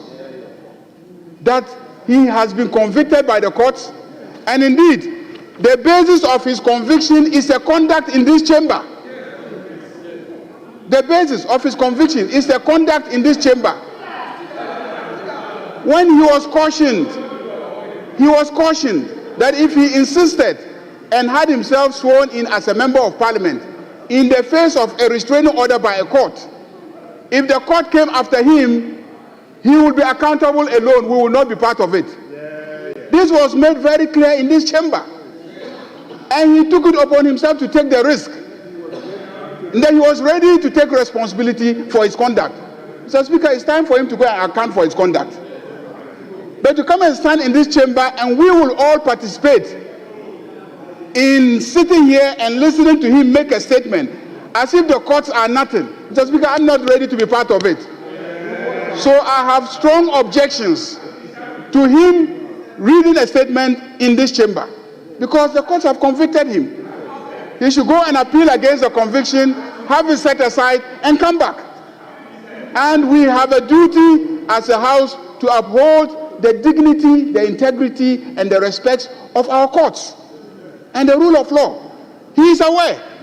Your leader on several occasions told the Speaker that even if he was not served, once he became aware of a decision of the court, the Speaker must act on the basis of becoming aware.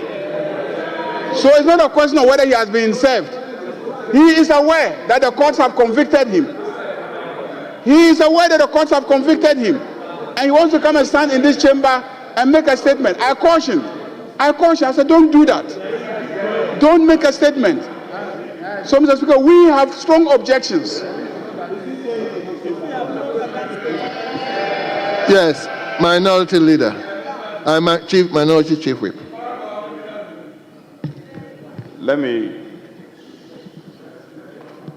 allow my colleague. Afterwards, you wouldn't comment, please. This is not a matter of debate. I'm giving the opportunity to you because you are a leader. Speaker, first of all, once you yield it. Speaker, this is a subject matter which is very important as legal jurisprudence of our parliamentary democracy, and also in respect of separation of powers. It's important, Speaker, we educate ourselves on this matter. And Speaker, I will defer to you. If it is the case that when he speaks, I will not speak, so be it. But I thought that he, being an industry person, we should hear his side or what input he can bring to the matter at table, and then we can conclude on it. What I'm saying is, Speaker, with greatest respect to our colleagues, when the leader was speaking, we all paid attention and listened to him in silence. Why can't you listen to our side in silence? Why? Or the parliament of this republic is one-sided? Is this parliament only one-sided? It's not right. Anytime we are on our speak, you want to interfere. Why? When the leader was speaking, we listened to him. You have to stop this. It doesn't help. Speaker, my point is, please, the greatest of respect, and I'm saying this because we were at conclave, we engaged on same subject matter, and Speaker, you decided to admit the statement. You were not under duress. Speaker, you exercised your powers to admit, and the admission of statement is in the bosom of the Speaker. So the Speaker has admitted a statement, and upon hindsight, some concerns comes up. We all have to bear patience and listen. Speaker, on this note, I pray you that we listen to our colleague. When he's done, and you find it needful to listen to me, so be it. Otherwise, we can proceed. Yes. Mr. Speaker.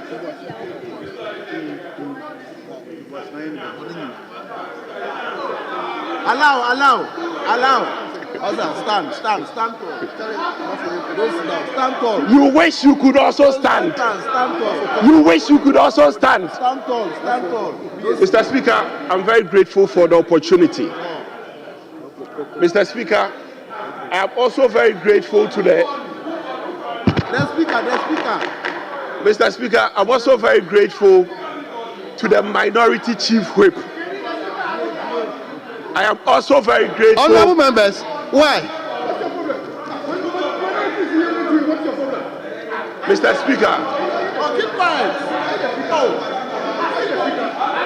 Mr. Speaker, I am also very I grateful. have asked him to speak on behalf of the leadership. So afterwards, Mr. Speaker, I am also very grateful to the Minority Chief Whip, who is keen on seeing to the development of his first-timers. Minority Chief Whip, may you live long. Mr. Speaker, it is important we emphasize that the principle of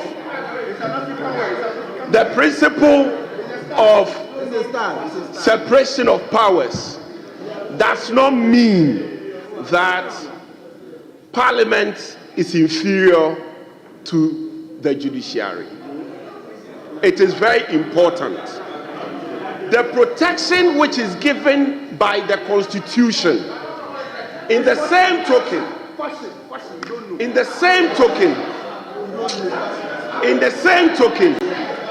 hey, you are saying that the African wear is improper dressing.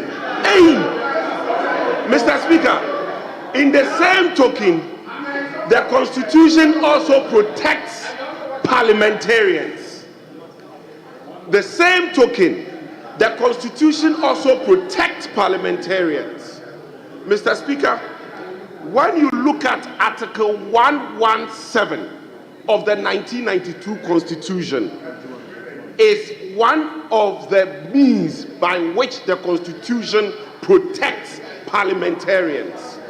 Mr. Speaker, with your indulgence, if I may read, civil or criminal processes coming from any court or place not of Parliament shall not be served or executed in relation to the Speaker or a member or the clerk to Parliament while he is or on his way to attending or returning from or any proceedings of Parliament.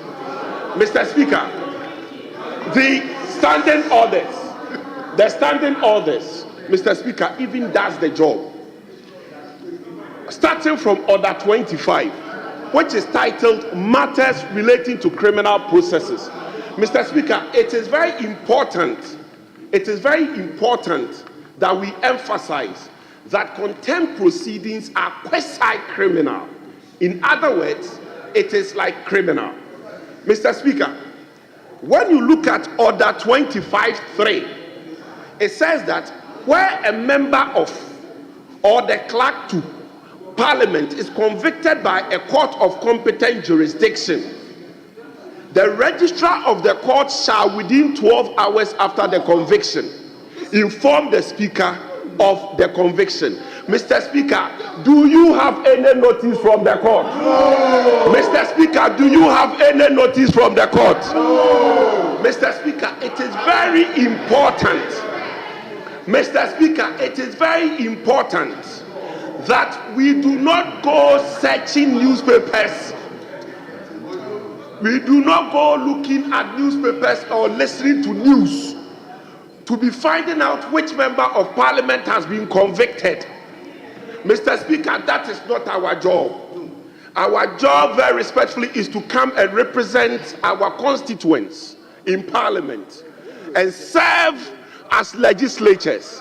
Mr. Speaker, if there is any conviction, same will be served on you. Until that is done, Mr. Speaker, very respectfully, it does appear that what we are being fed in this house by the distinguished, by the venerable majority leader, would does appear to be a hearsay. Very respectfully, Mr. Speaker, Parliament does not dabble in ake. Yes, say. Parliament does not dabble in ake. Yes, say. Mr. Speaker, unless there is notice, very respectfully, what has been brought before you, Mr. Speaker, would seem to be ake. Yes, say. Mr. Speaker, Order 25, Rule 5 says that failure of the registrar to inform the Speaker constitutes contempt of Parliament. Mr. Speaker, it may seem that the majority leader is bringing to attention contempt of Parliament by the registrar of the court. If there is any such conviction, is that what the majority leader is doing before the court? Venerable majority leader, distinguished majority leader, is it that you are bringing to the attention of the court contempt of court by the registrar of the court? Or are you now the registrar? Very respectfully, Mr. Speaker, in the circumstance of this, Mr. Speaker, this Parliament cannot trade in ake to disenfranchise or disallow a member of this House from performing his legislative duty. Very respectfully, Mr. Speaker, I'm very grateful. And in conclusion, I want to thank again the Venerable Anodompre, the MP for Nsawama Duejiri, for the encouragement he's giving to the backbenchers. Honorable, we are grateful. Yes. Mr. Speaker,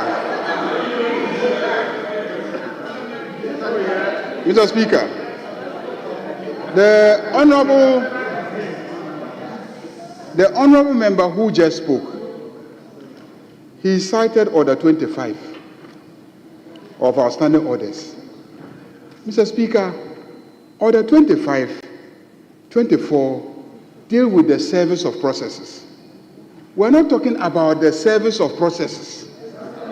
We're not. Mr. Speaker, secondly, Order 25 talks about detention. Subject to Order 24, where a member of, or the clerk to Parliament, where a member, please listen, where a member of, or the clerk to Parliament is restricted, detained, or arrested, the person responsible for the restriction, detention, or arrest shall within 6 hours of the restriction, detention, or arrest inform the Speaker of the restriction, detention, or arrest. Has the man been arrested? Has he been restricted?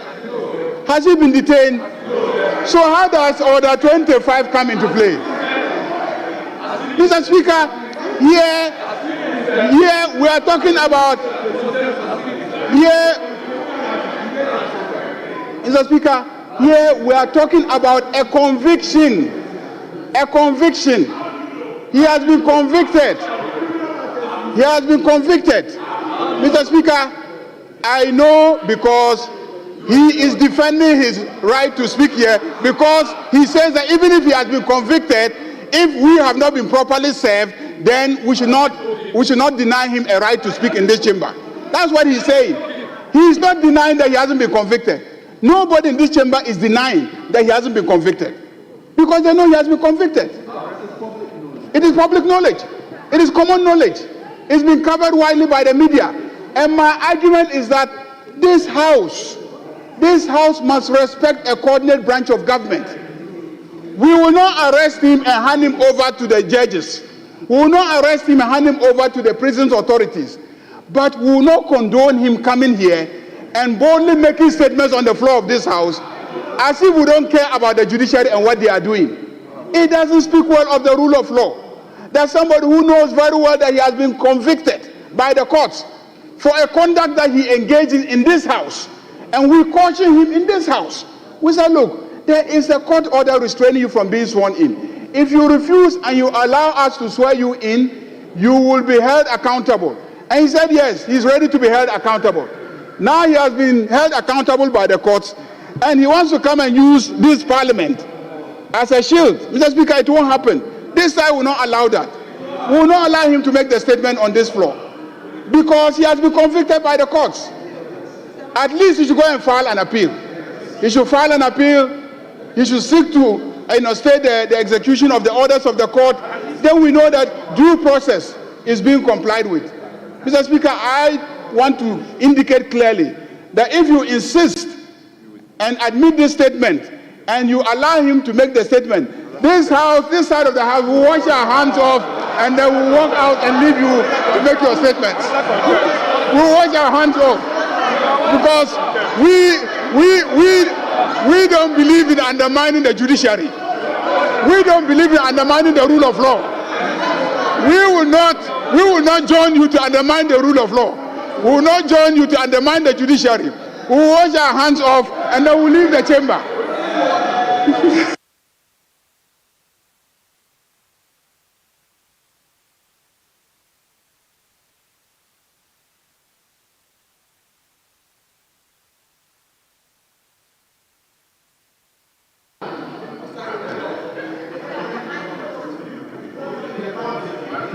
Mr. Speaker, I was watching proceedings from my office, and I heard you call the member for Akutia to make a statement which you've duly admitted. Upon calling his name, the majority leader and leader of government business rose up, relying on Order 20 and Article 127 of the Constitution. He argued. First leg of his argument, inviting you to uphold the dignity of this house and generally to help in respecting the independence of the judiciary. Let me say that those submissions he made, though are legal submissions, but I find those submissions very rich in the context that he submits same on this House floor. Mr. Speaker, first, the applicant. In October 2024, a matter arose regarding some vacant seats. I, as a leader of government business, feeling dissatisfied, and upon reading the Constitution, felt that the right place and forum was the Supreme Court. Mr. Speaker, the majority leader, who was a de facto legal advisor to the then minority front bench,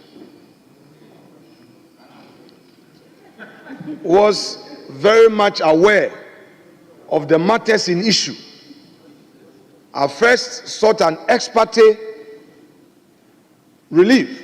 I first applied to the court, invoked the jurisdiction of the court through an ex parte application, and made all the matters known to the court, and the court ruled in my favor. That order of the court staying the decision of the speaker, which stay of execution allowed the majority to stay in its place, was forcefully challenged with all the energy from the majority leader, who was the de facto legal advisor to the front bench.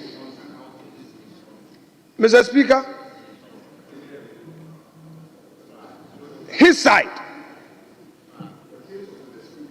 did not respect the Supreme Court.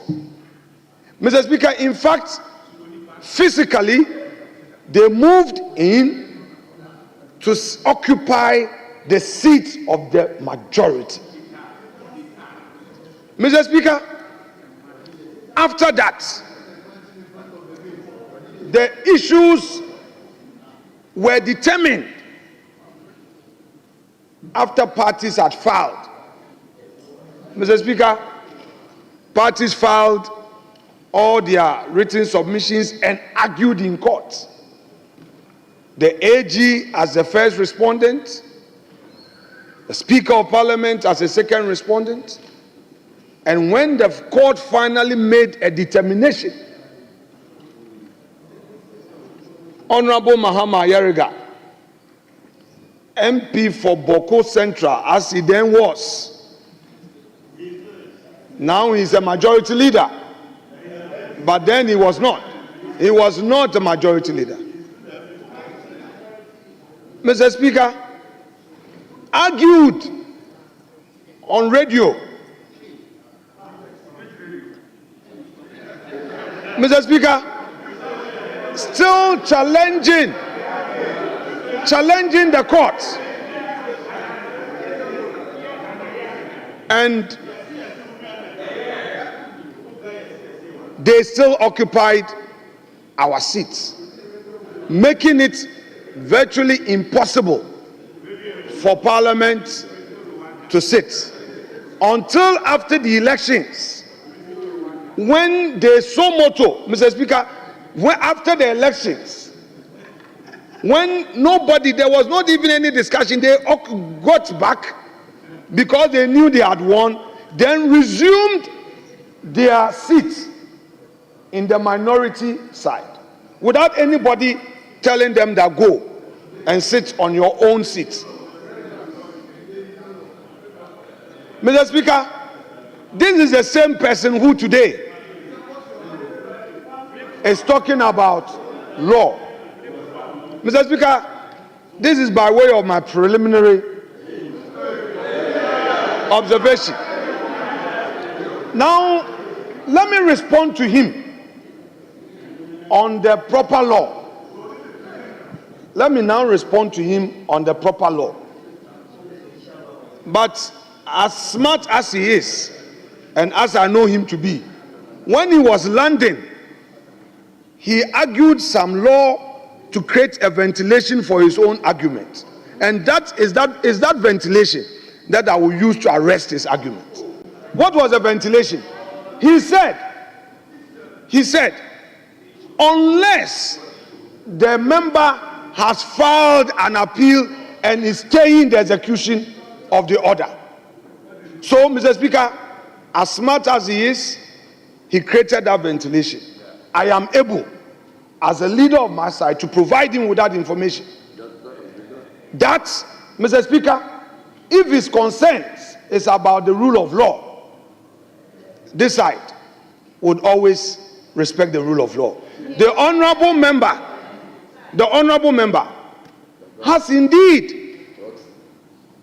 filed an appeal, filed a stay of execution, and for your information, there was a stay of proceedings. There was a stay of proceedings application pending before the very judge. A stay of, yes, and you are a practitioner. A stay of proceedings application pending before the very judge.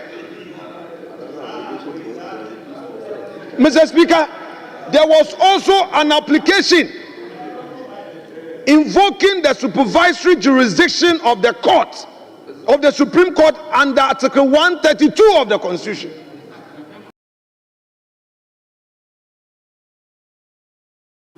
Mr. Speaker, had been served, and the registrar of the court indeed had brought that process to the attention and notice of the judge. Mr. Speaker, our side, even where we disagree, we will not go insulting judges. The fact that we have been quiet does not mean that we think the judge has been fair to us. And you will not see us calling the judge names. We are not like some people. We are not like people. When we disagree with a judge, we will use lawful process and lawful means to challenge the orders of the court.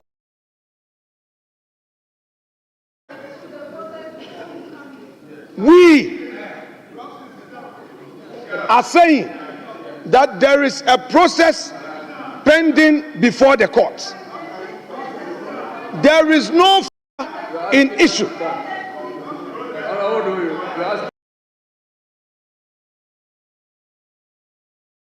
Majority leader who raised the matter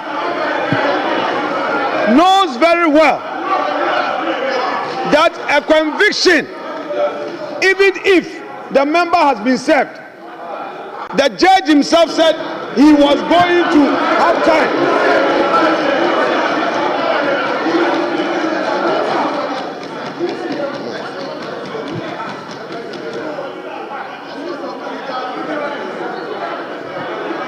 Honorable members, honorable members,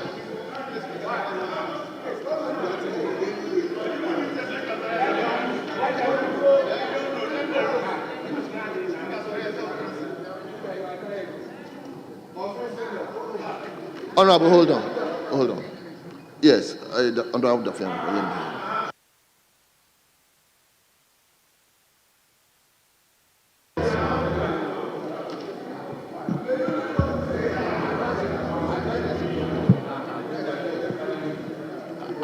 Mr. Speaker, I thank you for the opportunity to intervene in pursuance of Order 1221A. First of all, it is most inaccurate for the minority leader to submit on this floor that the majority at the time for the general elections of 7th December, we forcefully refused to respect the court order. It cannot be accurate. The terms of the court order were specific. The court orders were directed at the speaker to perform a certain function. And being the occupier of that seat, we submitted that until that decision was taken by the House. The status quo ante will remain. What was the status quo ante? Our position by occupying the majority side before the court decision. That cannot be erroneous in law. The court itself ordered that the House must take that decision. So for him to submit that we unlawfully, forcefully and refuse to obey the court order, that cannot be allowed to form part of the records of this House.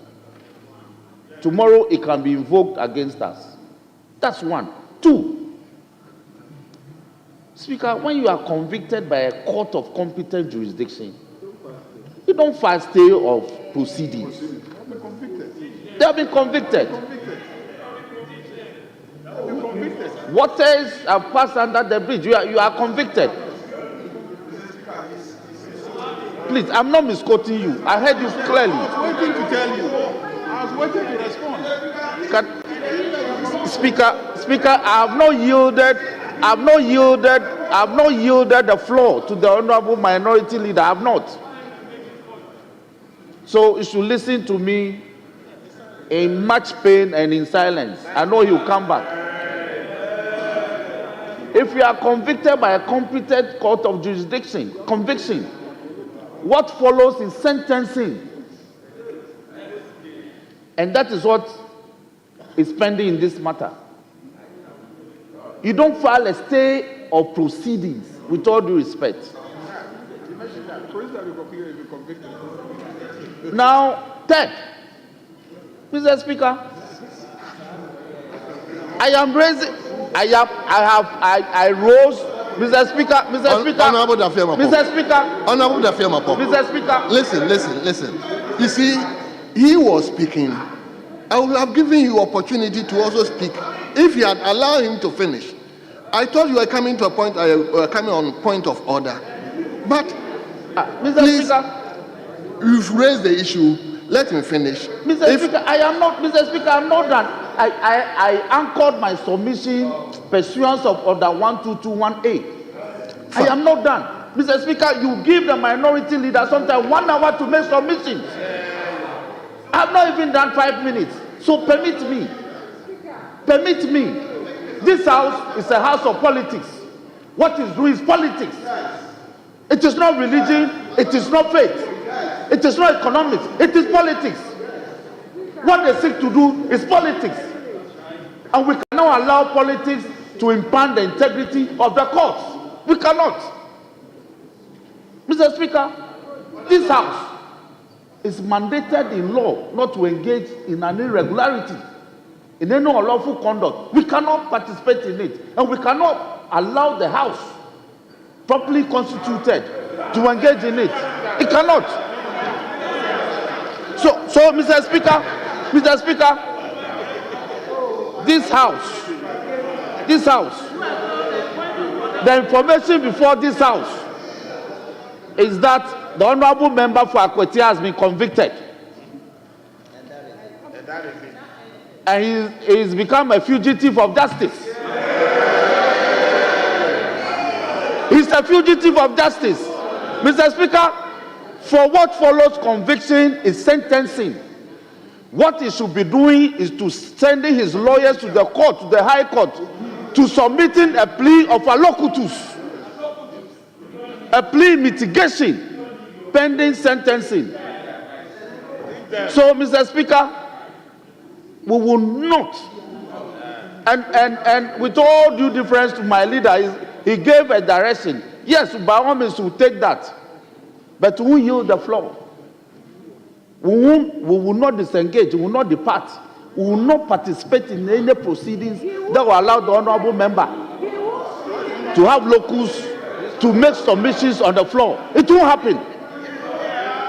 Well. Mr. Speaker, so let me conclude by saying that the minority leader, an able lawyer that he is, eloquent that he is, should be advising his colleague to go and respect the court and submit to the powers of, even if you are proceeding to the Supreme Court or whichever court, you need to submit to the jurisdiction of the court first of all.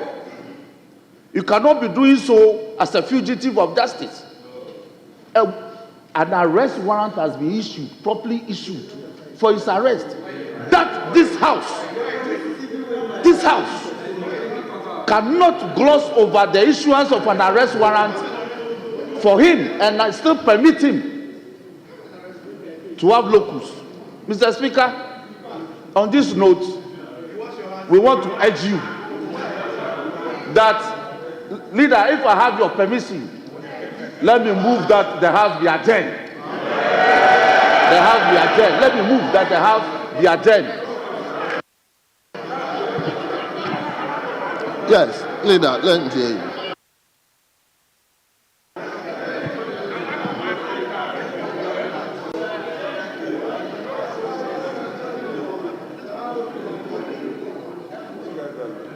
Mr. Speaker, let me refer my colleagues to the decision of the Supreme Court on the 18th of October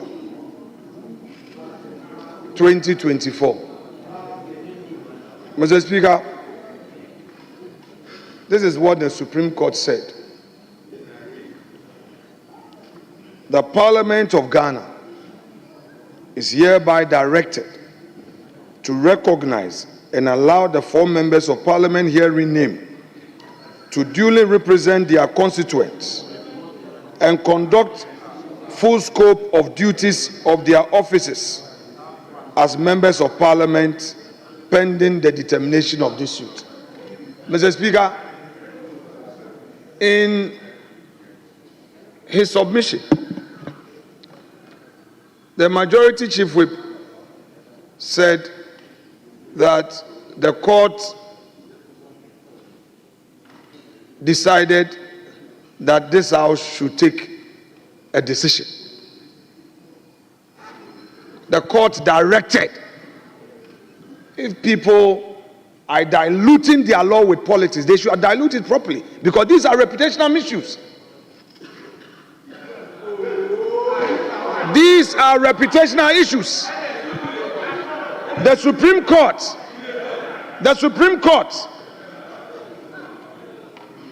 did not urge upon us to take a decision. It directed. And I submit that they refused to respect the decision of the Supreme Court. That is what they did. And today, I am directly confronting you with that decision you took in October.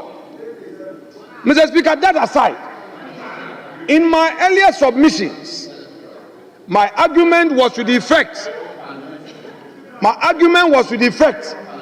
that prior to the conviction, the court was seized with an application to stay proceedings. I didn't say that the man filed a stay of proceedings.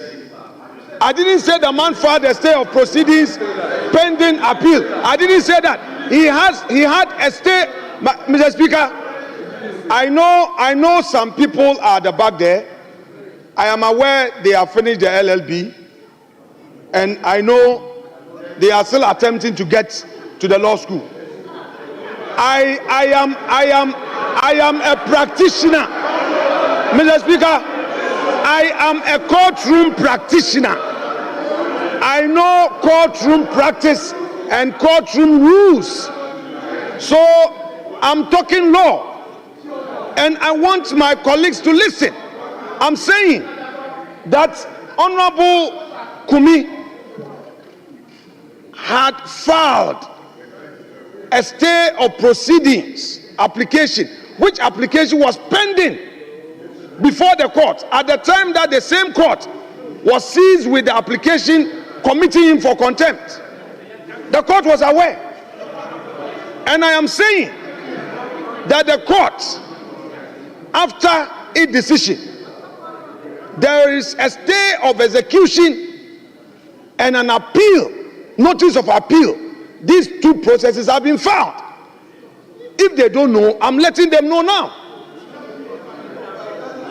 It is most unfair for Mr. Dafio Mekpo to describe a respected colleague as a fugitive.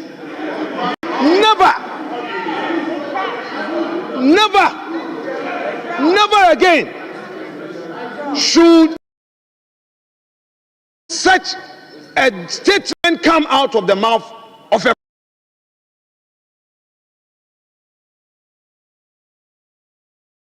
colleague. Maybe today you find it convenient, but trust me,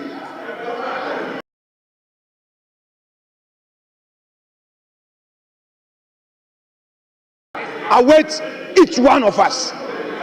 You cannot the man has supported that notice with a stay of execution. There is a stay of execution application, a stay of meanwhile, Mr. Speaker, let me also inform this House that prior to the High Court coming up with that decision, the High Court was again seized with the application invoking the supervisory jurisdiction of the Supreme Court on its conduct, because the registrar of the court had been served and the court indeed was on notice, but the court decided to proceed. We don't mind, because we believe that we can still rely on judicial processes.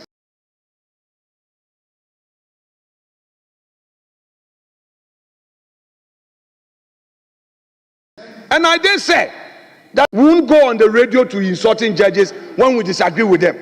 Go attacking a judge on social media and be using unprintable words on judges just because we disagree with them. No. Mr. Speaker, the invitation to you to restrain the member from making his statement, Mr. Speaker, is most unfair. That invitation sits on stilts. That invitation is not based on any solid foundation in law. And Mr. Speaker, an attempt to be hoodwinked into any valley of confusion would amount to a general confusion in this House, because the majority leader knows that he was only doing politics, and he knows that what he did was politics and not law. Mr. Speaker, in this House, how can a member of Parliament who in the performance of his parliamentary duties has not been served with the court process? Mr. Speaker, let them sit quietly and listen. Let me finish my submission. Mr. Speaker, if they want, then we should. What? Yes. Well, that's all right.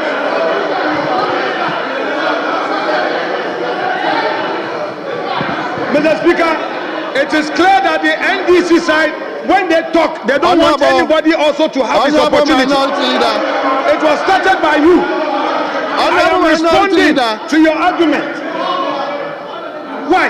We cannot respond to you. You let me listen to me. Mr. Speaker, he has to finish. He has to listen to me. I'll come back to you. He has a point of reply. He must.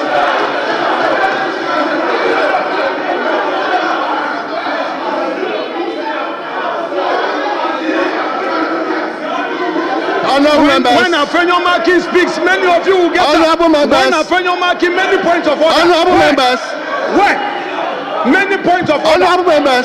You cannot tolerate. If you wouldn't allow me, I will go ahead, suspend the House, and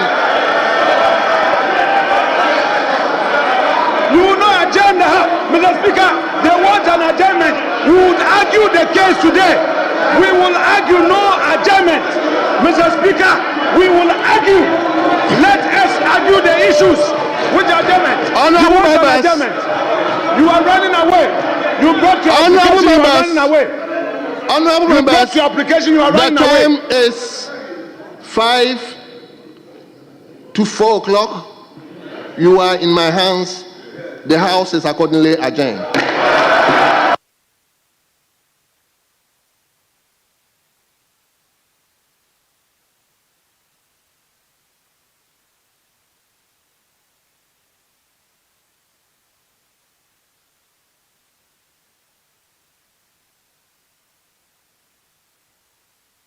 Read your statement to the end. You cannot read your statement. Your statement. You cannot read your statement.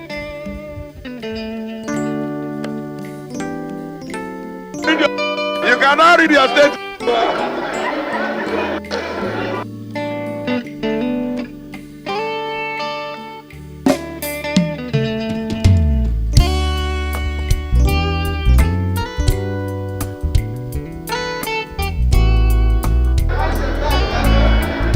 Member Fakotia, go ahead and read your statement. Go ahead and read your statement. Go ahead and read your statement.